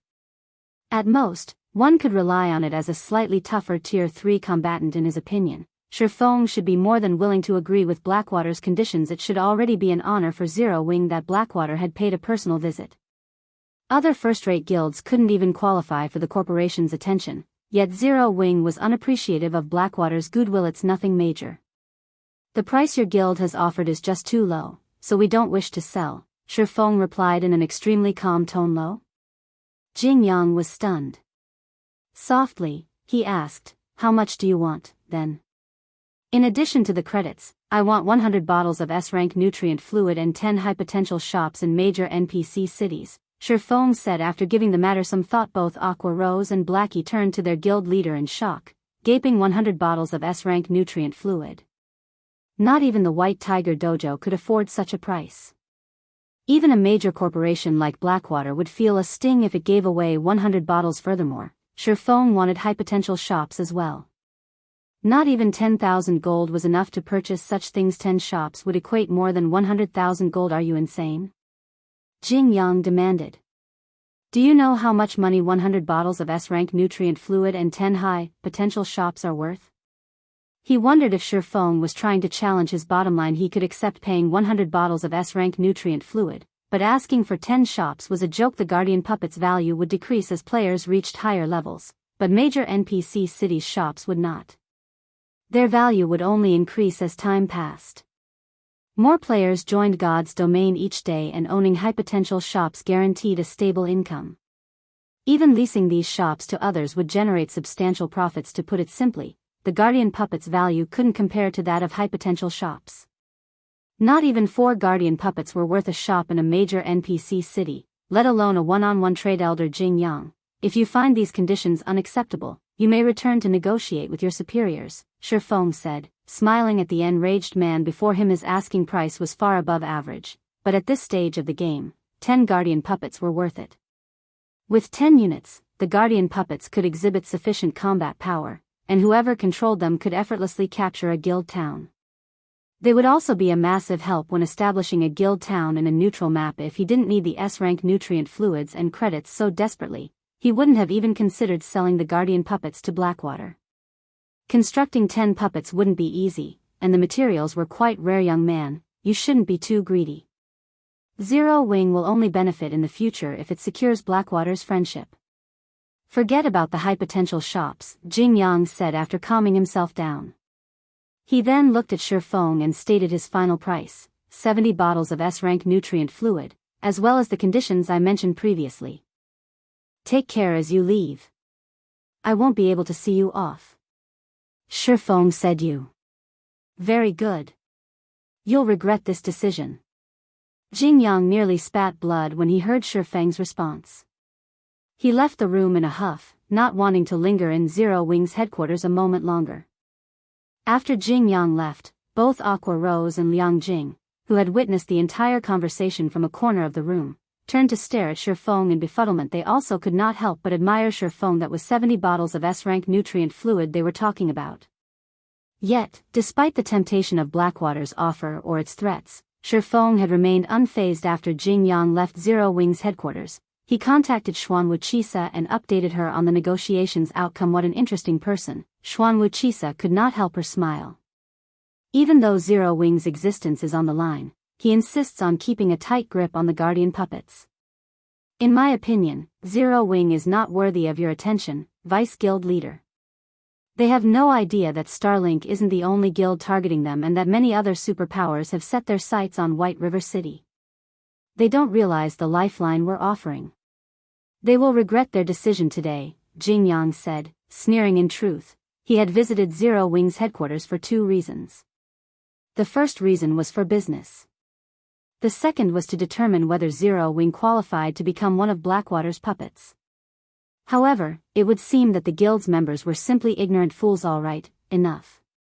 Return for now. We still have much to do, Xuanwu Chisa said before disconnecting the call. She did not bother to comment further on the matter. Once the negotiations with Blackwater came to an end, Shifeng received Zero Wing's latest status report from Aqua Rose and Blackie. The guild continued to develop rapidly, especially regarding member recruitment.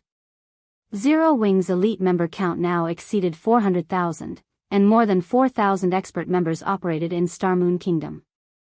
The guild's growth was frightening. Shifeng had to admit that the battles in the Witch's Hill and near Moon Creek Town had elevated Zero Wing's fame and reputation. Now, many previously hesitant elite and expert players had finally decided to join Zero Wing. In addition, Fire Dance and Zero Wing's other main force members had finished training in the Extraordinary Tower, splitting up into multiple 100-man teams to raid level 60 team dungeons. Their raid progression had also been impressive. They'd likely obtain the first clear of Starmoon Kingdom's various 100-man team dungeons in a few more days. The lack of funds was the only problem now, giving Aqua Rose and Blackie plenty of headaches. In response, Shifeng agreed to rent Zero Wing City's shops for credits, reducing the guild's coin income. After Shifeng had assigned tasks, he returned to his room and logged back into God's domain. Chapter 2057, Improving Swords Transmigration.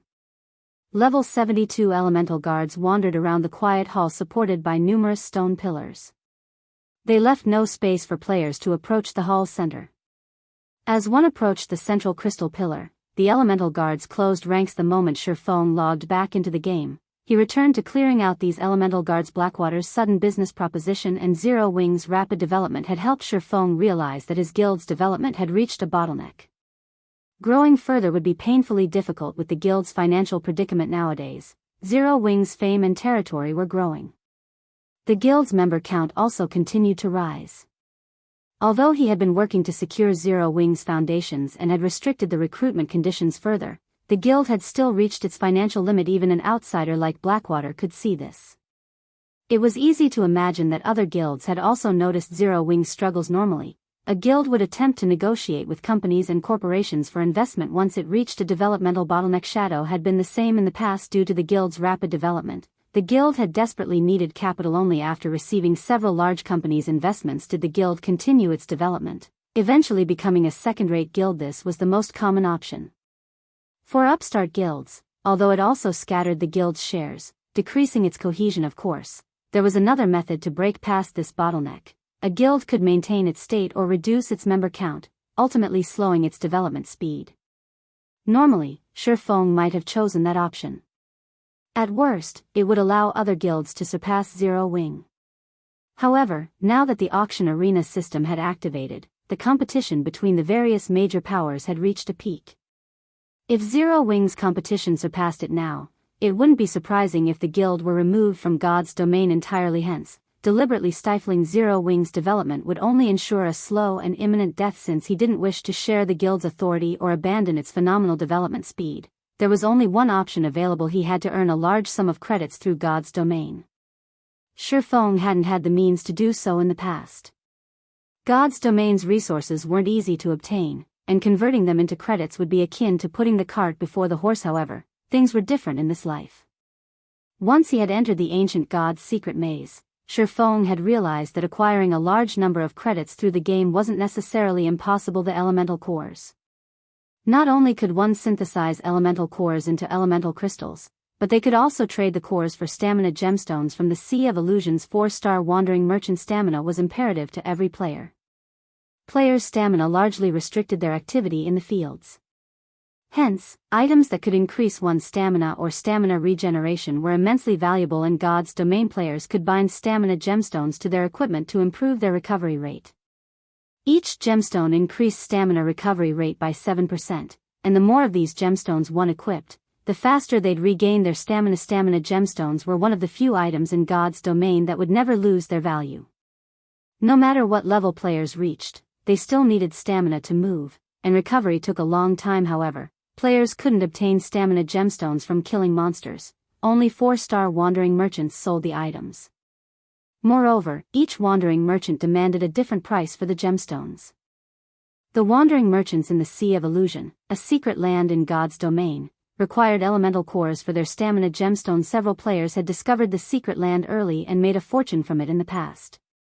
They had ventured across God's domain, purchasing elemental cores, and traded them for stamina gemstones in the Sea of Illusion.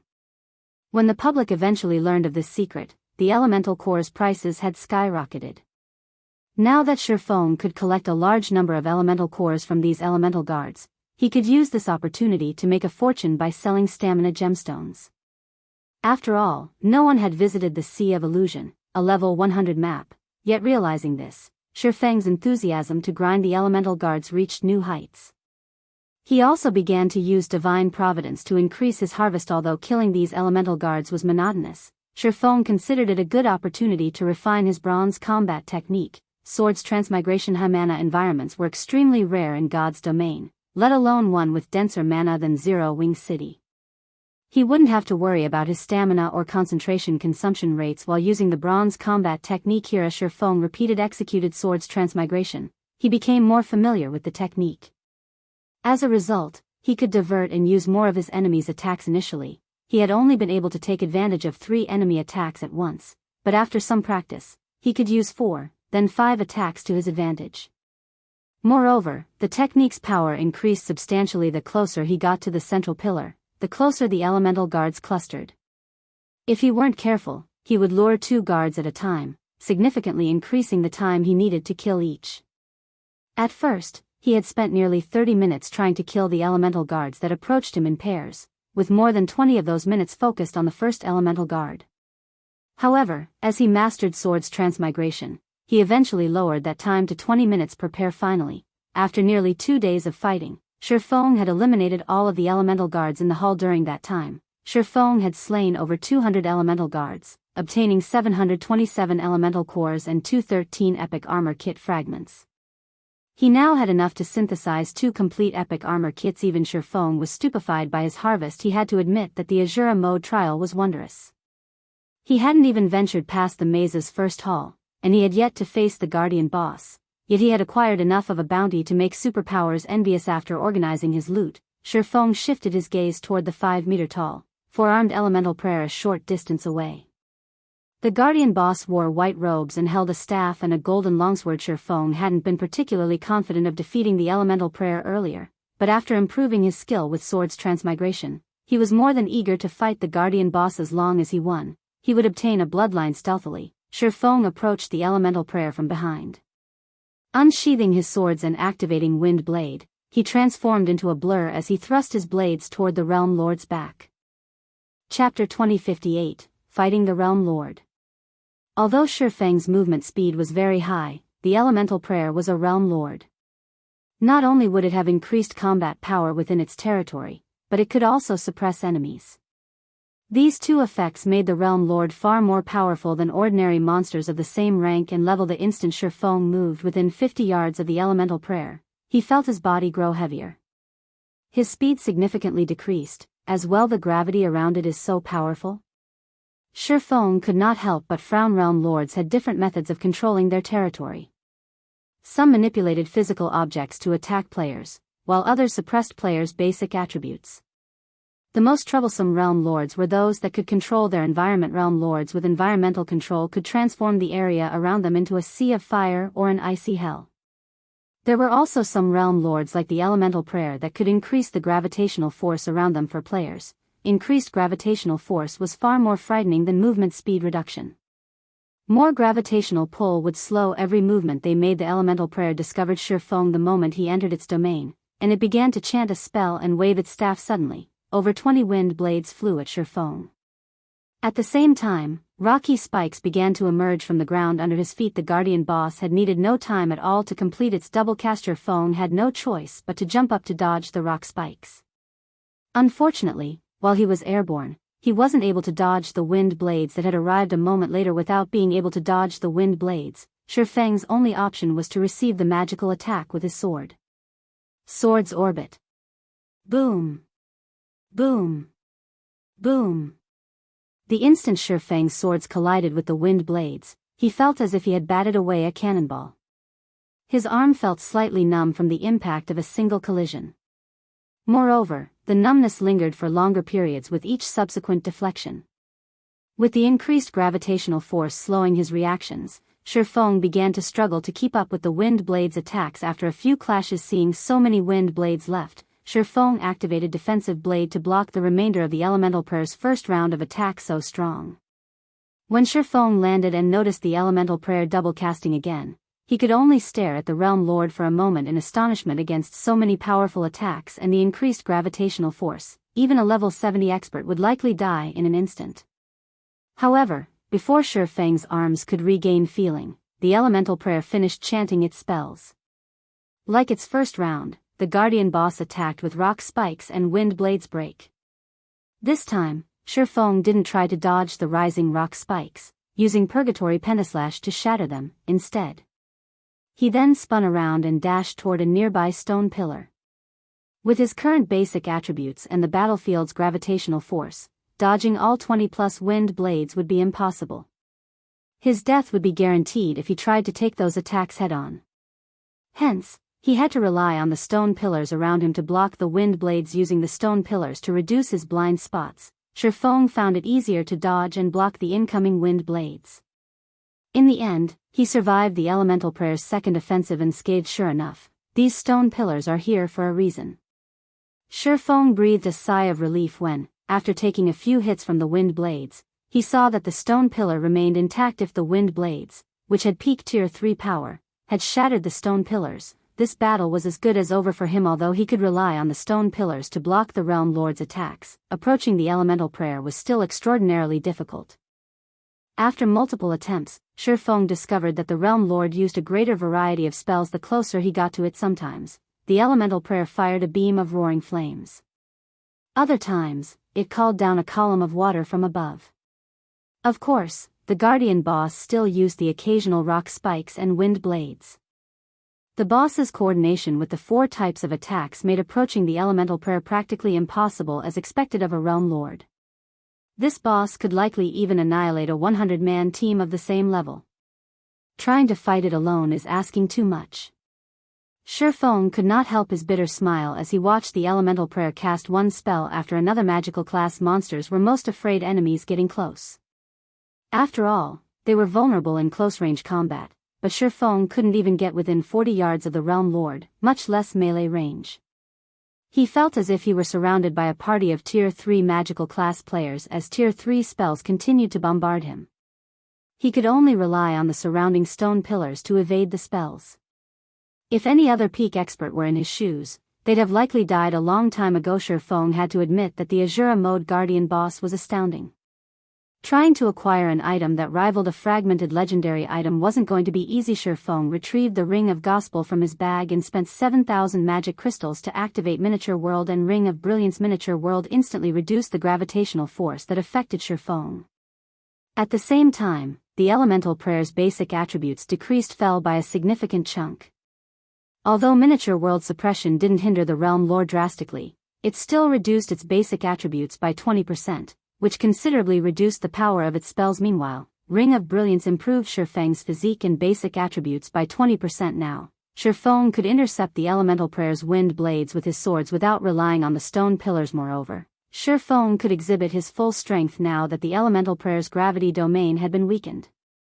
He could dodge the boss's attacks with ease and soon reached the realm lord. Killing ray tore through the air, sending a streak of blue light slicing at the elemental prayer. Although the guardian boss wielded a golden longsword, its melee prowess paled in comparison to its magical power. Shurfeng easily maneuvered his attack past the elemental prayer's defenses and landed a direct, critical hit, dealing over -40,000 damage. Despicable intruder. Suffer God's fury. The elemental prayer bellowed after taking the hit. The golden longsword in its hand disintegrated, and 8 smaller versions appeared around the realm lord, each wrapped in golden flames. Under the elemental prayer's control, golden longswords flew toward Shurfeng. Shurfeng hurriedly moved and executed Sword's Transmigration to block the attacks. The power within these golden longswords was immense. They clearly harbored more strength than Shurfeng currently possessed. Instead of receiving the attacks head-on, Shurfeng expertly used his movement techniques to evade some of the flaming weapons, while deflecting the rest. By doing so, he managed to fend off the guardian boss's attacks without taking damage. After knocking away the golden swords, Shurfeng used the opportunity to bombard the elemental prayer with one skill after another. Thundering flash. Thunder flame explosion. Flame burst. Shadow blade. Damages in exceeding -100,000 began to appear above the elemental prayer's head, with some in the hundreds of thousands. The guardian boss's HP began to fall at a visible rate. Once that round of attacks had ended, the elemental prayer continued to manipulate the golden swords, pressing its attack. However, Shurfeng managed to block every incoming strike.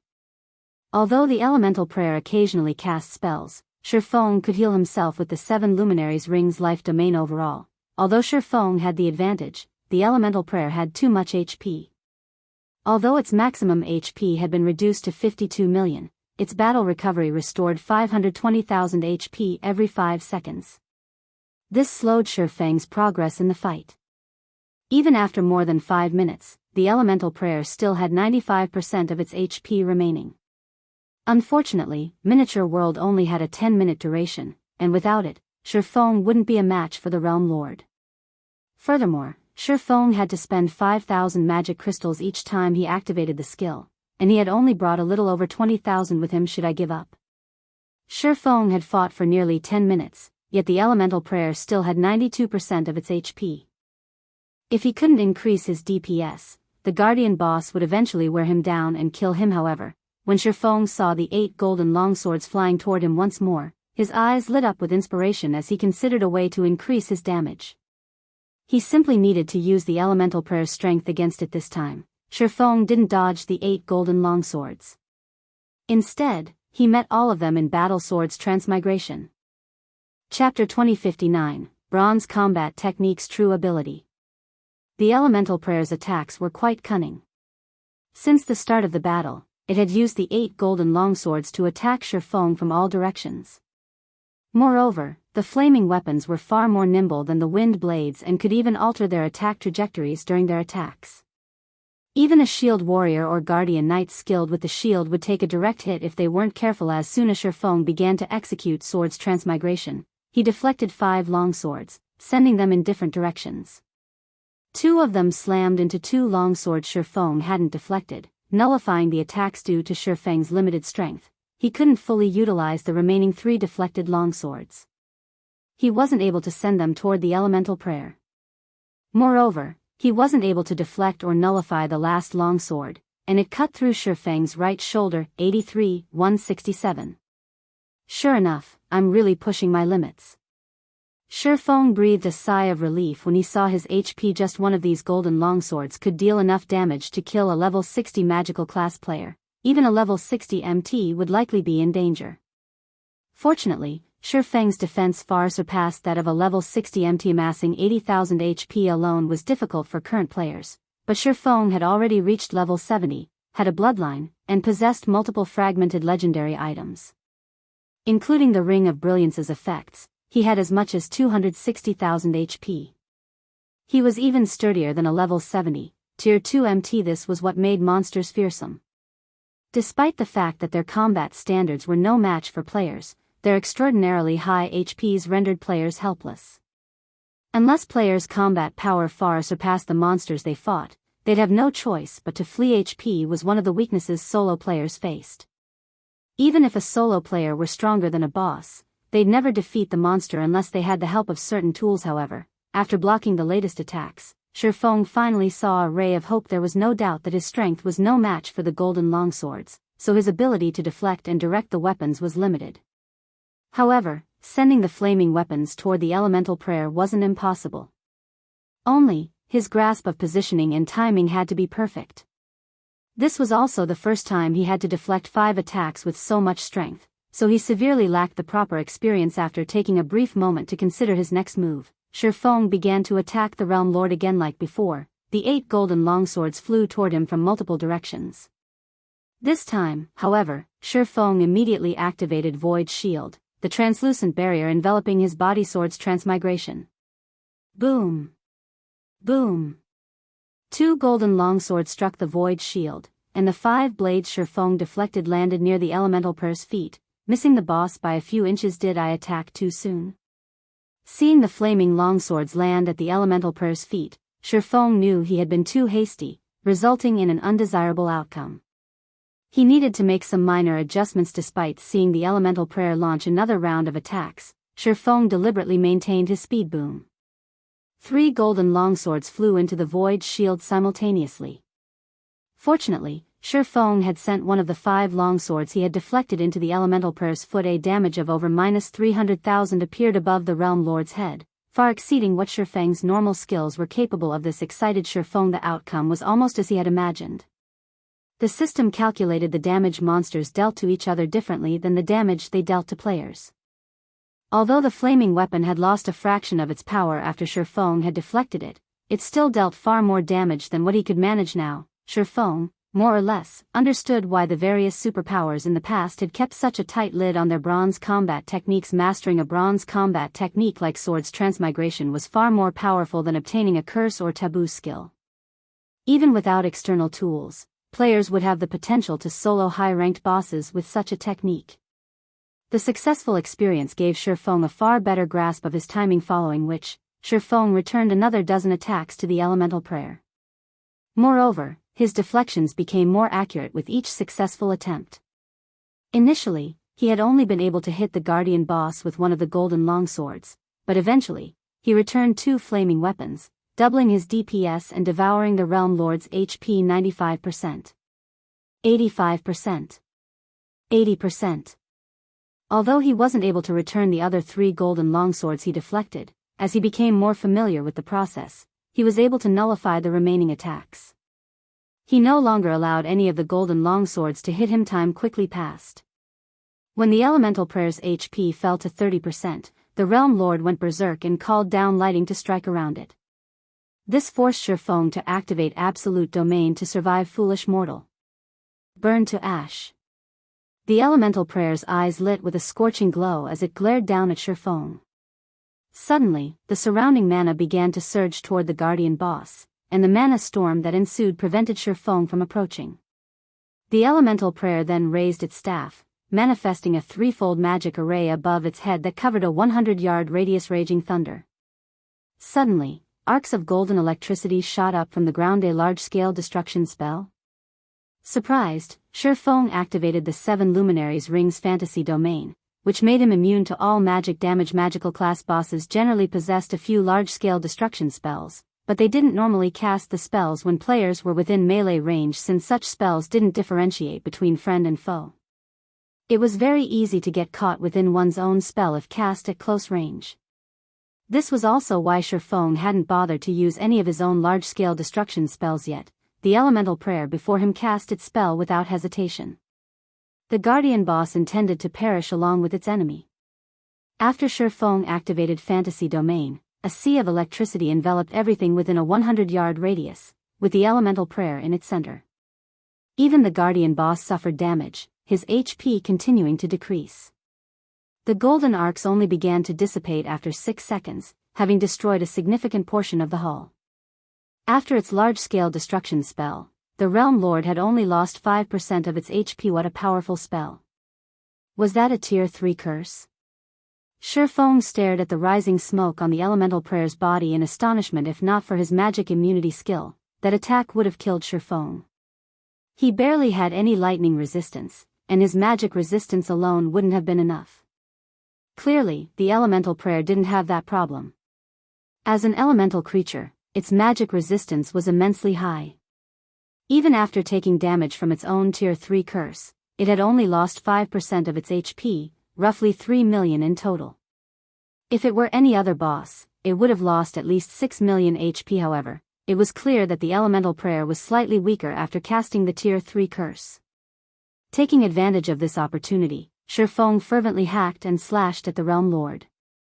Fortunately, the 8 golden longswords no longer had more strength than Shurfeng, and as a result, he easily deflected the flaming weapons back at the guardian boss, taking more HP from it than before. When the elemental prayer's HP fell to 1%, Shurfeng activated Divine Providence and finished it off with instant strike.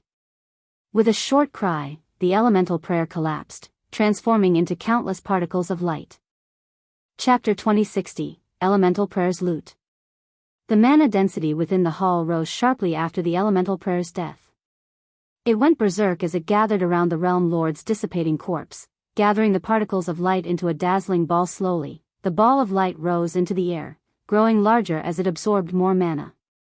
The light illuminated the hall as if a miniature sun had risen. After several seconds, the gigantic light ball burst, and 2 dazzling streams of light flowed toward the ground. 2 items?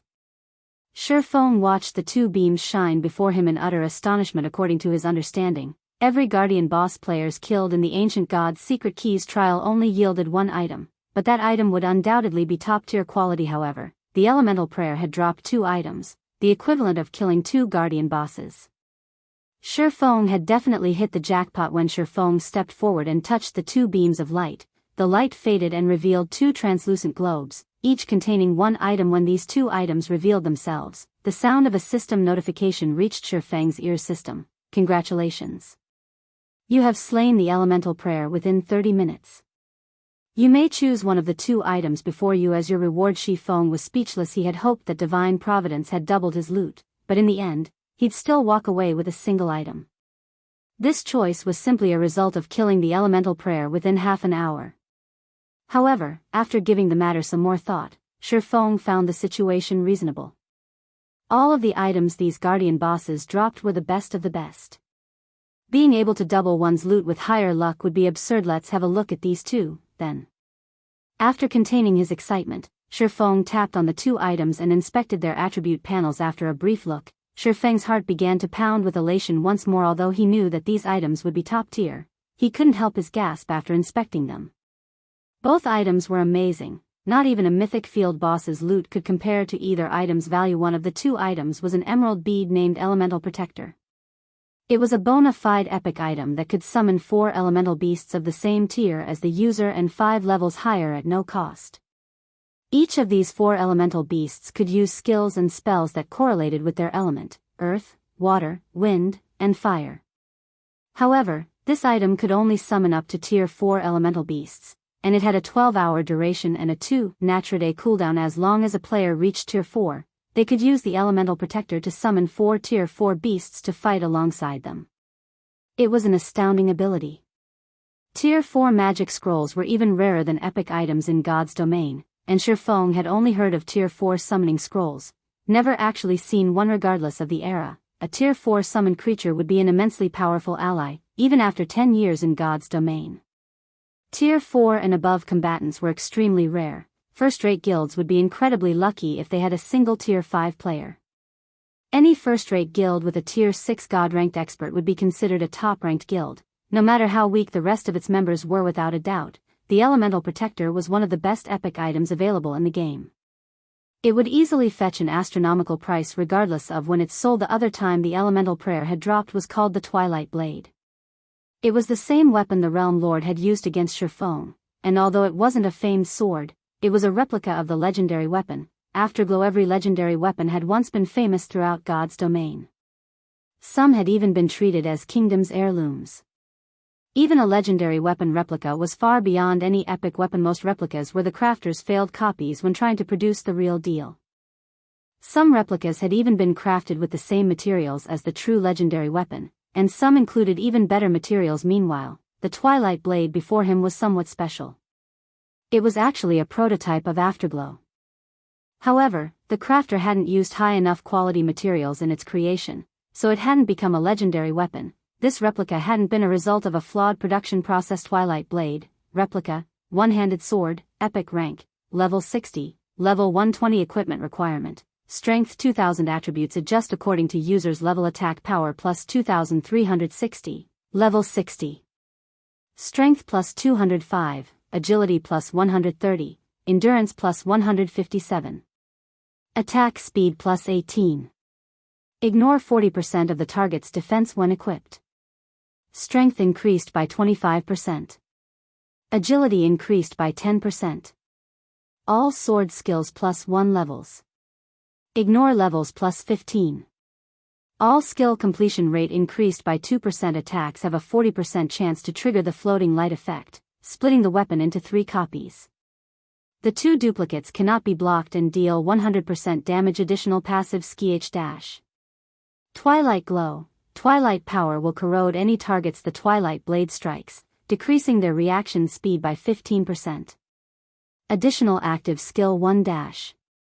Twilight's Shadow transforms the Twilight Blade into 8 copies, each carrying 80% of the original strength. Duration, 5 minutes cooldown, 3 hours. Additional active skill 2-. Twilight of the Gods transform a radius of 100 yards into a Twilight Domain. While within the Twilight Domain, users' basic attributes decrease by 25% and is split into 8 physical doppelgangers. If the doppelgangers wield the blade's Twilight Shadow summons, they will have 85% of the user's basic attributes. Duration, 3 minutes. Cooldown, 6 hours. The famed smith, Flock Bayer, created this sword as a prototype for Afterglow. It is a masterpiece that was formed by combining all of Flock Bayer's forging techniques. In Shifeng's opinion, if not for Afterglow's existence, the Twilight Blade would have been one of God's domain's 36 famed swords. It could almost rival the sacred sword, Killing Ray. If he only compared the weapon's attack power and strength, it was even more powerful than Killing Ray. Killing Ray had been crafted with a fragment from one of God's domain's 10 great legendary weapons, yet the Twilight Blade could rival its power. Although the Elemental Protector allowed players to summon elemental beasts, boosting their combat power, the Twilight Blade was a top-tier epic weapon with amazing additional skills. If one combined the Twilight Blade's 2 active skills, their combat power would skyrocket for a short time. God's domain's experts would go crazy for either of these items. Let's go with you. After giving the matter some thought, Shifeng chose the Twilight Blade. The Elemental Protector might be the better choice from a guild's perspective, but it would only be useful if the guild had a Tier 4 player. Tier 4 was still a long time away for Shifeng and Zero Wing. Moreover, he had the Bible of Darkness, which was even more powerful than the Elemental Protector. On the other hand, the Twilight Blade could increase his combat power now. His Abyssal Blade's level was too low at the moment, its evolution speed couldn't keep up with his leveling speed. If he wanted to explore more of the ancient god's maze and acquire its treasures, he had to prioritize his own combat power, following which, Shifeng replaced the Abyssal Blade with the Twilight Blade.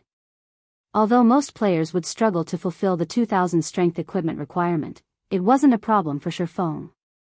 Once he equipped the Twilight Blade, Shifeng felt his overall strength increase substantially. His attack power, in particular, rose by a whopping 15%. Shifeng then shifted his focus to the crystalline pillar in the center of the hall. After all, it was the most valuable item in the area.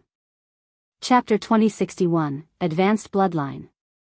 A magic array surrounded the crystal pillar in the center of the hall, preventing players from approaching. Although the seal seemed quite simple, not even a Tier 4 being could force their way through it. When Shifeng stepped up to the barrier and lightly tapped it, a system window opened before him, introducing the magic array. Truly amazing. If I hadn't already grasped the technique to decipher advanced magic arrays, I wouldn't have been able to do anything but stare at this barrier. Shifeng couldn't help his surprise after gaining a general understanding of the array. There were two types of magic arrays that protected system-generated treasure in God's domain. The first type disappeared once the guardian boss protecting the treasure died. The second type required players to unravel the magic array through their own abilities. This type didn't care for players' combat power, but their ability to understand magic arrays. The first type was the easiest to remove, but as players leveled up, they began to encounter more of the second type.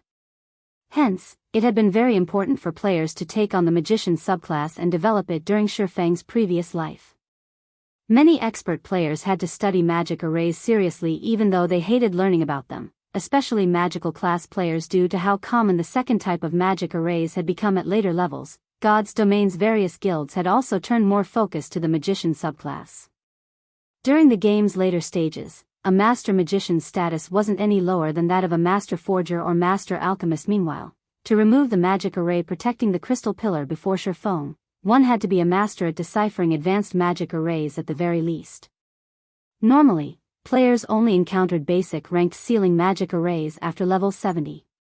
It was very rare to find an intermediate magic array protecting items of this level, yet the array before him required an advanced magician to untangle. Although the various superpowers had tasked many of their players to learn about magic arrays, there were very few intermediate magicians at this stage of the game, much less advanced magicians. Once Shifeng had inspected the array, he began to dismantle it.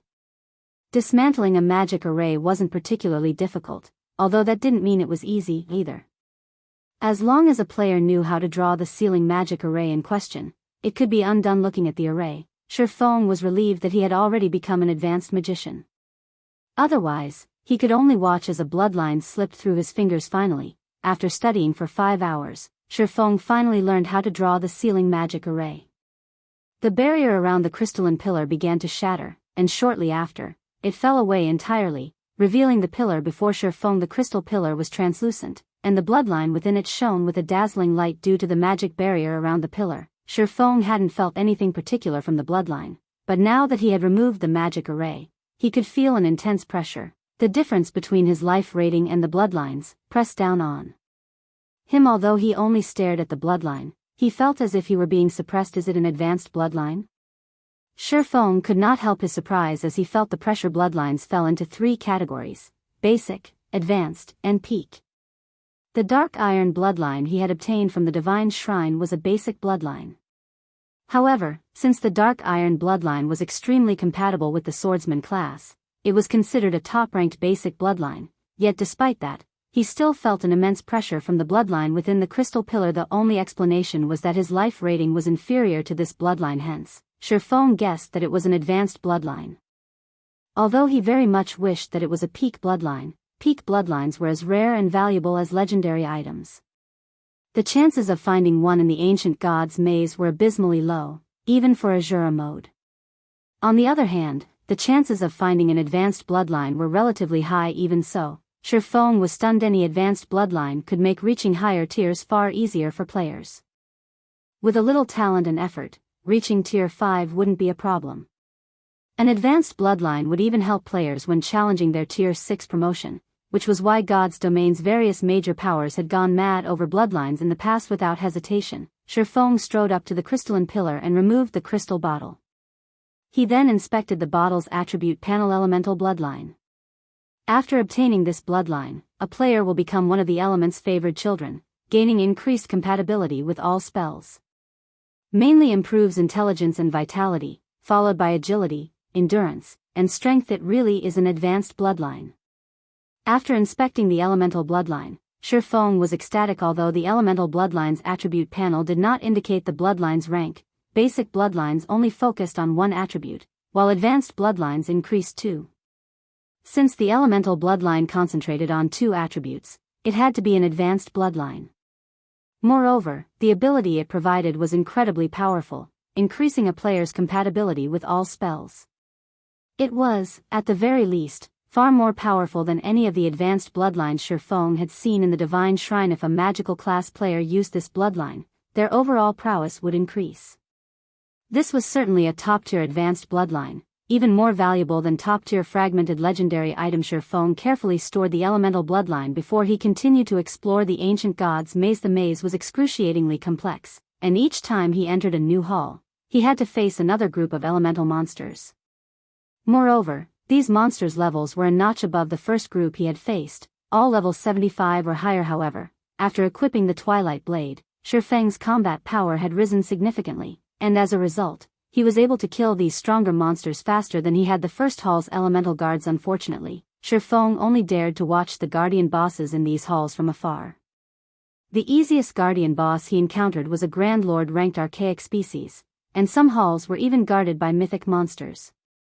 Without the ability to rely on summoned creatures, he'd only find an early grave if he tried to face these guardian bosses. However, Shifeng didn't let any of the elemental monsters off the hook, even if he couldn't do anything about the guardian bosses. These monsters were walking epic armor kit fragments and elemental cores. Encountering an opportunity like this in the future wouldn't be easy. As such, Shifeng grinded in the ancient gods' maze for 12 full days, wiping out every elemental creature that was not a guardian boss he came across. After exploring the ancient gods' maze for so long, Shifeng eventually discovered a unique hall. This one was far better decorated than its neighbors. Rather than stone pillars, this hall's pillars were made of mana stone. However, due to the hall's poor lighting, Shifeng could only see 60 yards around him. The moment Shifeng set foot on the floor of magic crystal, he struggled to breathe. A deafening roar then assaulted his ears, and the entire hall trembled violently at the sound. The roar faded, and before Shifeng could regain his composure, a bright light illuminated the area in the hall that could fit hundreds of thousands of people. A 60-meter-tall bronze dragon loomed before Shifeng. The bronze dragon's incredible aura was so powerful that it warped space around it, and when bathed in this aura, Shifeng couldn't even move an inch. Chapter 2062, Bronze Dragon King. A dragon. Shifeng stared at the titanic figure before him in disbelief. Even though he stood several hundred yards away from the dragon, its aura felt as if he stood before a towering mountain. The pressure he felt from the dragon was absolutely stifling. Its aura was so powerful that he couldn't even move. He could only stand there quietly, staring at the being powerful. Destruction. Death. These words ran through Shifeng's mind as the dragon's aura washed over him. Bronze Dragon King, Dragon, Tier 5, Level. HP. / Shifeng had no doubt that the slightest exhale from this bronze dragon could turn him to dust. Even a Tier 5 existence would be powerless before this Bronze Dragon King. A dragon's life rating was extremely high, and once it reached adulthood, it would automatically advance to Tier 5. The weakest Tier 5 dragon was an apex existence among other Tier 5 beings, and even during the gods' era, the dragon race had been one of the most powerful. Even gods and demons were afraid of dragons. Meanwhile, among dragons, there were Dragon Kings. Dragon King's bloodline was beyond the reach of ordinary dragons.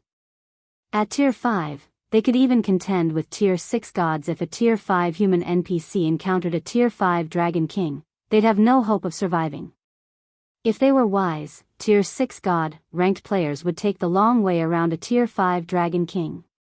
Trying to fight such a being head-on would be the epitome of foolishness. Fortunately, this Bronze Dragon King was sealed within a magic array. Otherwise, Shifeng wouldn't have even had time to run. With a wave of his claw, the Bronze Dragon King could send Shifeng on a free trip back to White River City. This is the final test. After seeing the raging Bronze Dragon King behind the magic barrier, Shifeng shifted his attention to his surroundings. The hall contained a second magic array, and within it sat a resplendent box. Most players might not think much of this box, but Shifeng, who was unusually familiar with God's domain, realized that this box had been made with 7 luminaries crystal. 7 luminaries crystal was incomparably valuable to both players and NPCs. It was one of the reasons that so many major corporations invested in God's domain. Nothing else in the hall grabbed Shifeng's attention. Unlike the previous halls, this one only contained a guardian boss. There weren't any mobs for Shifeng to kill. Although Shifeng wanted to approach and inspect the Bronze Dragon King, his powerful aura prevented the swordsman from moving. After raging for another 10 seconds or so, the Bronze Dragon King eventually calmed down. The ferocity of its aura also began to lessen, and Shifeng regained control of his body. But as soon as Shifeng began to relax, the imprisoned dragon spoke. Little human, the fact that you have reached this place proves that you have some ability. According to the rules those despicable gods and demons had set, I will give you 3 options, the Bronze Dragon King said, watching Shifeng. Your first option is to accept my trial. If you pass, you'll receive the treasure those gods and demons left behind. Taking the gods and demons' oath is your second option. You can also acquire the treasure this way. Your third option involves signing a contract with me. Although you won't get the treasure, you will receive my blessing. My blessing will grant you strength beyond human limits. Make your decision. Although the Bronze Dragon King spoke in the dragon language, which Shifeng knew nothing about, he was actually able to understand the Dragon King's intentions. There are choices. The situation surprised Shifeng a little. He had never imagined that the final hall in the ancient god's maze would offer him choices. He had never heard of such a thing. According to his knowledge regarding the Secret Keys trial, players weren't given any choices. If players wanted any of the trial's treasures, they had to defeat the guardian bosses, yet he now had 3 options to consider. The first option was undoubtedly the standard procedure. If players were confident of their strength, the first option would be the best. The second option allowed players to obtain the treasure without risking themselves overmuch. Many players would likely choose this option without a second thought. This was the final hall in the ancient god's maze, after all. The treasure in this room would be extraordinary, but Shifeng understood one thing: there were no free lunches in this world. Current players might know nothing about gods and demons' oaths, but he did during his previous life. These oaths had earned the nickname, divine contracts, and every one of them was a two-way deal. By signing a divine contract, players would have to abide by the conditions the gods and demons had set. If they failed to do so, they'd suffer a miserable fate. Many in the past had eagerly signed divine contracts and failed to meet the stipulated conditions, and in the end, they had suffered such severe penalties that they had been forced to delete their accounts. Hence, while the second option the Bronze Dragon King had stated sounded good, the risk was considerable. The third option wasn't much different than the second, although this contract would be between the player and the Bronze Dragon King. There was no real difference between signing the Bronze Dragon King's contract and signing one with gods and demons. Although the third option wouldn't award the final hall's treasure, a Dragon King's blessing was just as extraordinary. Any blessing held great significance to players, especially the Bronze Dragon King's. Its effects were likely even stronger than that of a bloodline. Blessings were so valuable in God's domain because of how few were granted. Only incomparably powerful existences could bless others, and those that received a blessing would acquire great power. However, this power had its price. The blessing's giver would have to segment a fraction of their strength, granting it to their target. In other words, the blessing giver would lose strength to empower others. Hence, even Tier 6 gods were incredibly careful when offering a blessing. They never gave one on a whim. May I know what the oath's conditions are? Shifeng asked after giving the matter some thought. This I cannot answer. You may only learn more about the oath after taking it. This is a condition those gods and demons set for me so long ago, the Bronze Dragon King explained indifferently. Human, I do not have much patience. You only have 10 minutes to consider. Can't tell me, huh? Shifeng realized what was happening after listening to the Bronze Dragon King's words. Since players could obtain the treasure by taking the oath, its conditions were undoubtedly quite strict. However, whether or not a player could accept these conditions remained unknown. By denying players the oath's details, players couldn't determine the condition's severity. This also ensured some sense of fairness to the Bronze Dragon King's situation. If players knew the oath's conditions, they wouldn't bother with the dragon's blessing. Human, what is your choice? The Bronze Dragon King demanded in a deep tone after 10 minutes had passed. After taking in a deep breath, Shifeng replied, the first option. Whether it was the gods and demons' oath or the Bronze Dragon King's contract, the risk was too great. On the off chance that he couldn't fulfill the conditions, he would have to delete his account and start all over again. He didn't dare take such a gamble. What? The first option? Shifeng's decision stunned the Bronze Dragon King. Are you sure that is your choice? Chapter 2063, Suppressed Swordsmanship.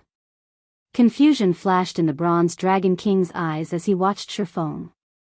He was so surprised by this swordsman's answer that he couldn't help but ask for confirmation. Yes. I choose to accept your trial, Dragon King, Shifeng said, nodding. You really are a strange human. Ever since this maze was built, thousands of adventurers have visited, but none have accepted my trial because they already knew what outcome awaited them. Do not think my trial is so easy to complete. The Bronze Dragon King growled. But since you have decided, according to the rules the gods and demons have set, if you can survive against me for 3 days, you will pass my trial. Let's begin.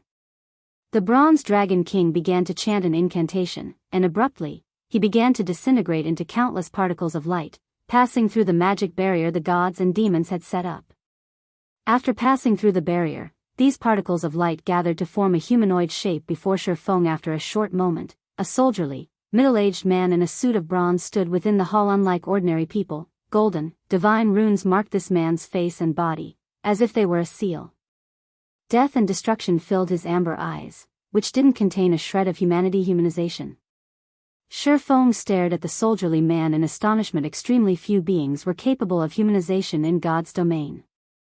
Rather, only legendary monsters were capable of the feat. Not only was humanization a sign of peerless strength, but it was also proof of a monster's frightening intellect to current players. A monster's intellect, at most, equated higher combat standards, making these monsters more difficult to defeat than normal monsters. However, as players progressed through the game, they would discover that monsters with high intellect were absolute nightmares. Humanized monsters had, in the past, turned many kingdoms and empires upside down. One kingdom had even perished during a humanized monster's attack. That monster had merely been a Tier 4 mythic ranked creature, and by that time, many experts had already reached the same tier. However, even after the various superpowers had combined their strength, the humanized monster had annihilated their forces. Since no one was capable of stopping the monster's rampage, the kingdom had been obliterated. In the end, the humanized monsters that had been defeated had only lost because they had been Tier 3 beings. Even so, defeating these monsters had required a large group of Tier 4 experts and a collection of powerful tools. This was when players had realized the horror of high-intellect monsters in the past. The humanized monsters' superhuman-like combat standards had even surpassed that of domain realm experts. In fact, the two weren't even on the same level. Human, according to the gods and demons' rules, I will not use my full power against you. Moreover, you have 300 chances to succeed. You simply need to survive against me for 3 days, the Bronze Dragon King said as he smiled at Shifeng. If you don't have any more questions, let the slaughter begin. Shifeng's expression darkened as an unprecedented chill wrapped around him. Almost instinctively, Shifeng activated Void Shield, and his mind went on maximum alert. Although he had known that this trial wouldn't be easy, he hadn't expected it to be this difficult. Players that hadn't experienced this situation might assume that the conditions for the Bronze Dragon King's trial were quite simple. They only had to survive against a level 70, Tier 3 monster for 3 days, and they were given 300 lives to do so. Even an ordinary expert could clear this trial with ease, much less a peak expert. However, Shifeng recognized this for what it was. This was a one-sided slaughter. By the same time as Shifeng's Void Shield took effect, the Bronze Dragon King, which had been 30 yards away a moment ago, stood before him. Before Shifeng realized it, a dragon-scale greatsword had already stabbed through the Void Shield. What amazing footwork! Shifeng stared at the longsword in shock. He had focused all of his attention on the Bronze Dragon King, his 5 senses never deviating from his opponent, yet the Dragon King had evaded his detection and arrived before him like a ghost. It was as if the Dragon King had used an instantaneous movement skill, but Shifeng knew that he hadn't relied on some low-class skill or spell. Rather, the Dragon King had executed a footwork technique, which had no cooldown and could be used as the Dragon King desired, that exceeded common sense. Meanwhile, with that one attack, the Bronze Dragon King had instantly dealt over -400,000 damage to the Void Shield. In other words, this opponent could destroy Shifeng's Void Shield in 7 hits. Seeing this, Shifeng didn't dare to hold anything back. He immediately leaped backward and used Shadow Blade under Shifeng's control. 10 sword lights struck at the Bronze Dragon King, aimed to seal the Dragon King's movements and allow Shifeng to increase the distance between them. Although the Bronze Dragon King was only a level 70 Great Lord, its basic attributes easily surpassed that of a Grand Lord of the same level. There was no doubt that this Dragon King's attributes were much higher than Shifeng's. He had no chance in a head-on clash. Hence, he could only try to put as much distance between them as possible and buy as much time as he could a good attack. Despite being immortal, you've actually reached such a standard, the Bronze Dragon King leisurely praised Shifeng as he examined the swordsman's incoming attacks. Just before the 10 sword lights found their mark, the Dragon King swung his great sword, shattering the sword lights before they could come within 20 centimeters. The Bronze Dragon King's swing created a mesmerizing arc of light, which even captivated Shifeng. But in the next second, the Dragon King stood next to Shifeng, and he hadn't even seen his opponent move. Again, the Dragonscale Greatsword had thrust into his Void Shield before Shifeng had realized it. After taking the hit, Shifeng instinctively executed Sword's Orbit, his reactions visibly slower than the Bronze Dragon King's. Shifeng had hoped that Sword's Orbit would force the Dragon King to retreat, but he advanced instead, his Dragonscale Greatsword vanishing suddenly. The Dragon King used the weapon to deflect Sword's Orbit and strike the Void Shield again. So, this is a humanized monster? Shifeng could not help his shock as his Void Shield was struck. Again and again he had always surpassed his enemies by suppressing them with his swordsmanship. But this Bronze Dragon King's swordsmanship did the same to him. The Bronze Dragon King's slashes were so fast that his eyes could not keep up. He didn't even have the luxury to breathe while trying to defend himself. He barely even sensed that the Dragon King was attacking him. 1 hit. 2 hits. 3 hits. After several strikes, the Void Shield finally shattered, and Shifeng had to rely on his skills to avoid or block the Bronze Dragon King's attacks. To hell with it. At this point, Shifeng recognized how close he was to failing this trial. He immediately executed Sword's Transmigration, the strongest combat technique in his arsenal. Chapter 2064, Realm that Surpasses Human Limits. As Shifeng executed Sword's Transmigration, 5 sword lights intercepted the Bronze Dragon King's silent attacks. Boom. Boom. Boom dash. Deafening metallic clangs echoed throughout the hall, and the collision's resulting shockwave was so intense that it made Shifeng shudder. Moreover, his arms had gone numb from the impact.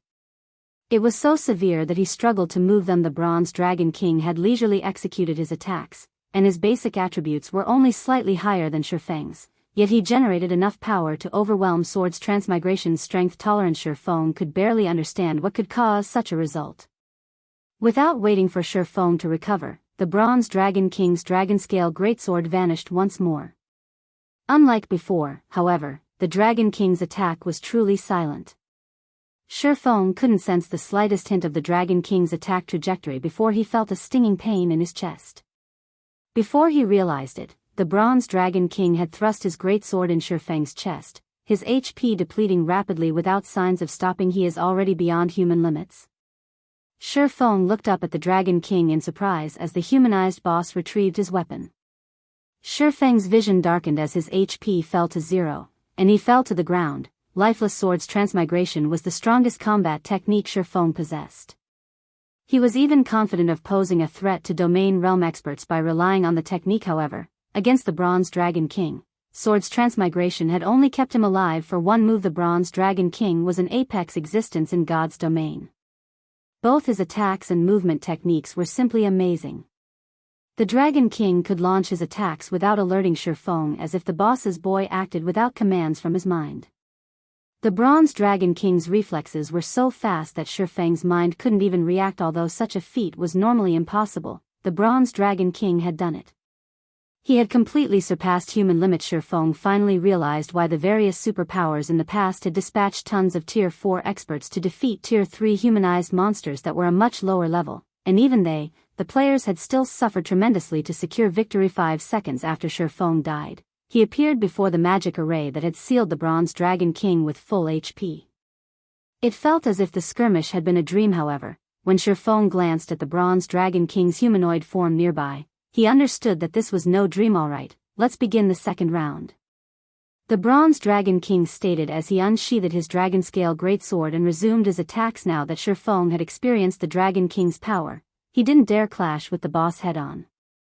If he wanted to avoid dying 300 times in 3 days, he needed to buy as much time for himself as possible. With this in mind, Shifeng turned and fled. As if he had predicted this ploy, the Bronze Dragon King threw his greatsword at Shifeng, forcing the swordsman to a halt to avoid the flying weapon. Taking advantage of the brief pause, the Dragon King appeared behind Shifeng, and without alerting the player, another dragon-scale greatsword appeared in the boss's hands, swinging towards Shifeng before he had time to register the movement. Fortunately, Shifeng had expected something like this and had activated Divine Steps a moment earlier.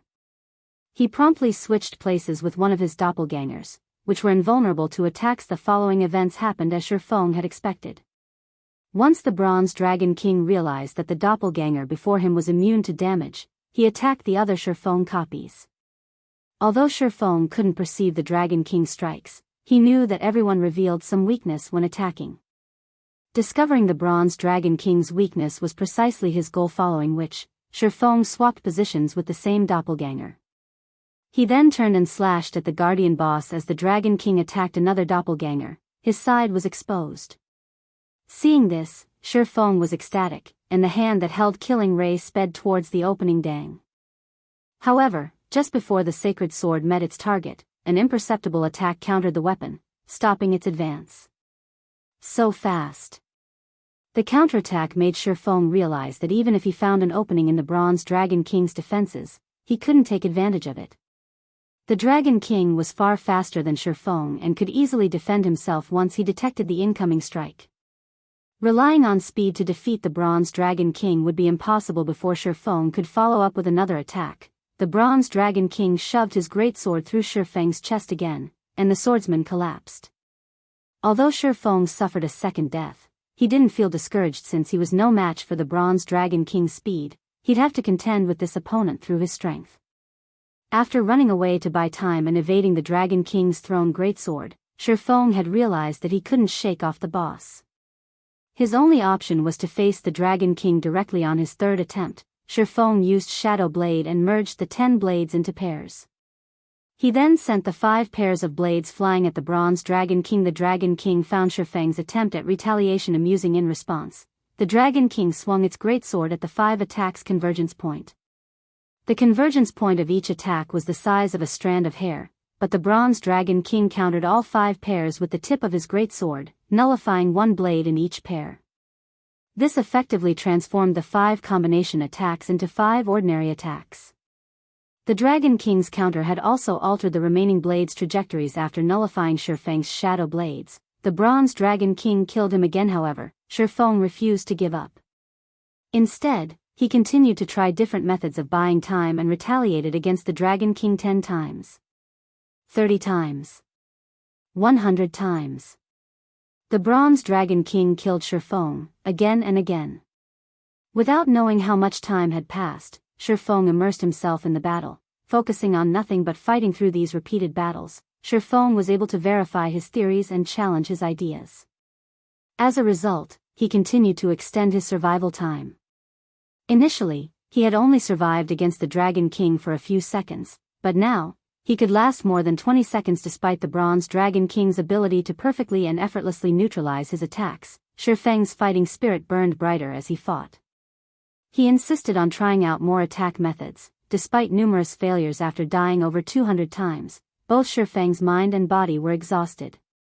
His reactions were slowing, and even though he was immersed in a high mana environment, he was still slightly pale. Eventually, the Bronze Dragon King initiated the 300th match. Advancing, the Bronze Dragon King arrived before Shifeng, launching 6 slashes that escaped the swordsman's notice.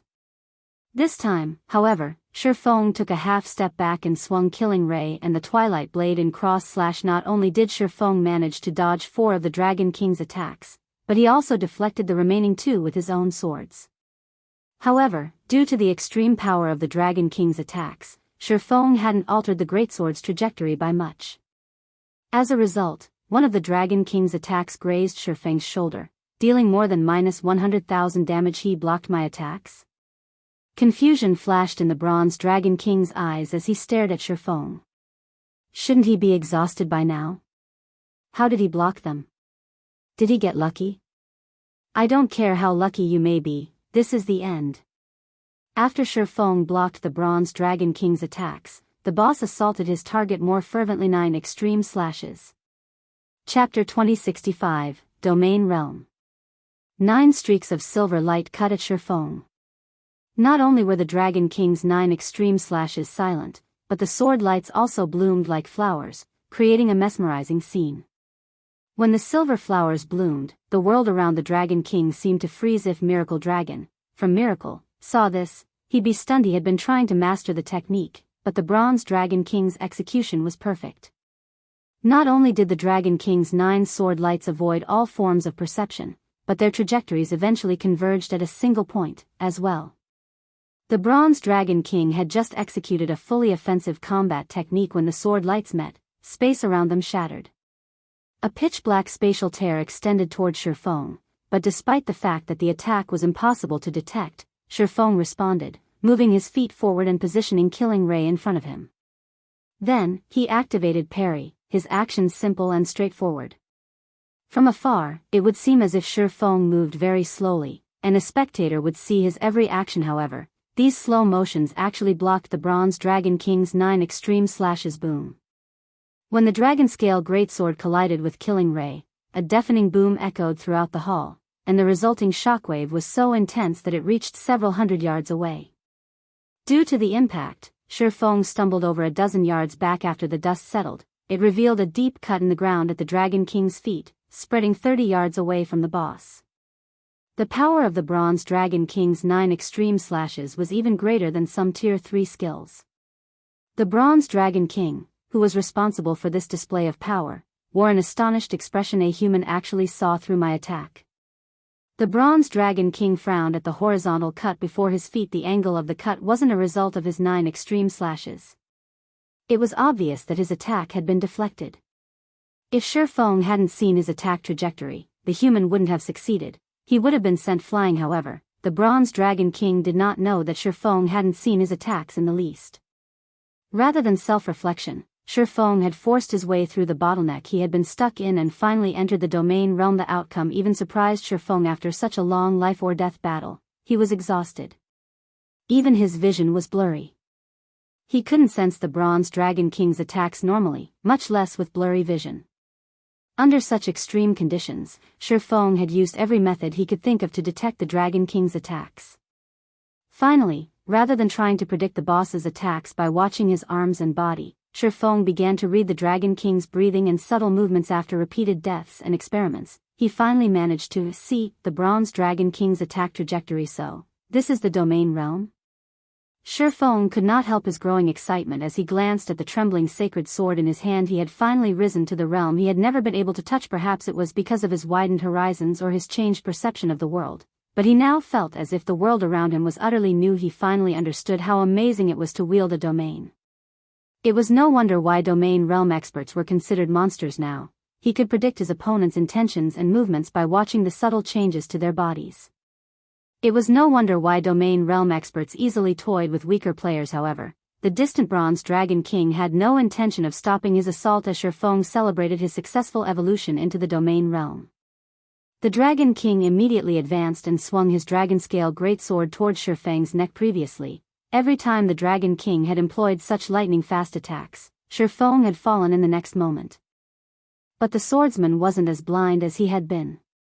Although barely, he read and predicted a fraction of the Bronze Dragon King's attacks and countered them. Dang. Dang. Dang. Metallic clangs echoed throughout the hall. The battle that had been one-sided for so long had evolved into a fierce back and forth. Although Shifeng was still at a complete disadvantage, and his HP continued to fall, this fight was no longer a one-sided slaughter. Although Shifeng had entered the domain realm, he still shocked by the Dragon King's strength. He could counter some of the boss's attacks now, yet the Dragon King didn't evade his counterattacks, receiving them head-on. As a result, the massive gap between them hadn't shortened in the slightest despite Shifeng's newfound ability to predict some of the Dragon King's attacks. Following which, Shifeng activated one skill after another. He had even activated Life Domain. In the end, however, he couldn't change the outcome as the Bronze Dragon King continued to shave away his HP. It was only a matter of time before he died, yet as luck would have it, this was his 300th attempt. If he died again, he would fail this trial. Seeing how little HP he had remaining, Shifeng couldn't help but sigh. He decided to use all of his cards and see how far he could go. Not even a full day had passed since he had begun this trial. With the small fraction of HP he clung to, he wouldn't even survive 5 more minutes, much less 2 more days. Since he was going to die anyway, he might as well use this Bronze Dragon King to test his new strength. Shifeng used the Twilight Blade's 2 active skills, Twilight's Shadow and Twilight of the Gods. The Twilight Domain dominated everything within 100 yards of Shifeng. Suddenly, he split into 8 copies of himself, each with 75% of the main body's basic attributes. Each copy then claimed a Twilight Blade, and their basic attributes soared to 85% of the original form. Although Shifeng had sacrificed some of his basic attributes to activate Twilight of the Gods, he had turned the 1-on-1 fight into an 8-on-1 battle. As the Bronze Dragon King charged toward him again, Shifeng activated the Ring of Gospel's Ring of Brilliance as well. Unfortunately, Shifeng didn't have enough magic crystals on him to activate Miniature World, but due to Ring of Brilliance, his doppelgangers now had 100% of his basic attributes. Their physiques were even stronger than his main body's meaningless tricks. The Bronze Dragon King sneered at Shifeng. In response, he summoned a second dragon-scale greatsword, dual-wielding the 2 massive weapons. The intensity of his aura also skyrocketed. He still reserved some of his strength? Shifeng tensed as he felt the Bronze Dragon King's aura grow. It's over, human. The Bronze Dragon King growled, transforming into a streak of light as he moved toward Shifeng. His movement speed was significantly higher than it had been, which made his movements more difficult to read. Divine Flash. Not one to fall behind, Shifeng surrounded the Dragon King with all 8 of his clones and executed Sword's Transmigration simultaneously. However, as he exchanged blows with the Bronze Dragon King, Shifeng's vision abruptly darkened, and he fell forward. The Dragon King stood before Shifeng proudly, his expression as indifferent and arrogant as it had always been. The Dragon King had known that this trial was impossible for any mortal since the very beginning. However, just as the Bronze Dragon King was about to return to the magic barrier, he halted, frozen in place. Looking down, he discovered a faint, white mark on his arm. He had actually lost 1 HP. He injured me? Shock brightened the Bronze Dragon King's eyes as he stared at the mark on his arm. Chapter 2066, Legendary Item. Shifeng expected the system to teleport him out of the Ancient God's maze after his battle with the Bronze Dragon King, but when he reopened his eyes, he wasn't in the outside world. Instead, he found himself inside an elegant hall. A red carpet crossed the hall, leading to a golden throne at one end. A beautiful galaxy of stars decorated the ceiling, allowing the hall's occupants to view the universe. Spear-wielding knights in golden armor stood alongside the red carpet. Not only were they all level 200, but the weakest knight among them was also tier 4. The knight captain in the lead was even a tier 5 being. Moreover, none of the knights were human, but bona fide angels. Any one of these tier 4 knights could rival a tier 5 human NPC in terms of combat power. The knight captain could even rival a tier 5 dragon if these angels wished it. They could obliterate an entire empire before Shifeng could process what was happening. The sound of a system notification reached his ears. System, congratulations. You have triggered the hidden event, Hero's Heart, and have been summoned by the Archange, Vatra. Archangel Vatra? The system notification surprised Shifeng. The angel race's life rating was only slightly weaker than that of the dragon race, and among angels, archangels were akin to dragon kings. They could even contend with tier 6 gods. Every archangel had a mission and was more than capable of influencing the entire continent of God's domain. In the past, a tier 6 berserker god named Double Brilliance had been an unknown, ordinary player during the game's early stages, but after a fortuitous encounter with an archangel, he had activated an ancient world and shook the very foundation of God's domain, altering the status quo. Double Brilliance had even been responsible for some superpowers' fall. Like a raging cyclone, he had grown stronger at a tremendous rate and eventually became a Tier 6 Berserker god. God's Domain's players had regarded Double Brilliance's achievement as one of the game's legends. Many players dreamed of their own Archangel encounter. Unfortunately, players had only encountered such beings twice in Shifeng's previous life. He had certainly never expected to meet an Archangel here before Shifeng could snap out of his daze. A handsome man with pure white robes and 4 equally white wings appeared before him. Shifeng had failed to sense this angel's movement, but more surprising, he felt nothing from this being. Although the angel stood before him, it didn't feel as if the angel truly existed. He was nothing like the Bronze Dragon King, who had radiated an intensely stifling pressure. If not for the magic array that had sealed the Dragon King, he would have likely killed Shifeng with his aura alone. I have watched your battle with the Bronze Dragon King, and I have to say, it was very interesting. Not even the Bronze Dragon King had imagined that a human like you could injure him, the male angel said, laughing heartily as he watched Shifeng. He then continued in a softer tone, during your battle, I was able to sense your bravery and tenacity. Hence, I have invited you here in the hope that you can help me with something. Are you willing to assist me? System, do you wish to accept Archangel Vatra's request? Lord Vatra, it would be my honor, Shifeng respectfully replied. Only a fool would refuse a request, an Archangel's request. The quests Archangels issued weren't like normal quests. If one failed an Archangel's quest, they wouldn't suffer a penalty, and the quest's rewards would be beyond imagination. Take Double Brilliance's reward, for example. According to the rumors, Double Brilliance had received his patron Archangel's blessing after completing his quest.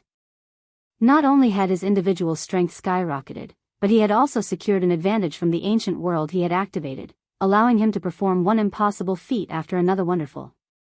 Currently, God's Domain's world barrier is clashing with the undead world's world barrier. This, in turn, has created holes in God's Domain's barrier. Taking advantage of this situation, some of the undead world's inhabitants have snuck into God's Domain and begun to cause havoc.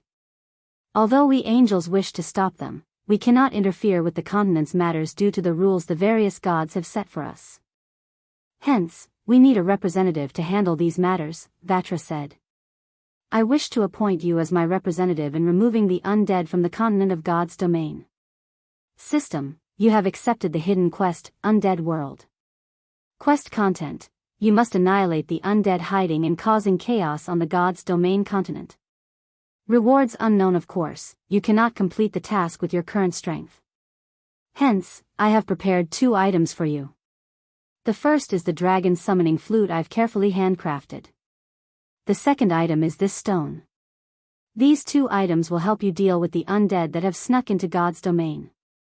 After saying so, Vatra revealed a shining horn and simple black stone, handing them to Shifeng. Dragon summoning flute, replica, legendary rank item. A horn rumored to summon a flock of dragons. Spend 3,000 advanced magic cores to summon 5 dragons to assist in battle for 3 hours. Cooldown, 15 days. The dragons summoned can only fight NPCs. They cannot fight players or monsters. A legendary item? Shifeng was stunned into silence as he examined the dragon summoning flute. He had to admit that a legendary item was awe-inspiring. The dragon summoning flute could actually summon 5 dragons. If only he could use it during his own battles, it would be a truly incredible item. However, the cost to use the flute was painfully high. Advanced magic cores could only be obtained from high-ranked bosses. Moreover, advanced magic cores had a large variety of uses. Not only could they be used as a component when crafting master potions, epic weapons, and epic equipment, but they were also necessary for building many types of constructions. At this stage of the game, even first-rate guilds would be fortunate if they had 2,000 advanced magic cores, yet the dragon summoning flute required 3,000 for each use. No ordinary guild could afford such an expenditure. After inspecting the dragon summoning flute, Shifeng shifted his attention to the black stone in his other hand. Mysterious stone, consumable. From the outside, it looks just like a simple stone. However, this stone contains a strand of a god's power. It has a chance of granting players self-awakening. This stone may be used up to 33 times self-awakening. Is this stone that amazing? Shifeng was still speechless after reading the black stone's introduction. Self-awakening might be a foreign concept to current players, but Shifeng was quite familiar with the idea. Self-awakening could allow players to master a combat technique forcibly, of course. Learning a combat technique so brutally had a downside. Players would consume far more stamina when using the technique they learned through self-awakening. However, this method also had its benefits. Self-awakening would allow players to experience what it felt like to use the full technique and master it, which would, in turn, lower the technique's stamina consumption. This process was far more effective than watching a video or experiencing the technique in a different way. As Shifeng began to research the black stone, Archangel Vatra waved a hand. Suddenly, Shifeng felt the system transport him out of the hall as he returned to the space-time tunnel. Chapter 2067, New White River City. Star Moon Kingdom, White River City. When Shifeng returned to White River City, he discovered that the city had undergone massive changes while he had been gone. He had only been away for 2 weeks or so, yet experts from well-known adventure teams now crowded the streets. Even the weakest among these experts was level 63, Tier 2, and they all wore level 60 secret silver equipment. It almost seemed as if such equipment had become widely available, something so common that it wasn't worth players' attention. Bronze mounts were also a common sight in the city now. Occasionally, Shifeng even noticed players atop mysterious iron mounts. White River City had become almost as prosperous as an empire's imperial capital. Shifeng had very nearly failed to recognize the city due to these massive changes. Moreover, Star Moon Kingdom's guards used to protect the city, but now, guards from other nations patrolled its streets. Shifeng even spotted players from multiple foreign first-rate guilds as he walked through the city, including a few peak experts from these guilds. Shifeng wasn't the only player to notice these experts. Players who visited White River City for the first time were just as shocked. Amazing. Isn't that player wearing the Dawn Light set for Berserkers? Look at that elementalist. He's wearing the level 60 fine gold ranked Wind Spirit set. I've heard that the set only drops from level 60, 100-man Hell Mode team dungeons. So, this is White River City? Isn't the equipment these players are wearing here a little too amazing? I have only seen a handful of people with level 60 fine gold set equipment in the Black Dragon Empire's Black Dragon City. How are there so many people with that kind of equipment here? The players visiting White River City for the first time couldn't help but asp when they saw the well-equipped experts wandering the city, but the original residents merely spared these experts an indifferent glance. White River City had been developing too quickly, practically every day, and this was no longer an unusual sight. The city's rapid changes were all due to the auction arena system's activation. As the only NPC city in Star Moon Kingdom and the neighboring kingdoms to have the auction arena system, White River City had instantly become the heart of these kingdoms. The various major powers swarmed to the city in an attempt to compete for control of it. Hence, the quantity and quality of the experts here had skyrocketed. The auction arena system also provided a development opportunity for merchant and independent players, who had come running to the city, as well. As a result, White River City had grown into a large-scale NPC city with a player population exceeding 20 million. It also had more powers than any other NPC city in Star Moon Kingdom and its several neighbors. As for weapons and equipment, even the level 60 secret silver rank, which was rare in other cities, was almost a standard in White River City. Many experts even wore level 60 fine gold equipment. At this point, only level 60 dark gold equipment could draw attention in White River City. Unlike White River City's newest players, the city's original residents paid no attention to the wandering experts and their equipment as they rested and chatted by the roadside. Instead, they were focused on their discussions over the fight for White River City. The official struggle for White River City is going to start in 2 days. Independent players like us will get to enjoy a good show. I've heard that there are already 4 superpowers fighting for supremacy.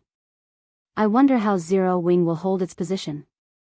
If Zero Wing loses White River City, all of its investments in the city will go to waste. Why are we even talking about this? Zero Wing can't hold the city. One of those superpowers will take it in the end. The auction arena's competition isn't like field combat. Players can't rely on tools in the auction arena. Participants will have to rely on powerful experts and resources to win it. Zero Wing is much weaker than a superpower in this regard, especially when it comes to the number of peak experts it has. Zero Wing has no chance against the participating superpowers. I guess you're right. If Zero Wing had another 6 months, it might have enough resources and experts to contend with superpowers. Unfortunately, White River City has been developing too fast. It was actually one of the first NPCs to get promoted. If it had been a part of the second or third batch to get an auction arena, Zero Wing wouldn't have had any issues securing its hold over the city. Nowadays, nothing grabbed players' attention than the fight for White River City in the Star Moon Kingdom.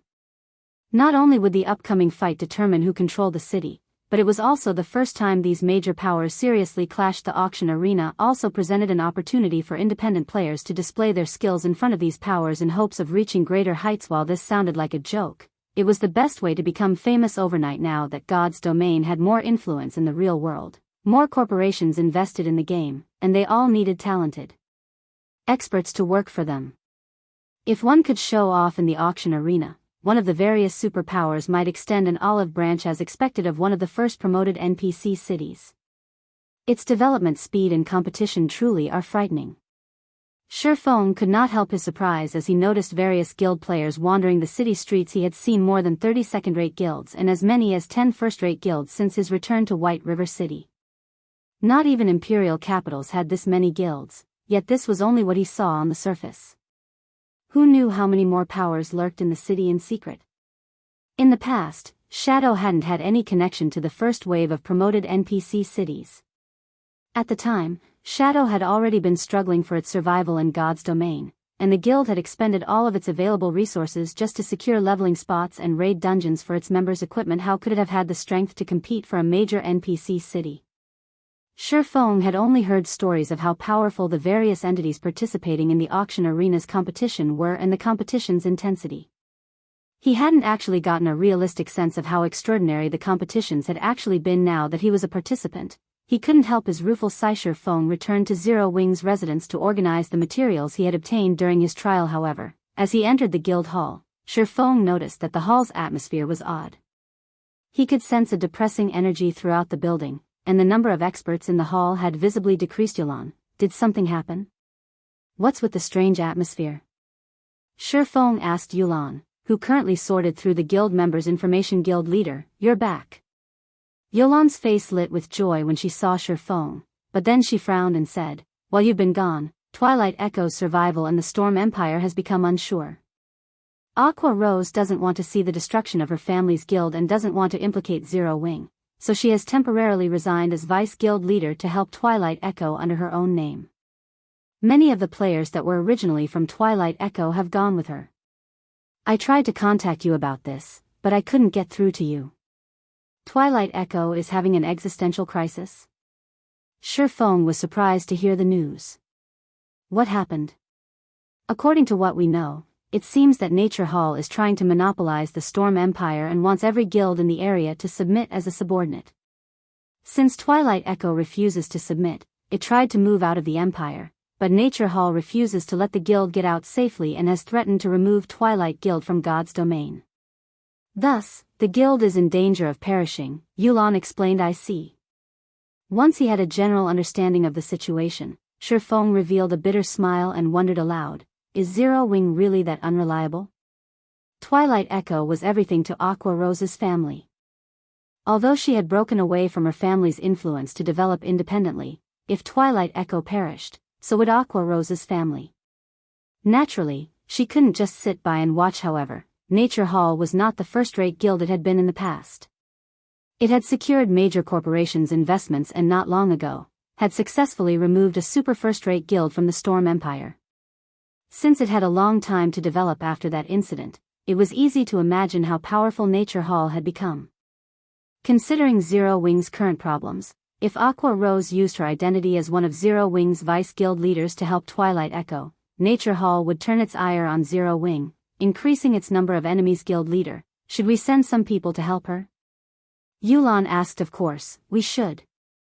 Not only are we going to send some of our people, but I also want you to send someone to inform Nature Hall that Twilight Echo is under Zero Wing's protection. Chapter 2068, Zero Wing's Protection. Storm Empire, Nethermine. The Storm Empire was located in a mountainous region, and various ore veins were common around the empire. As a result, the empire had become famous as an ore producer on the God's Domain continent. Meanwhile, the Empire possessed the Nether Mine on one of its borders, which bathed in Nether energy all year round. Because Nether energy increased players' stamina consumption several-fold, and the mountains around the mine were home to level 70 and above demonic beasts, players were rarely interested in grinding and leveling in the area. However, several thousand players had gathered near one of the creeks between the two mountains. The lowest leveled of these players was level 62, and all of them would be considered experts only. These several thousand experts were members of two groups, one with fewer than 400 players, and the other with nearly 3,000. If the Storm Empire's players were present, they'd be shocked. The smaller group consisted of Twilight Echo's core members, the pillars that supported the guild. Roughly 30 of them were top-ranked experts in the Storm Empire, and to ordinary players, they were unreachable. The strongest of these experts had to be Dark Wave, Twilight Echo's current guild leader and a player that ranked among the top 10 within his class. Many powers operated in the Storm Empire, and its player population was even more frightening. Ranking among the top 10 on one's class ranking list was an impressive feat. Dark Wave could easily rank among the top 20 or 30 in any kingdom's overall combat power ranking. Such a group of experts shouldn't even fear an army of 10,000 elite players, but despite facing a legion of less than 3,000, Twilight Echo's core members wore grim expressions. Their eyes even held traces of fear. To think Nature Hall would send even you, Vice Guild Leader Owl, to greet us. Your guild must think highly of us, Dark Wave commented to the robust, bear-like man carrying two epic-ranked one-handed axes, fear flashing in his eyes. Owl Life had only been an ordinary expert, but after joining God's domain, he had repeatedly challenged the game's experts, growing stronger at a ridiculous rate. In the end, he had grown from an unknown player into one of the Storm Empire's famous experts. He then caught Nature Hall's attention, and the guild recruited him. After joining Nature Hall, Owl Life's development speed skyrocketed, and he quickly became one of the guild's capable generals. When the super first-rate guild, 9-star family had operated in the Storm Empire, Owl Life had fought and defeated an army of its peak experts. He had even single-handedly killed 5 peak experts while leading a 5,000-man team to capture one of the super first-rate guild's towns. That battle had shaken the Empire and made Owl Life famous. Eventually, Owl Life had become one of Nature Hall's vice guild leaders. Although Dark Wave ranked among the top 10 in his own class within the Empire, Owl Life ranked among the top 10 in the overall rankings. While the difference might not seem major, it was like the difference between a candle flame and a roaring bonfire. If Owl Life wanted to, he could kill every Twilight Echo expert present. Guild leader Dark Wave, I assume you know Nature Hall's stance on this since I've made the trip here. You people from Twilight Echo should stop deluding yourselves, Owl Life said with a commanding tone, smiling at Dark Wave. Twilight Echo has already conceded every high-resource location available. We have even moved to this remote map to grind. We already intend to give up on developing in the Storm Empire. What more do you people want? Dark Wave said as he tightened his grip on his saber, his expression darkening in frustration. The guild leader sent me to knock some sense into you, Owl Life said, chuckling. Either submit or we will remove you from God's domain permanently. There is no third option. Don't think that we will let you continue to develop just because you fled to this remote location. Dark Wave's frown deepened. Nobody could have expected the competition between the various powers would become so intense after the auction arena's activation. To strengthen its hold on the Storm Empire, Nature Hall had begun an all-out war against the Empire's powers, eradicating any that opposed it. Guild leader, why don't we just fight them? That's right. If we have to go down, we'll take them with us. Twilight Echo's experts prepared themselves for a desperate battle in response to Nature Hall's determination to drive them into a corner. You want to suffer mutual destruction? Do you really think that you're capable of that? Owl Life could not help but laugh when he heard Twilight Echo's members. Owl Life's words incensed Twilight Echo's members further. Only Dark Wave remained silent. He had nothing to offer in rebuttal. His silence wasn't due to a lack of courage, but because Owl Life spoke the truth. No one in the guild had a better idea than he of how powerful the players who ranked among the top 10 on the Empire's overall combat power rankings were. It was no exaggeration to consider these players humanoid monsters. We don't have any other choice. Once the battle begins, I'll try to pin down Owl Life for as long as I can. Everyone else, split up and run. Dark Wave said. He then turned to Aqua Rose, who stood beside him, and said, Aqua, you've seen it for yourself now. Your return can't solve this matter. You need to try to escape this. Don't let Twilight Echo ruin your future. As Aqua Rose's fourth uncle, he was grateful that his niece had returned to help the family's guild. Unfortunately, she couldn't change anything. After seeing how Nature Hall treated Twilight Echo, he knew that if any other superpower interfered, Nature Hall would make his guild suffer for it. Dark Wave knew that Zero Wing, Aqua Rose's guild, had been developing quite well recently and was now better off than Twilight Echo. Helping Twilight Echo wasn't worth Aqua Rose losing her opportunity in Zero Wing. Aqua Rose bowed her head and gritted her teeth in frustration. She had never expected Nature Hall to be so intent on cornering Twilight Echo. If she hadn't returned most of her weapons and equipment to Zero Wing's guild warehouse before leaving, she might have been able to fight Owllife and allow more of Twilight Echo's members to escape. You want to flee? Are you even strong enough for that? Owllife ridiculed, sneering at the serious expressions on Twilight Echo's members. However, just before a fight broke out, 1,000 players ran into the valley.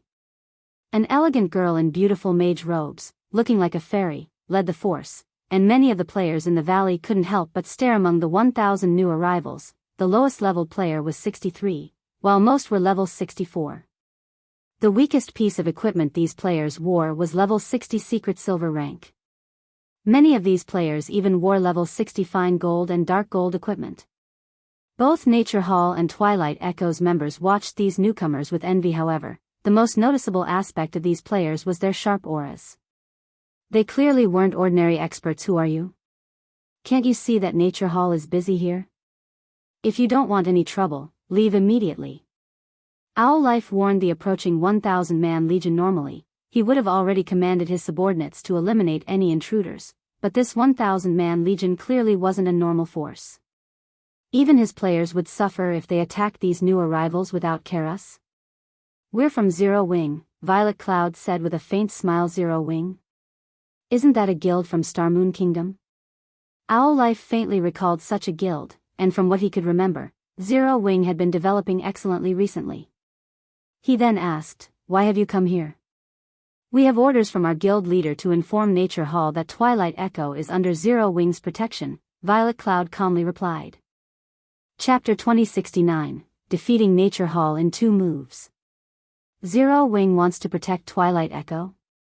Nature Hall's members were stunned when they heard Violet Cloud's announcement. Twilight Echo's members were just as dumbfounded. Nature Hall was akin to the Storm Empire's emperor. It had already grown powerful enough to demand respect from super guilds, yet Zero Wing, which was barely on par with a first-rate guild, intended to oppose Nature Hall. The guild leader plans to interfere? When Aqua Rose saw the 1,000-man legion from Zero Wing, excitement and worry flashed in her eyes. She hadn't had a specific understanding of Nature Hall before her return to the Storm Empire, but it wasn't long before she realized that Nature Hall shouldn't be provoked.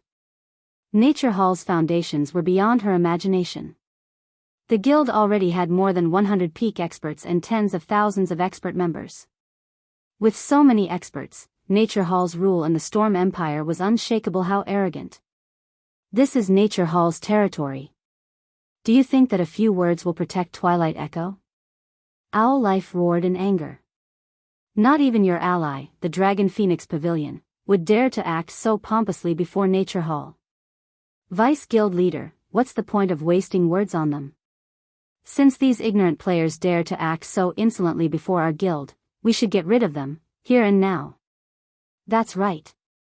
Let's teach these country bumpkins the difference between a kingdom's overlord and an empire's. We'll show them how little they matter in the Storm Empire. Nature Hall's members voiced their outrage over Violet Cloud's declaration, even offering to teach Zero Wing's members a lesson. We are only here to give you notice. Your reply is irrelevant, Violet Cloud calmly responded. If you don't have any more questions, we'll be escorting Twilight Echo's members away now. The valley fell silent when Violet Cloud finished speaking. Even Dark Wave, Twilight Echo's guild leader, could not help but gasp at the girl's comment. He could not understand just what gave Zero Wing the confidence to provoke the Storm Empire's emperor. This is bad. Anxiously, Dark Wave turned to look in Aqua Rose and said, "Aqua, you need to stop them. If this gets out of hand, Zero Wing will be doomed." Aqua Rose nodded, but although she wanted to contact Violet Cloud, Owllife didn't give her the chance to do so. Bastards. Everyone, heed my command and eliminate these lowlifes. Owllife snarled as he pointed at Violet Cloud. The chilling gaze he aimed at the young woman even caused the experts around him to shudder. A little over half of Nature Hall's forces split away from surrounding Twilight Echo's team and charged at Zero Wings 1000 man team, their battle cries echoing throughout the valley. Nature Hall's members moved like well-trained soldiers. Not only were they fast, but they were perfectly in sync with each other. 18 shield warriors and guardian knights moved to the forefront, radiating a silver glow as divine runes covered their bodies. They all had more than 200,000 HP, and their auras resembled that of ancient war gods, so strong. Twilight Echo's members lost their composure when they saw this. Every member of Twilight Echo's team was an expert. They could easily gauge an opponent's strength based on their aura. The 18 MTs radiated an intensely dangerous feeling, and Twilight Echo's members knew that in a one-on-one, these MTs would blow them away. Not even their guild leader, Dark Wave, could necessarily stop these MTs' assault, even with an active life-saving skill. So, this is Nature Hall's Silverlight Battle Array? Dark Wave could not help but gasp when he saw the MT's silver glow. The Silverlight Battle Array was well known in the Storm Empire. Nature Hall had relied on this battle array to defeat its first-rate guild when it had still been weaker than 9-star family. He had only ever witnessed the Silverlight Battle Array in videos before, and now that he got to see it in person, the increased strength, HP, and speed were beyond his expectations. It was no wonder why Nature Hall didn't fear other superpowers. Nobody can stop our guild's Silverlight Battle Array. Let's tear apart these zero-wing players. The Nature Hall players that still surrounded Twilight Echo's members laughed as their companions activated the battle array. The Silverlight Battle Array allowed 18 players to link together.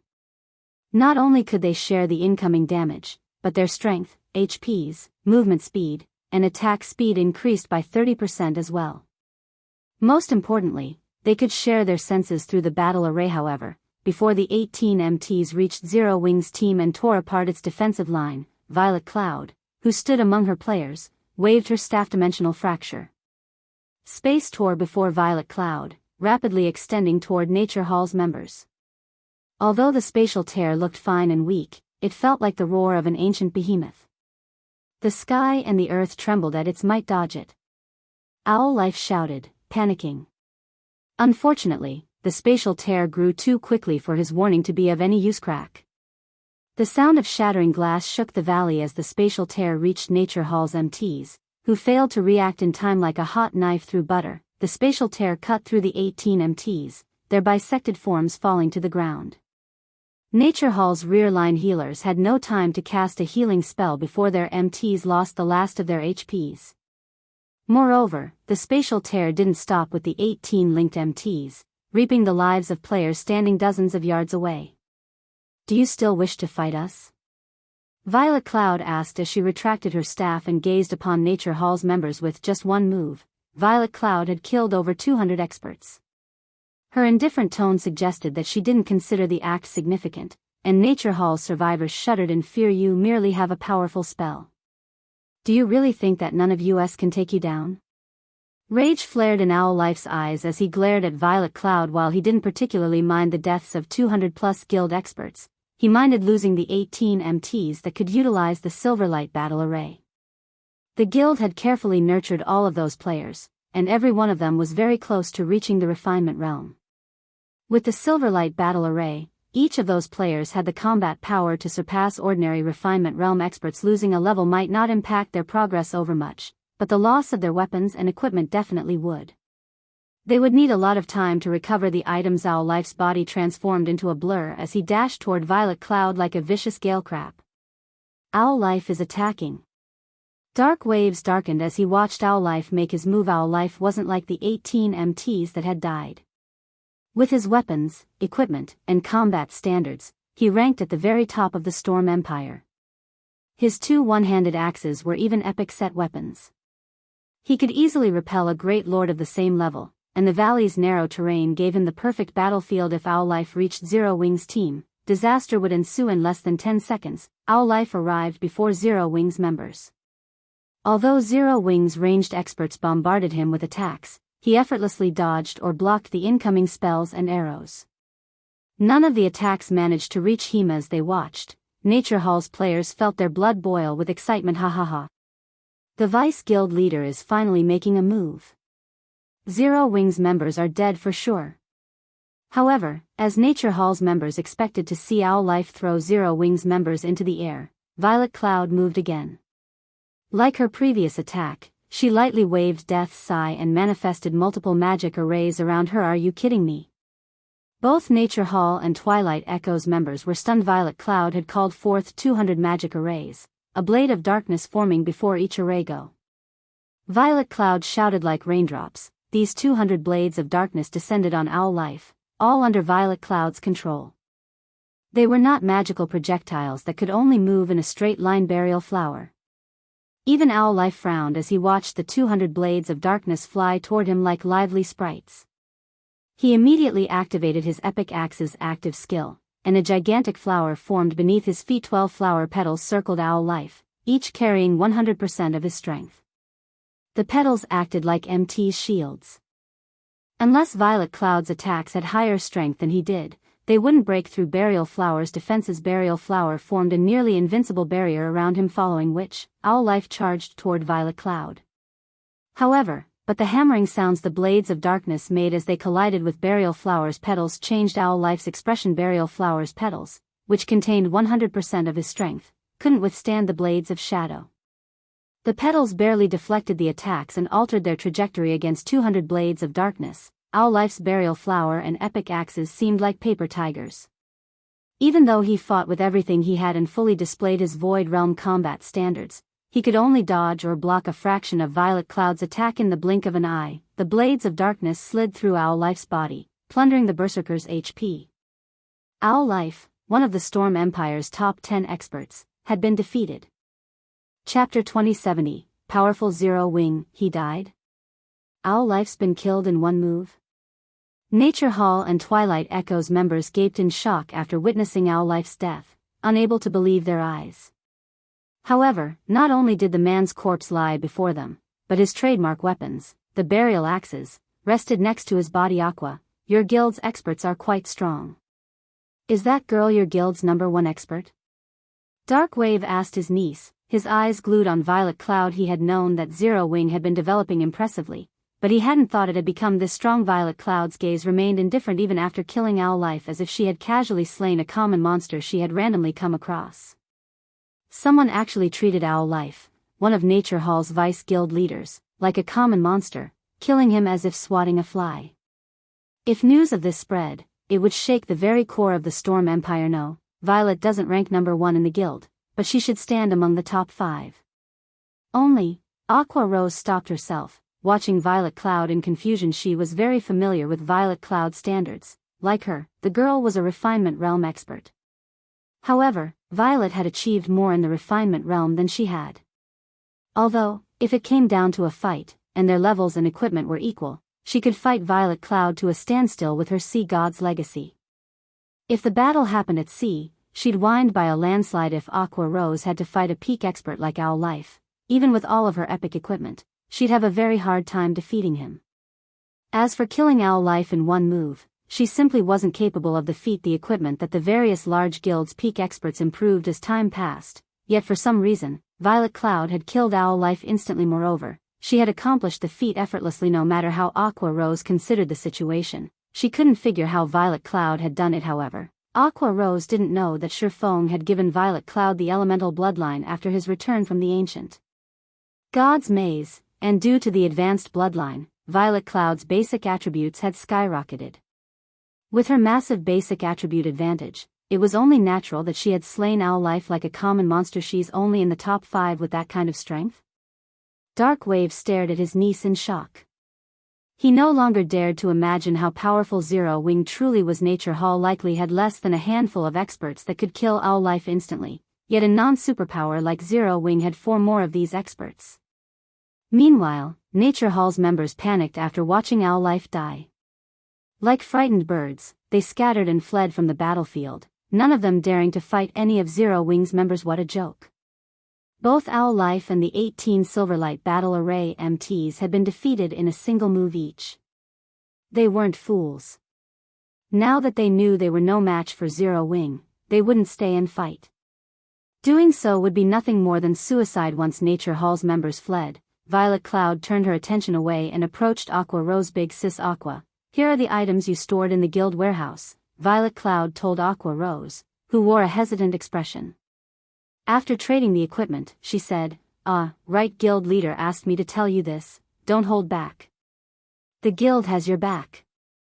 Guild leader. For a moment, various emotions overwhelmed Aqua Rose when Twilight Echo's members heard Violet Cloud's message for her comrade. They couldn't help their envy. A large guild like Zero Wing was actually willing to start an all-out war with a superpower to support one of its guild members. They had never even dared to imagine such a thing in the virtual gaming world. If they could join such a wonderful guild, what more could they possibly ask for? Once Aqua Rose regained her composure and re-equipped her weapons and equipment, her change stupefied Twilight Echo's members. She had already felt incredibly powerful, but after replacing her weapons and equipment, she felt like a butterfly breaking out of its cocoon. Not only did she look beautiful, but she also radiated an intensely powerful aura. Although they couldn't tell the quality of her items since she had hidden the glow effects, her aura was even stronger than Dark Wave and Owl Life's. So, this is the guild Aqua joined? Dark Wave's shock was even greater than when he had watched Owl Life die. The fact that Violet Cloud had killed Owl Life made it clear that Zero Wing had its own capable experts, but the equipment that had instantly elevated Aqua Rose's combat power, which could now rival Owl Life's, had an entirely different meaning. Let's leave this place and return to Windy City. Now that we've killed one of Nature Hall's vice guild leaders, Nature Hall won't let this matter rest, Aqua Rose said as she glanced at Owl Life's corpse. A vice guild leader was one of a guild's public faces. If they did not handle this incident's aftermath properly, Twilight Echo would have a difficult time leaving the Storm Empire. Rest assured, Big Sis Aqua. The guild leader has led a group to Storm City to discuss the situation with Nature Hall.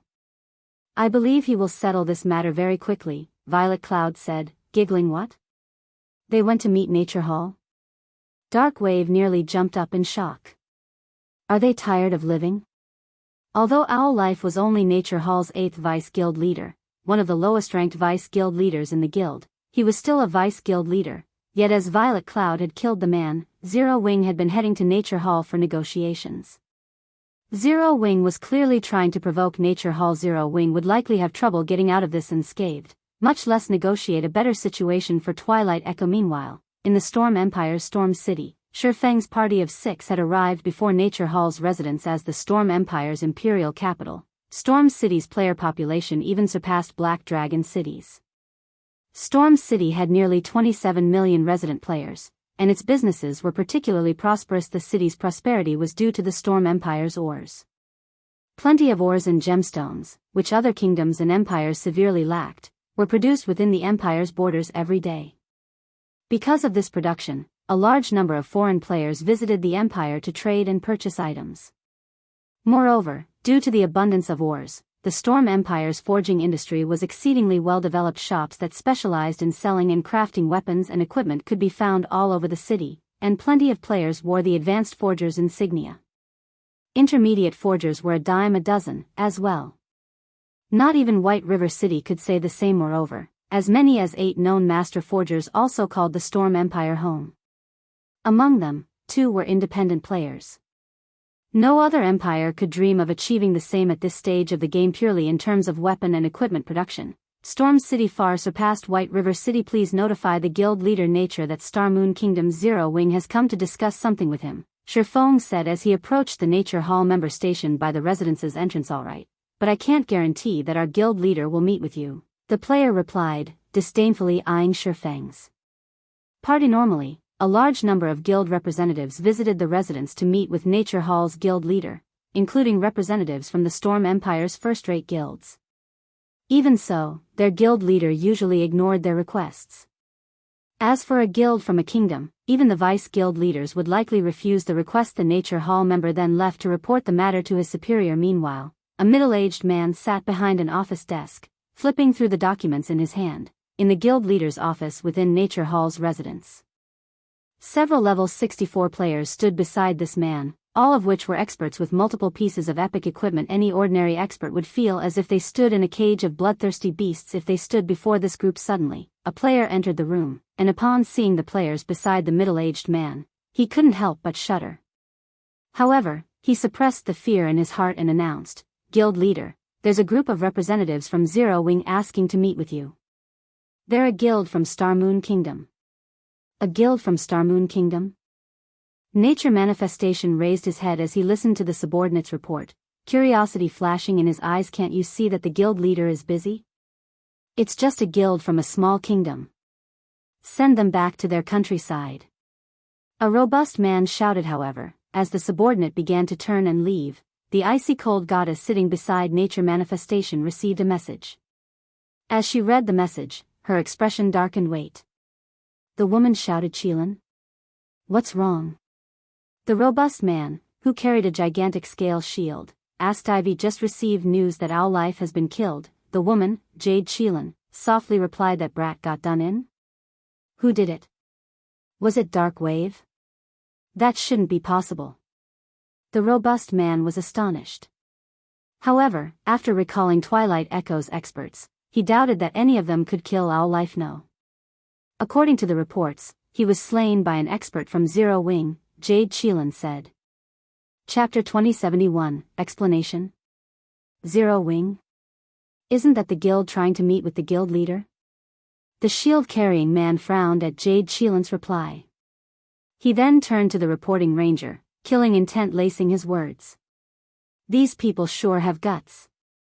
A vice-guild leader was one of a guild's public faces. Guilds typically avoided killing each other's vice-guild leaders or guild leaders unless they wanted to shed all pretense, much less one of Nature Hall's vice-guild leaders. "They dare visit us after killing our people? Zero Wing is too arrogant." A gloomy youth sitting on one of the sofas in the office turned to Nature Manifestation and said, "Guild leader, why don't you let my evil spirit legion take care of them?" "Tooth, your evil spirit legion is Nature Hall's blade. Using it to teach a guild from a small kingdom a lesson is making a mountain out of a molehill," Jade Youlan said. "Moreover, Zero Wing must have realized the severity of its actions and come to make amends." Hearing Jade Youlan's reasoning, the other players in the room nodded in agreement. The Evil Spirit Legion was Nature Hall's trump card, and it was a large part of the reason for Nature Hall's victory over the Nine-Star family.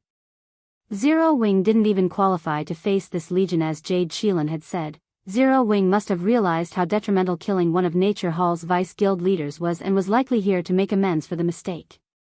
How could a guild from a small kingdom afford to provoke a superpower like Nature Hall, after all? Enough. Nature Manifestation commanded with a low shout, silencing everyone in the room. He shifted his gaze toward the reporting level 63 ranger, saying, "Have someone lead Zero Wing's representatives to the reception room." "Understood," the level 63 ranger answered and bowed nervously. A short moment later, one of the Nature Hall members guarding the residence's entrance led Shurfang's party to the guild hall's reception room, surprising many independent players and the guild's members. "Who are those people? The guild leader is actually willing to meet with them?" Nowadays, Nature Hall's strength grew rapidly. Guilds often visited the residence in hopes of allying with Nature Hall, but not even first-rate guild leaders usually made it inside. And yet, Shurfang and his companions followed a guild member to a reception room. Why wouldn't they be surprised? Everyone immediately began to chat about the identity of Shurfang's party. Some of the spies other major powers had planted within Nature Hall also launched investigations into Shurfang's party. If Nature Manifestation were willing to speak with these individuals personally, this event was certainly worth looking into. Nature Manifestation currently sat on a sofa in Nature Hall's luxurious, top-floor reception room. Jade Youlan, Evil Tooth, and a few of the guild's other upper echelons stood beside him, radiating dense killing intent as they watched Shurfang's party enter the room. Based on their auras, it was clear that these players were experts with an immense amount of combat experience. In fact, these peak experts' auras were no weaker than the Dragon Phoenix Pavilion's martial dragon, with a few of them being even stronger. 20 silver-armored shield warriors and guardian knights had also been stationed in the room. Not only were these shield warriors and guardian knights level 64, but they also wore level 60 secret silver set equipment. Like well-trained soldiers, they stood in lines along the sides of the room, emitting a solemn aura. Although the various large guilds considered level 60 secret silver equipment top tier at this stage of the game, fully equipping 20 players wasn't exactly impossible. However, these 20 MTs wore level 60 secret silver set equipment. Even a first-rate guild would be fortunate to have 2 or 3 complete sets. Furthermore, players had crafted these MT's equipment, which meant that Nature Hall was fully capable of crafting more. Nature Hall's foundations were extraordinary. I've heard that Zero Wing has something to discuss with me. May I know what you wish to discuss? Nature Manifestation watched Shifeng's party enter the room through narrowed eyes. In a deep tone, he continued, if this is about Vice Guild Leader Owl Life, you may return to your kingdom. I am not interested in listening to your reasoning.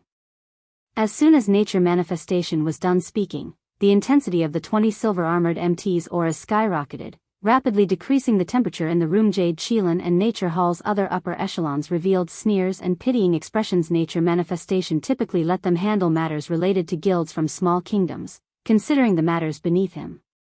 However, he had insisted on meeting Zero Wing's representatives in person. They had been curious about his sudden change of heart now. They understood Owl Life's death had enraged Nature Manifestation, so he wanted to speak with the culprits personally. It had been a long time since they had seen Nature Manifestation so angry. The last time he had been this furious, he had removed 3 guilds from God's domain permanently. Those guilds hadn't been small, but first- and second-rate guilds. Since this guild had dared to enrage Nature Manifestation, Zero Wing would suffer a tragic ending. Even if Zero Wing regretted killing Owl Life and wished to make amends, it was too late to change its fate. Once he was angry, no one could stop Nature Manifestation. Not even 9-Star Family had succeeded in this regard. Explanation? What explanation? Shifeng simply shrugged in response to Nature Manifestation's chilling gaze. What? After all you have done, are you seriously trying to deny your crime? Jade Chelan said, sneering at Shifeng's leisurely expression. Deny? Deny what? Shifeng turned toward Jade Chelan, frowning slightly. Is there even a need to say it? You are responsible for killing our Vice Guild Leader Owl Life in the Nether Mine. Jade Chelan hissed, her expression becoming even colder. Oh, that's what you're talking about? Shifeng asked as realization lit his features. Calmly, he continued, that's right, we did that. You. Shifeng's relaxed reply stunned Jade Chelan. She had assumed that he'd try to deny the fact. She certainly hadn't expected him to admit it so boldly. It's good that you acknowledge it. What do you have to say for yourselves? Everyone in the room from Nature Hill, including the 20 MTs, Evil Tooth, and the others who stood beside Jade Chelan, radiated dense killing intent. Their expressions made it clear that they were prepared to slaughter these visitors if Shifeng said the wrong thing. What's there to talk about? Could Violet fail to kill this Vice Guild Leader, Owl Life? Shifeng asked in a strange tone. The hall fell silent as every player from Nature Hall glared at Shifeng as if they were about to devour him alive. Arrogance. They had never seen such arrogance. Shifeng simply didn't know how to spell the word death. After a short moment, Shifeng returned his gaze to Nature Manifestation, calmly stating, we are merely here to tell you one thing. Twilight Echo, which your guild has targeted, is now under Zero Wing's protection. Chapter 2072, Repelling the Enemy with One Move. For a time, Nature Hall's members in the room were stunned into silence. They had no idea of how to respond to Shifeng's declaration. Not only had Zero Wing dared to kill one of their Vice Guild leaders, but the guild's representatives had also come to Nature Hall's residence as if the death was of little significance. This swordsman acted as if Zero Wing had killed an ant on the roadside, not a Vice Guild leader. They couldn't help but marvel at Zero Wing's bravery now. Zero Wing even announced its protection of Twilight Echo, Nature Hall's latest target. This wasn't bravery. Zero Wing simply had a few loose screws. Not even superpowers would display such arrogance before Nature Hall. Jade Chelan even wondered if Shifeng knew anything about God's domain. Perhaps he had decided that, since his guild was doomed and would be removed from the game, he might as well provoke Nature Hall on its doorstep. Ha ha ha. Good. Very good. It's been too long since our guild has done anything outside of the Empire. To think a small kingdom's guild dares to act so pompously before us. Evil Spirit revealed a grin as he stared coldly at Shifeng, anger tainting his smile. After chasing 9-Star Family out of the Storm Empire, the Empire hadn't had any powers that dared to provoke Nature Hall. To secure its control in the Empire and concentrate the guild's resources, Nature Hall hadn't extended its influence past its borders. Hence, the outside world was unaware of Nature Hall's power. There was also the fact that Shifeng and the others had a few screws loose. Evil Spirit assumed that Zero Wings members had spent too long in their own kingdom and didn't see the difference between the Storm Empire and Star Moon Kingdom, thinking that they could walk through the Empire unhindered. Nature Manifestation's personal security team stared at Zero Wings members as if they were dead men. Walking's infuriated boss Spirit. That guy is definitely dead. I bet these people won't get to leave Storm City alive. This is going to be entertaining. That's right. Even if they kneel and beg for their lives, there's no saving them. They'll probably lose more than just one level. Boss Spirit will use that item, and they'll lose 3 levels with each death. If we send a tracking team after them as well, we can even send them back to level 0. Although attacking another player inside an NPC city was risky, players obtained more tools as they reached higher levels. As a result, killing other players inside NPC cities became increasingly easier. This was especially true for a superpower like Nature Hall. Even slaughtering players in an imperial capital wouldn't be a problem for the guild. This was also why the various independent experts had been more hesitant to provoke God's domain's powers. A single mistake could send them back to level 0. After all, although the Zero Wing members present were experts and more difficult to defeat than independent experts, they were nothing to Nature Hall. Even a party of peak experts would fall in Storm City if they provoked Nature Hall, much less Shifeng's party. Nature Hall had acquired a domain treasure called Dead World from an ancient ruin. As long as a player supplied enough magic crystals, Dead World would create a domain that cut off communication with the outside world. Not even the city's NPC guards would receive a notification of the transgression if one attacked another player within the domain unless it was destroyed or released. Ordinary NPC guards wouldn't even notice the domain when standing next to it. Only the Tier 3 guard captains could see through the domain. However, how rare were Tier 3 NPC guard captains? There wasn't even one Tier 3 guard captain for 10 patrol squads in an imperial capital like Storm City. Meanwhile, each patrol squad generally monitored 3 to 5 streets. If they activated the domain treasure in the proper location, the chances of encountering a guard captain were nearly 0. While Nature Manifestation's 20 personal bodyguards whispered to each other, the guild leader, who had remained silent, raised his head and said, "So be it. Originally, I had planned to send you off with a warning, but since you don't know how to repent for your actions or show proper respect, I'll remove you from God's domain permanently. Then, I'll send someone to visit Zero Wing." In response to his guild leader's declaration, Evil Spirit revealed a stone plate and sacrificed a large number of magic crystals to it. The color in the room then faded to a dull gray. "What? You want to attack us?" Shifeng asked as he sent a glance at Evil Spirit, who wore pitch black leather armor. "Are you afraid now?" Evil Spirit asked as he shot Shifeng a playful look. Unfortunately, it is too late for regret.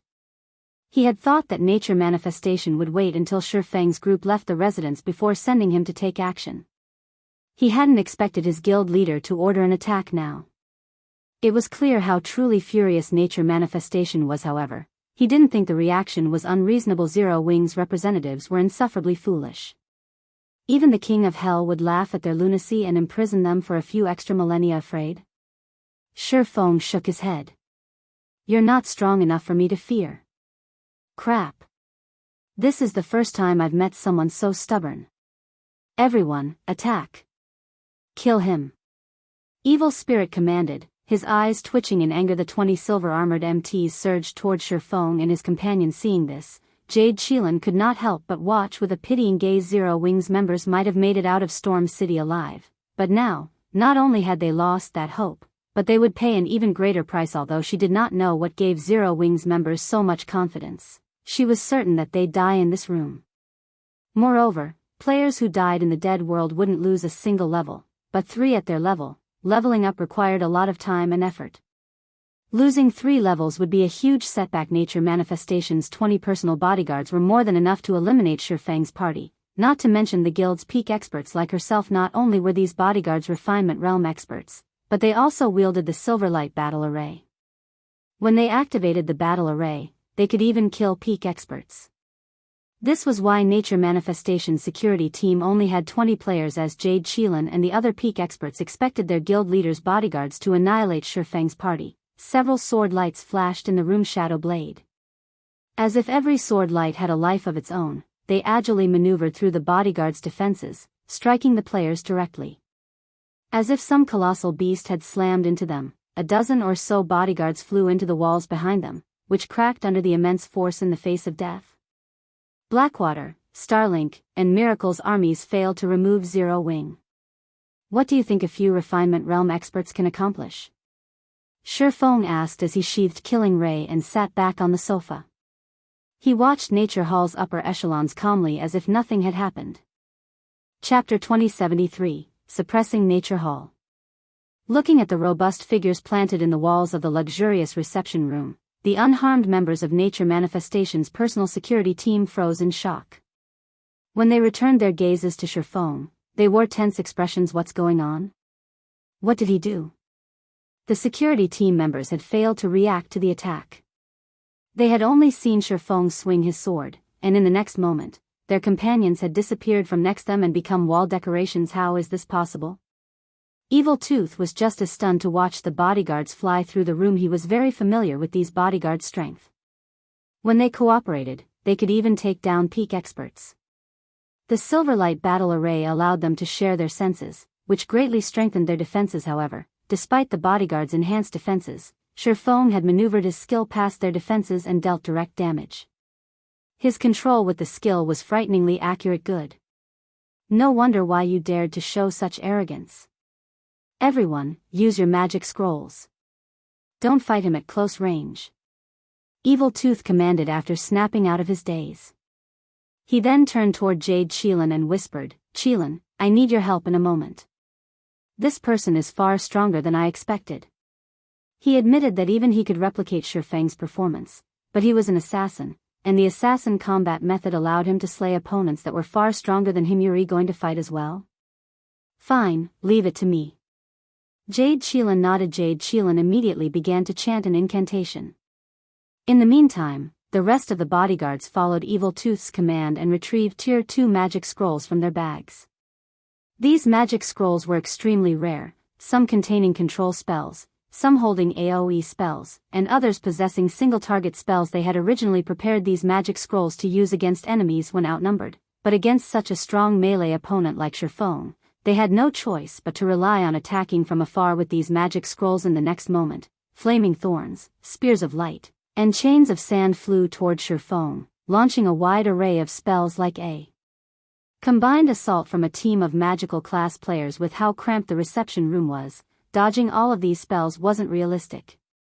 Most of the spells were also impossible to block as they were AoE attacks. The bodyguards shouted. However, before the multiple spells bombarded Shifeng, he lifted Killing Ray and slashed the empty space before him.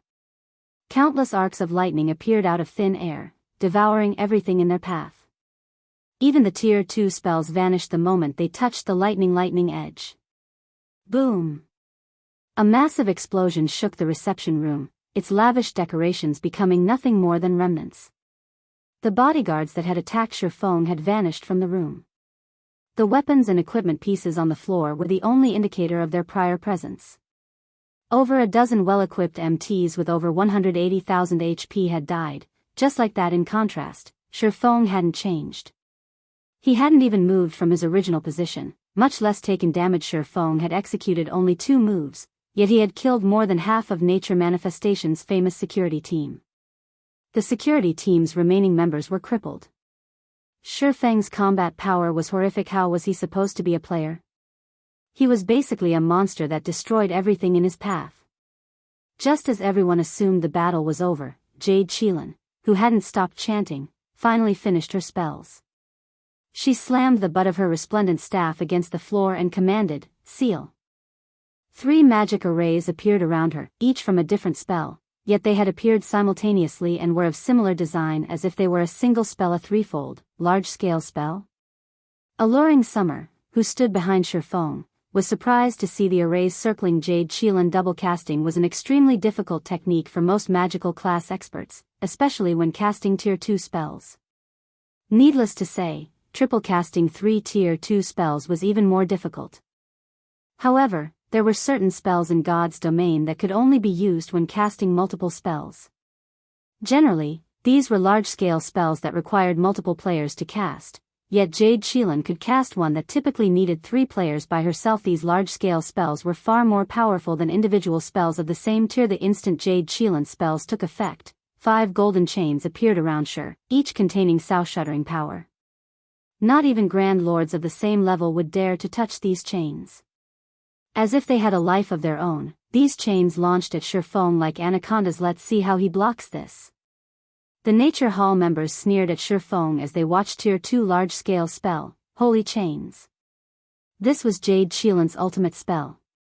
Although it had a very long cast time and wasn't suited for one-on-one combat, it would exhibit tremendous power once cast. Jade Youlan had killed multiple peak experts with this move, earning the nickname Chain Killer from the Storm Empire's players. However, the expressions Nature Hall's members wore froze as they watched what happened next. Shurfeng blocked the golden chains, which even Grand Lords feared, with his swords, a thunderous roar echoing throughout the room when his blades collided with the magical attack. Despite the 5 chains' exceptional strength, they couldn't reach Shurfeng. He deflected every incoming attack as Shurfeng defended himself against the magical chains. Evil Tooth appeared behind him in complete silence. After revealing himself, Evil Tooth thrust a glowing, crimson dagger toward Shurfeng's back. Tier 2 taboo skill, Blood Shadow. This single attack contained even more power than Jade Youlan's 5 chains combined. UV finally made your move. Rather than panicking in the face of this sudden and well-timed attack, Shurfeng revealed a smile. Sword's Transmigration. Suddenly, the Twilight blade and killing ray transformed into 2 streaks of light and wrapped around the 5 holy chains. As if they were under his control, the 5 chains then flew to intercept Evil Tooth's crimson dagger, the collision throwing sparks that temporarily blinded everyone in the room. When the light faded, Nature Hall's members wore grim expressions. Evil Tooth's HP plummeted as he stared at Shurfeng in horror. Although he wanted to say something, he had already lost the last of his HP. With darkening vision, Evil Tooth collapsed to the floor. Silence dominated the reception room. Nature Manifestation's personal bodyguards had worked with 2 of the guild's peak experts against one opponent, yet they were either dead or crippled, aside from Jade Youlan. Like an unshakable mountain, Shurfeng still stood where he had stated. The death world shattered the moment Evil Tooth died, and the room returned to its original state. Chapter 2074, Another Monster. Silence. Shock. Horror. Even though Dead World had been removed and the reception room had returned to its neutral state, Jade Youlan and the other Nature Hall peak experts felt stifled and overwhelmed. Even Nature Manifestation, who had observed the fight in silence, wore a gloomy expression. Who are you? Nature Manifestation asked Shurfeng. Ordinary peak experts couldn't topple his personal bodyguards or Evil Tooth, the Evil Spirit Legion's commander. While he had considered the possibility of their defeat, he hadn't expected it to happen so easily. He couldn't imagine anyone, aside from domain realm monsters, who would be capable of such a feat. But how rare were domain realm experts in God's domain? Every domain realm expert that had ever existed in the virtual gaming world was accounted for, and they were all responsible for shaking the community to its core. However, based on his information, Shurfeng's name wasn't on that list. Black Flame, Shurfeng stated calmly. Black Flame? Zero Wings Guild leader. Shock colored Jade Youlan's face when she heard Shurfeng's reply. But how? Black Flame wasn't unknown to Nature Hall. After all, he ranked among the top 10 on the God's Domain expert list. He was a peak expert that had reached the Void Realm, and one of the top peak experts in the game. But at the end of the day, that's all he was, a peak expert. Although they earned the various superpowers' attention, they weren't powerful enough to threaten a superpower's very existence. Every superpower had plenty of peak experts in its ranks no matter how she looked at it. However, no peak expert should be capable of the combat power Shurfeng had displayed. What an excellent scheme. So, you've deliberately hidden your strength all this time? Nature Manifestation asked. Unexpected, he was actually smiling. However, knowing their guild leader's personality, Jade Youlan and her companions knew Nature Manifestation's smile wasn't an indication of his good mood. Rather, it was a result of his anger reaching a tipping point. The various superpowers in God's domain viewed every domain realm expert as immensely important. Rather, these experts were impossible to ignore.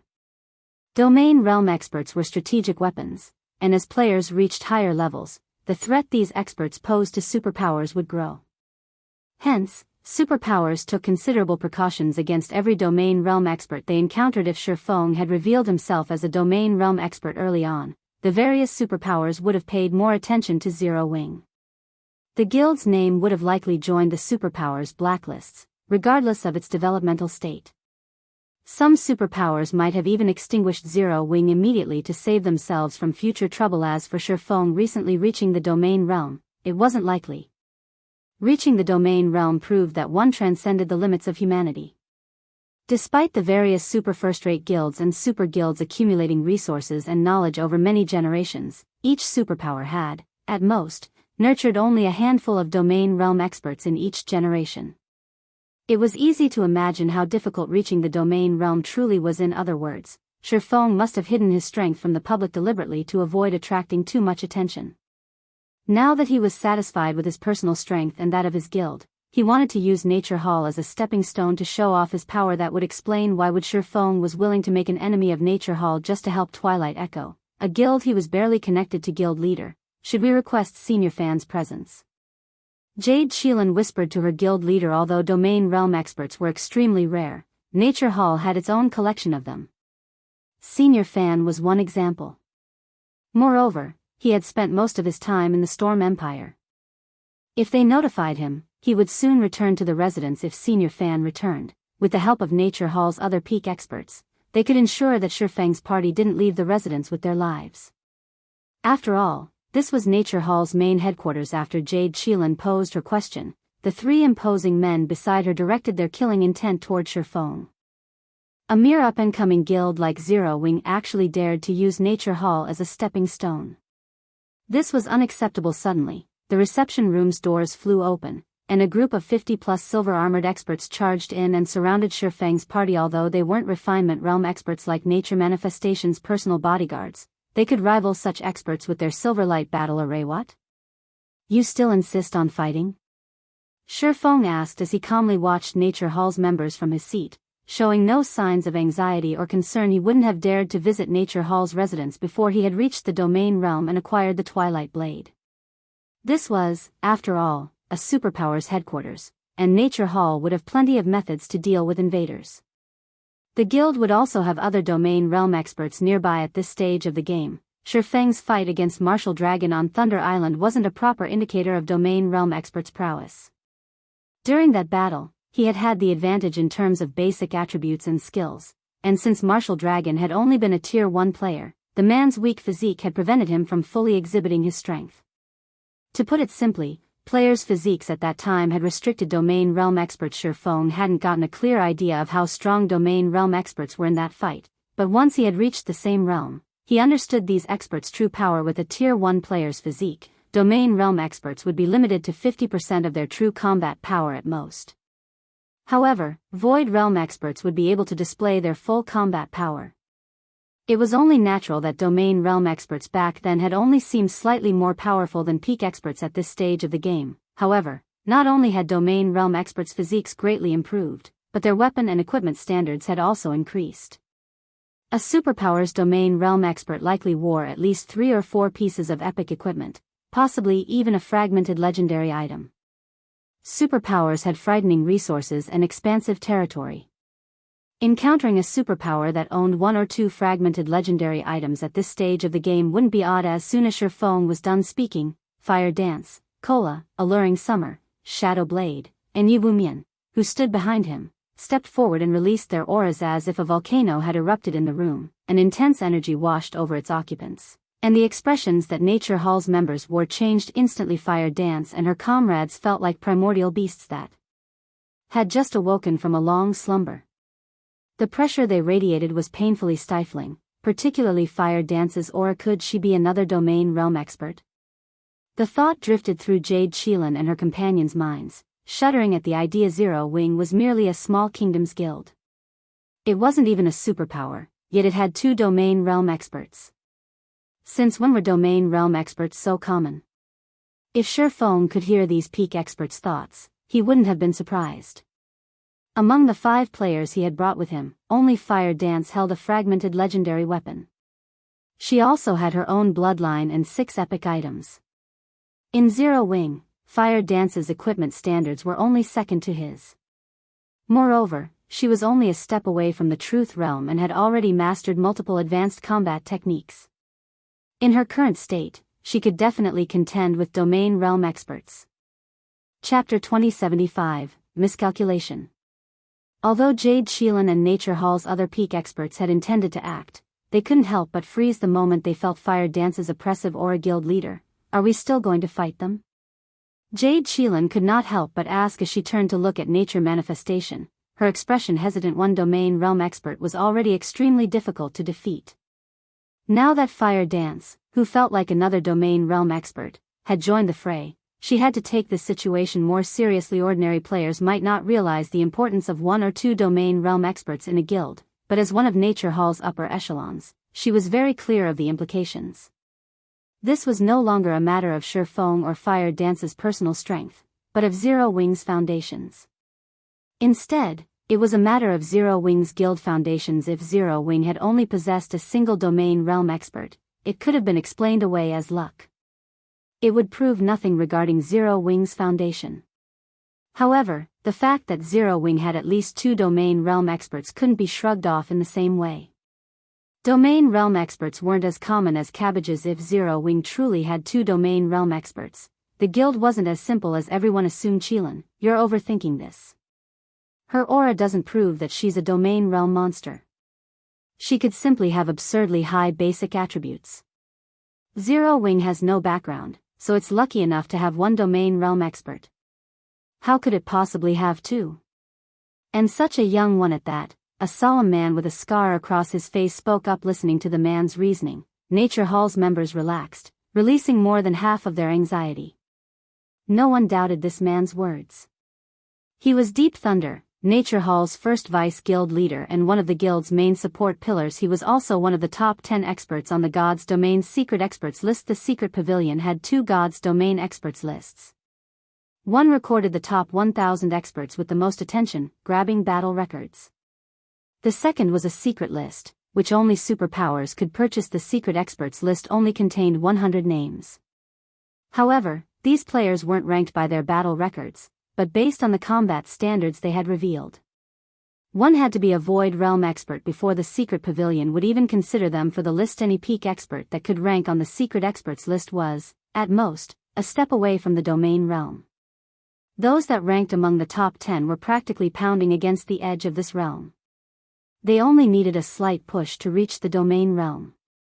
Deep Thunder was one of these experts. Although none of Nature Hall's experts in the room had reached the Domain Realm yet, Deep Thunder was undoubtedly the most knowledgeable about it. Since Deep Thunder was certain that Fire Dance was not a Domain Realm expert, there was a 90% chance that he was correct. Thunder is right. Everyone needs to calm down. Although I don't know how this little girl from Zero Wing has such frightening basic attributes, Zero Wing is 100 years too early if it thinks it can stroll into Nature Hall's residence with such an attitude.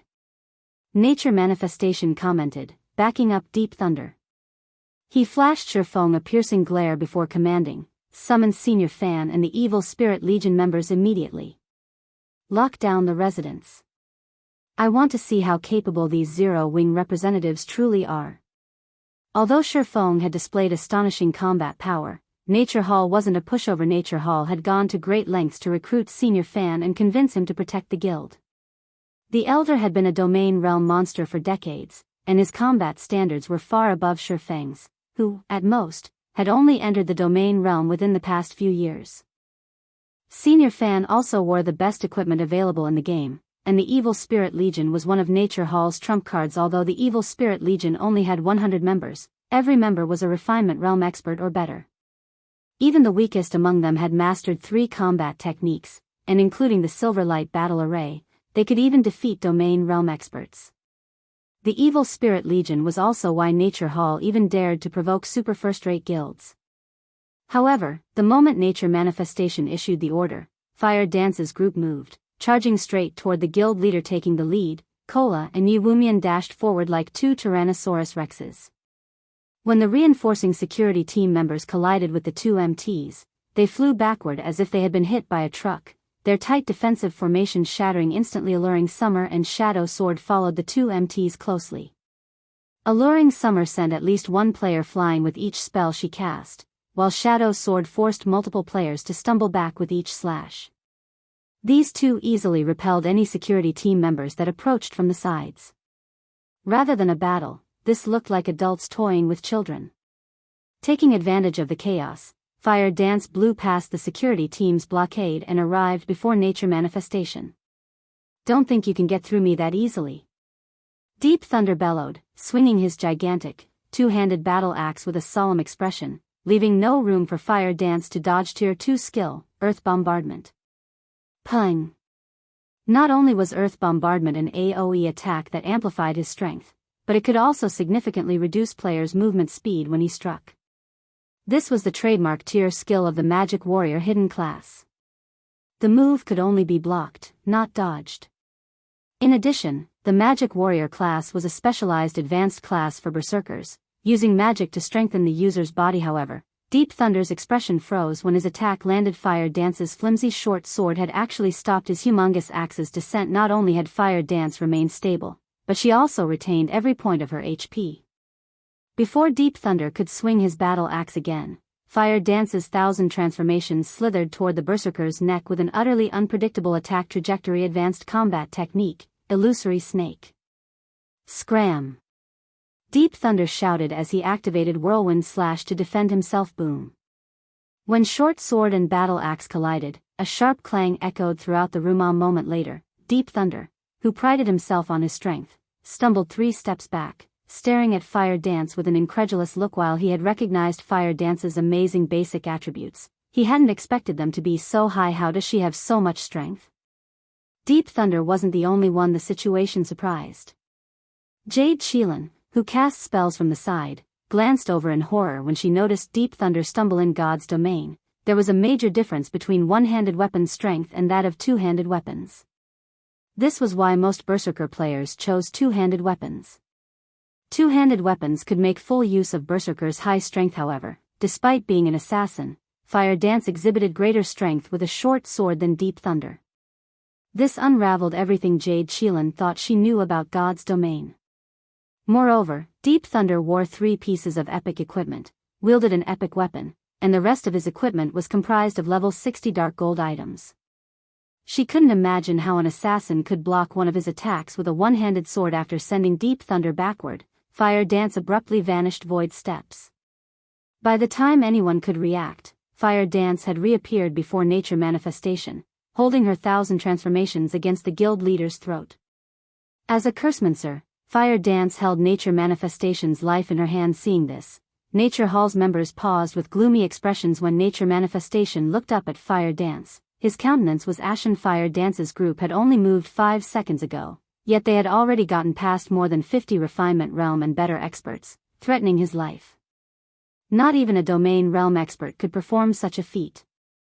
Chapter 2076, Do You Need a Doctor? When Fire Dance took Nature Manifestation captive, Nature Hall's members stayed their hands as they hatefully glared at the female assassin. At the same time, though, a hint of fear could be seen in their eyes. What should we do now, Vice Guild Leader? Jade Sheelan asked Deep Thunder quietly, frowning as she watched Fire Dance play with her short sword from behind Nature Manifestation. She didn't have enough authority in this situation to make a decision. Nature Manifestation was the guild symbol. If they let him die, it would humiliate their guild. However, Fire Dance currently had control over Nature Manifestation's life and death. Even though peak experts like Jade Sheelan could cross the 6-yard distance in less than half a second would be more than enough time to kill their guild leader. For someone with Fire Dance's strength and speed, Deep Thunder said nothing in response to Jade Sheelan's question. He didn't know what to do. Either Zero Wing was far more terrifying than he had imagined. If Fire Dance were truly a domain realm expert, this situation, at most, would have surprised him, but the problem lay in the fact that she wasn't one, which horrified him. After their brief clash, he was certain that the female assassin had only reached the refinement realm, although she wasn't your typical refinement realm expert. However, he couldn't articulate how she differed from the average refinement realm expert. Regardless, her combat standard could, at best, rival flowing water realm experts. She was almost nothing compared to an expert like him, who was only a small step away from reaching the domain realm. Yet, despite her inferior combat standards, Fire Dance could suppress him in a confrontation. Moreover, she had done so effortlessly. She had even taken nature manifestation captive in an instant. Although the guild leader was only an ordinary peak expert, this outcome was shocking. Not even the refinement realm experts understood this, much less the ordinary experts. Peak experts were known as such because they stood at the peak of God's domain. Even domain realm experts would struggle to threaten a peak expert's life, yet Fire Dance had done so effortlessly he couldn't imagine what weapons and equipment would be necessary to allow an expert, who had reached the flowing water realm at best, to command even greater combat power than domain realm monsters. However, that wasn't the worst of it. Zero Wing's other representatives were obviously only refinement realm experts, but they had displayed combat power that could easily rival peak experts.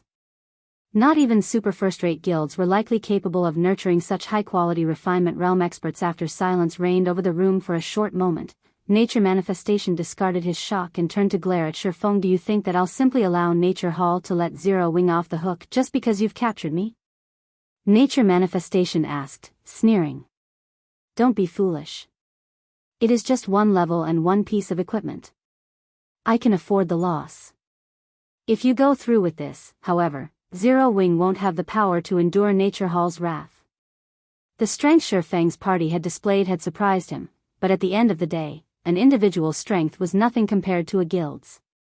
Regardless of how powerful this Zero Wing party was, it didn't change anything about the difference between Zero Wing and Nature Hall. That's right, you should think this through carefully, Guild Leader Black Flame.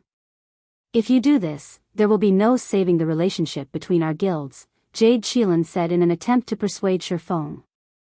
I believe you are aware of Nature Hall's strategy. In the end, only Zero Wing will suffer. As Jade Youlan finished speaking, Nature Hall's members calmed their fears and revealed confident smiles. They had been stunned after witnessing the combat power Shifeng's party commanded, but after giving the matter some thought, they realized that Shifeng's party would only sign their death warrants if they killed Nature Manifestation. Zero Wing was merely a kingdom's guild. Regardless of its battle records, it was still far weaker than Nature Hall.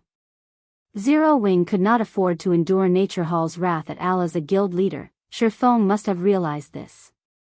Unless Shifeng insisted on dragging Zero Wing down with him, he wouldn't let Fire Dance kill the other guild leader. Even Storm City's independent players wouldn't believe that Shifeng would do such a thing, let alone these guild upper echelons. As the smiles Nature Hall's members wore spread with delight, Shifeng, who watched from his seat, returned the grins and said, "What you say is true. There is a big difference between Zero Wing and Nature Hall, but what if Nature Hall lost Storm City?" Lost Storm City? Is this fellow dreaming? What a joke. How could our guild possibly lose Storm City? Nature Hall's members began to laugh, thinking Shifeng had gone mad. Storm City was Nature Hall's main headquarters. Not even a superpower could dethrone the guild in its own city, much less Zero Wing. Yuri referring to the auction arena battle, right? Nature Manifestation laughed. While I understand your thinking, that is a battle of experts and resources. Zero Wing's experts might be impressive, but do you really think Zero Wing can outmatch Nature Hall's resources? Superpowers like Nature Hall had long since investigated the auction arena's rules. In this competition, resources were far more important than military might. Hence, all of the various superpowers fervently collected epic materials while they had time before the auction arena competition began. Compared to Nature Hall, Zero Wing's material collection speed was useless. How could Zero Wing possibly hope to defeat Nature Hall in a contest for Storm City's auction house? However, as Nature Manifestation finished his statement, Shifeng revealed a dark gold crystal from his bag. The crystal was unusually eye-catching in this room, and it drew everyone's gaze. While most of the reception room's occupants didn't understand why Shifeng had revealed this crystal, Nature Manifestation froze when he saw it. You. How did you get that? Nature Manifestation could not help but ask. Nature Manifestation's sudden change of expression even confused Fire Dance and her companions, let alone Nature Hall's members. No one knew why the Nature Hall's almighty guild leader would seem scared of a single crystal. Do you really need to ask? Shifeng said, revealing a faint smile. I am the player responsible for activating Thunder Axe City, of course. Is it so strange that I have this crystal? The item in his hand was none other than the Thunder Axe crystal, which was capable of teleporting a large number of players to Thunder Axe City. It also normally cost 5,000 Thunder Axe City contribution points. You activated Thunder Axe City? That is impossible. How could you be responsible? Nature Manifestation stared at Shifeng with an incredulous look. Thunder Axe City was a super large-scale neutral city, and after its activation, it had quickly become a hub for many superpowers, including Nature Hall. Countless first- and second-rate guilds visited the city, as well. The neutral city was so popular due to its abundant resources, especially incredibly rare epic materials. Thunder Axe City was practically a treasure trove. However, traveling to and developing in Thunder Axe City was quite difficult. Due to its terrain and environment, not even expert players could remain in the city for long. Even with its sturdy foundations, Nature Hall could only afford to send 300 experts to develop in the city long-term. However, not only did Shifeng possess the Thunder Axe Crystal, which one could purchase from the Thunder Axe Temple and provided convenient transport to the city, but he was also responsible for Thunder Axe City's activation. However, when Nature Manifestation recalled the group of giant players Zero Wing possessed and the Thunder Axe Crystal in Shifeng's hand, which no player should be able to obtain at this stage of the game, he knew that Shifeng's claim was likely true. Guild leader Nature. What's wrong? You don't look too good. Should I call a doctor? Shifeng asked, chuckling at Nature Manifestation's deathly pale expression. Chapter 2077, Nature Hall submits. As Shifeng's calm voice continuously echoed throughout the room, Nature Manifestation's expression twisted into something ugly. Traces of fear flashed in his eyes, stupefying Nature Hall's members. Nature Manifestation stood at the very top of the Storm Empire. A single word from him could decide the life or death of the Empire's various guilds. He was also a bona fide peak expert. He could lead Nature Hall to become an overlord in God's domain in the future. Yet, now, Nature Hall's members weren't the only ones surprised. The guild leader's reaction confused Fire Dance and her companions. Nature Manifestation had reacted calmly even when Fire Dance had taken him captive, yet now, he seemed more afraid of Shifeng's few sentences. Why wouldn't they be surprised? What do you want? Nature Manifestation asked as he watched Shifeng, afraid. If he had only seen Shifeng as a domain realm expert before, he viewed the man as a monster, capable of shaking Nature Hall's very foundations. After learning that this swordsman had pioneered Thunder Axe City and acquired the Thunder Axe Crystal, most people were still unaware of Thunder Axe City. Even in Nature Hall, only the guild's upper echelons and the experts that had visited the city knew about its splendor. According to their understanding, Thunder Axe City should have activated more than 2 weeks ago. The various superpowers, however, had only discovered the city 9 days ago. When Nature Manifestation thought about how Shifeng could send a large number of players to the city with the Thunder Axe Crystal and the man's status as Thunder Axe City's pioneer, he couldn't help but shudder. Epic materials were even more important than expert players in the auction arena's battle. Zero Wing's members had already proven their combat power. If the guild also had a wealth of epic materials, Zero Wing could pose a significant threat to Nature Hall in the upcoming auction arena contest. Meanwhile, Deep Thunder, Jade Youlan, and Nature Hall's other upper echelons stated at Shifeng in fear. They had counted themselves fortunate to send 300 experts to Thunder Axe City, but Shifeng was actually responsible for activating the neutral city. Nature Hall is so powerful. How could Zero Wing ever hope to compare? Shifeng laughed. He then said, "We are only here to help Twilight Echo learn whether or not it can withdraw from the Storm Empire in safety. You shouldn't overthink the situation, Guild Leader Nature." Fine. Out of respect for Zero Wing, our issue with Twilight Echo stops here. As long as Twilight Echo leaves the Storm Empire, Nature Hall will let it leave. Nature Manifestation answered through gritted teeth. Even Nature Hall would struggle to take out experts like Fire Dance, Cola, and the others. If Zero Wing dispatched a large number of experts and relied on the epic materials it gained from Thunder Axe City, he wasn't confident that Nature Hall could hold Storm City. After all, Thunder Axe City had a frightening supply of epic resources available. If Zero Wing took control of Storm City's auction house, Nature Hall's development would be severely affected. Even if Zero Wing failed, it could still force Nature Hall to dispatch more forces than planned, which would, in turn, ruin the guild's plans to claim other cities' auction houses. As Nature Hall's guild leader, Nature Manifestation couldn't sacrifice the guild's larger plans just to punish Twilight Echo. Moreover, he suspected that Zero Wing had far more trump cards than what it had revealed in this reception room. Of course, this was only his conjecture. The fact that Shurfeng had pioneered Thunder Axe City was already frightening. Nature Manifestation couldn't think of what could be even more impressive than that. When Nature Hall's reinforcements heard their guild leader's decision, their jaws dropped. They couldn't believe what they had just heard. Just who is this Black Flame? Nature Hall's members grew more curious about Shurfeng. This man had actually forced their guild leader to compromise with just a few words. No one would believe this if they told them Nature Manifestation had even chased the 9-star family out of the Storm Empire. How could he possibly submit to a guild from a small kingdom? Guild leader Nature is quite open-minded. If there are no other problems, we'll be taking our leave, Shurfeng said with a smile. Standing, he turned and left the tattered reception room alongside Fire Dance and the other. Shurfeng had never intended to steal Storm City's auction house. He had simply wanted to scare Nature Manifestation. There were currently tons of problems in White River City that required his attention. With Zero Wing's resources and experts, the guild could, at most, contest for one city's auction house. Only, Nature Manifestation did not know this. Although Thunder Axe City had an abundance of epic materials, the neutral city had only activated around 2 weeks ago. There were far too few players in the city for it to exhibit its true potential. Moreover, Nature Manifestation thought too highly of Shurfeng's position as the city's pioneer. Even if Shurfeng had secured a 2-star smithy, he wouldn't acquire as many epic materials as guilds raiding team dungeons. If Nature Manifestation realized this, he'd faint with anger and try to fight Zero Wing to the death. As Shurfeng and his subordinates made their way to the door, the Nature Hall players guarding the door stepped aside to let them through. After receiving a signal from Nature Manifestation, Youlan and the other upper echelons only returned their attention to their guild leader. After Zero Wing's party had left the guild hall, guild leader, "Are we really going to give up Twilight Echo?" Youlan asked.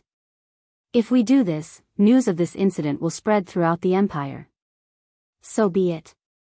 In any case, keeping a tight lid on this is impossible," Nature Manifestation grumbled as he massaged his temples. Annoyed, he continued, "I never would have thought that Zero Wing was responsible for activating the city that has caused such a sensation among the various superpowers. We'll likely see a difficult period in God's domain soon. You should begin to prepare for it." "Understood."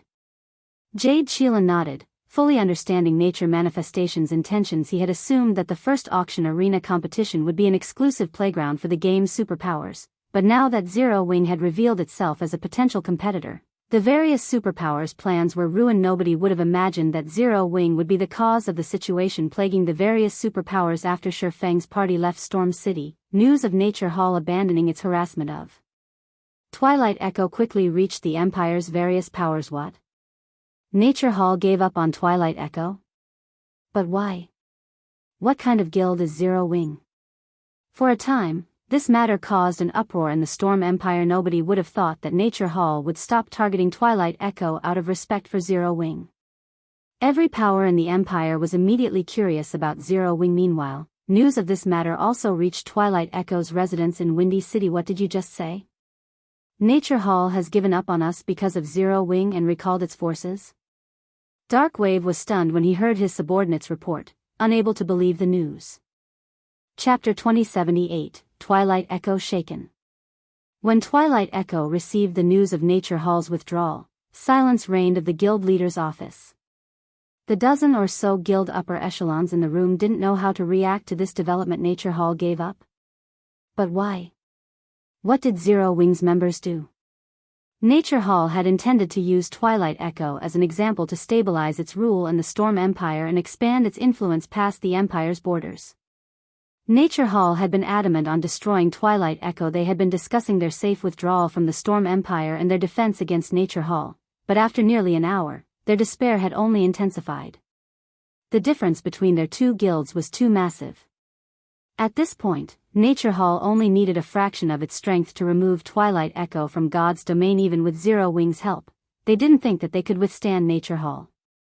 Zero Wing was, after all, only on par with a first-rate guild. Yet Nature Hall had unexpectedly withdrawn its assault. They couldn't help but wonder how Zero Wing had accomplished the feat. A powerful background? A transaction?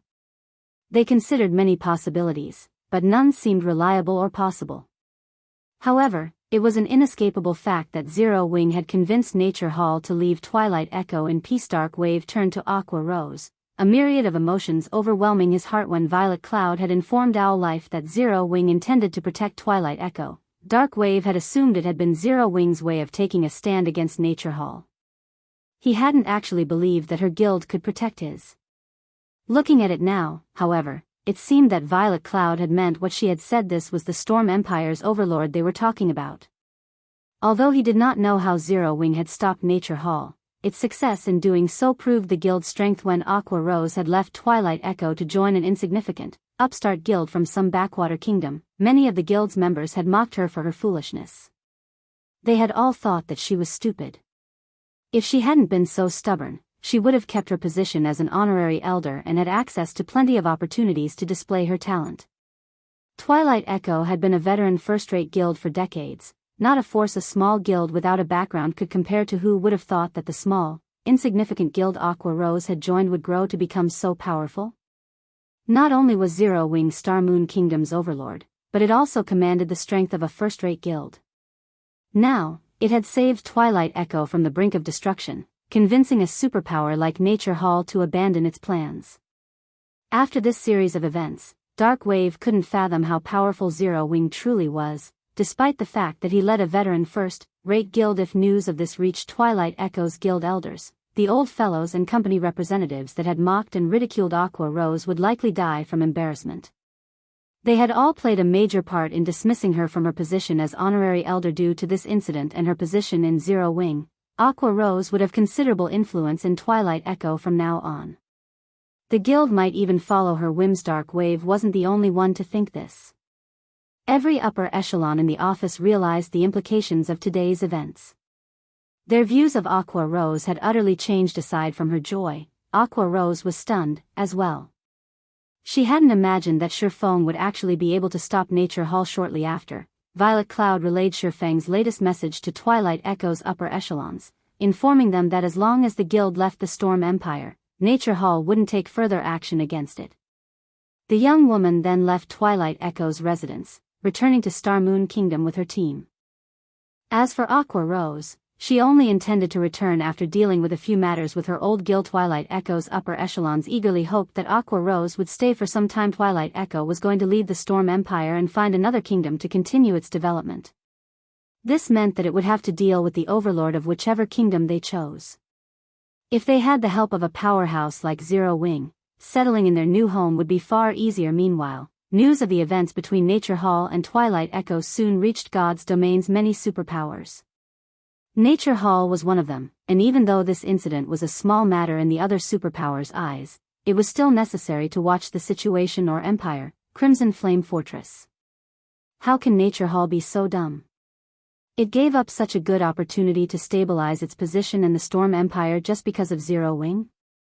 Did Zero Wing offer the guild some massive bribe? Jing Yang, who stood inside Blackwater's vice guild leader's office, ranted his confusion after reading the latest message. Nature Hall had been developing rapidly lately, and it easily ranked among the top 10 fastest developing superpowers in God's domain.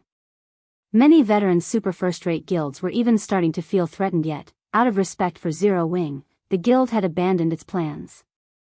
It was truly surprising, not bad. It seems Zero Wing is quite capable, after all. It's no wonder why it rejected my offer of cooperation, Xuan Wuchisa said, a charming smile forming on her face. Vice guild leader, you think too highly of Zero Wing. I don't know what benefits it offered Nature Hall to settle this matter, but Zero Wing hasn't solved its predicament in White River City. Ignoring the several powers that desire the city's auction house, Zero Wing has its hands full with its own internal problems, Jing Yang said. Starlink has recently invested a lot of capital into hindering Zero Wing.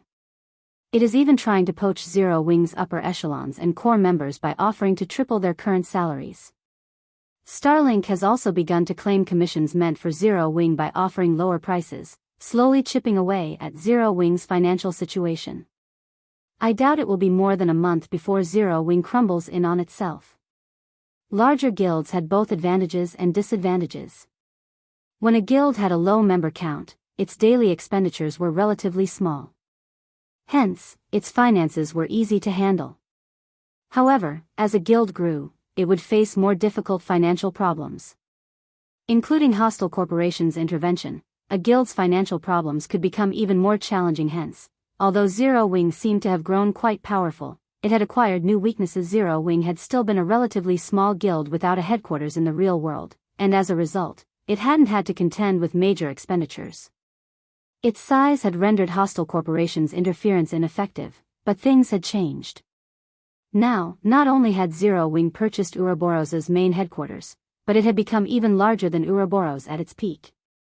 Its monthly expenditure was easily dozen of times larger than Ouroboros's had been. This was why the various first-rate guilds feared the various superpowers.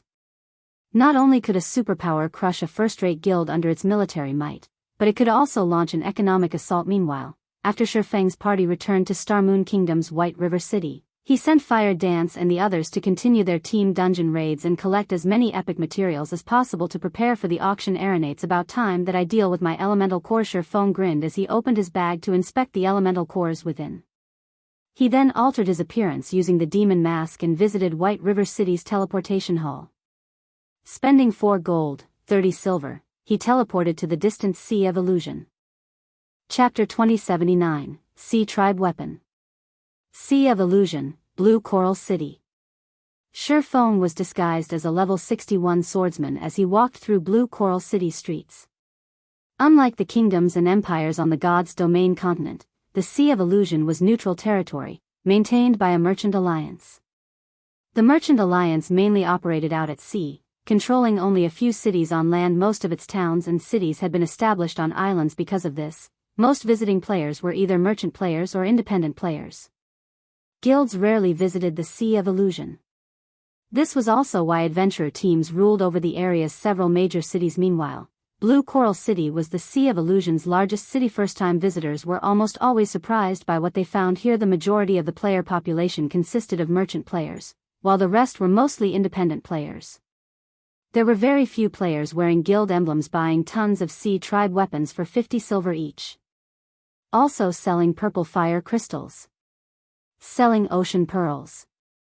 Get a 5% discount for buying more than 100 pearls. Urgently selling 3 Sea Tribe weapons for 1 gold, 70 silver. Players busied themselves as they set up stalls along the city streets, selling a large variety of items. This wasn't typical of cities in normal kingdoms and empire. Sea Tribe weapons. Shifeng slowed to a halt when he heard the advertising. Players. He vaguely remembered that Sea Tribe weapons had been popular for a time during his previous life. They had once been items that all naval players had desired. The Sea Tribe weapons could be traded to the Sea of Illusion's NPC forgers to commission crafted weapons, which would allow players to exhibit greater combat power in battles at sea. Weapons that had been made with Sea Tribe weapons were 15% to 20% stronger than normal weapons of the same rank, a considerable improvement. Only, trying to craft a high-quality naval weapon was not easy, and the production success rate wasn't 100%. If one wanted to commission a level 60 secret silver weapon, they'd need 3 Sea Tribe weapons, and the production success rate would only be 50%. A level 60 fine gold weapon would cost 5 level 60 Sea Tribe weapons, and the success rate was only 30%. To put it simply, the higher the desired weapon's quality was, the more Sea Tribe weapons a player would need, and the lower the production success rate would be. Meanwhile, players could only acquire Sea Tribe weapons by killing the level 50+ members of the Sea Tribe.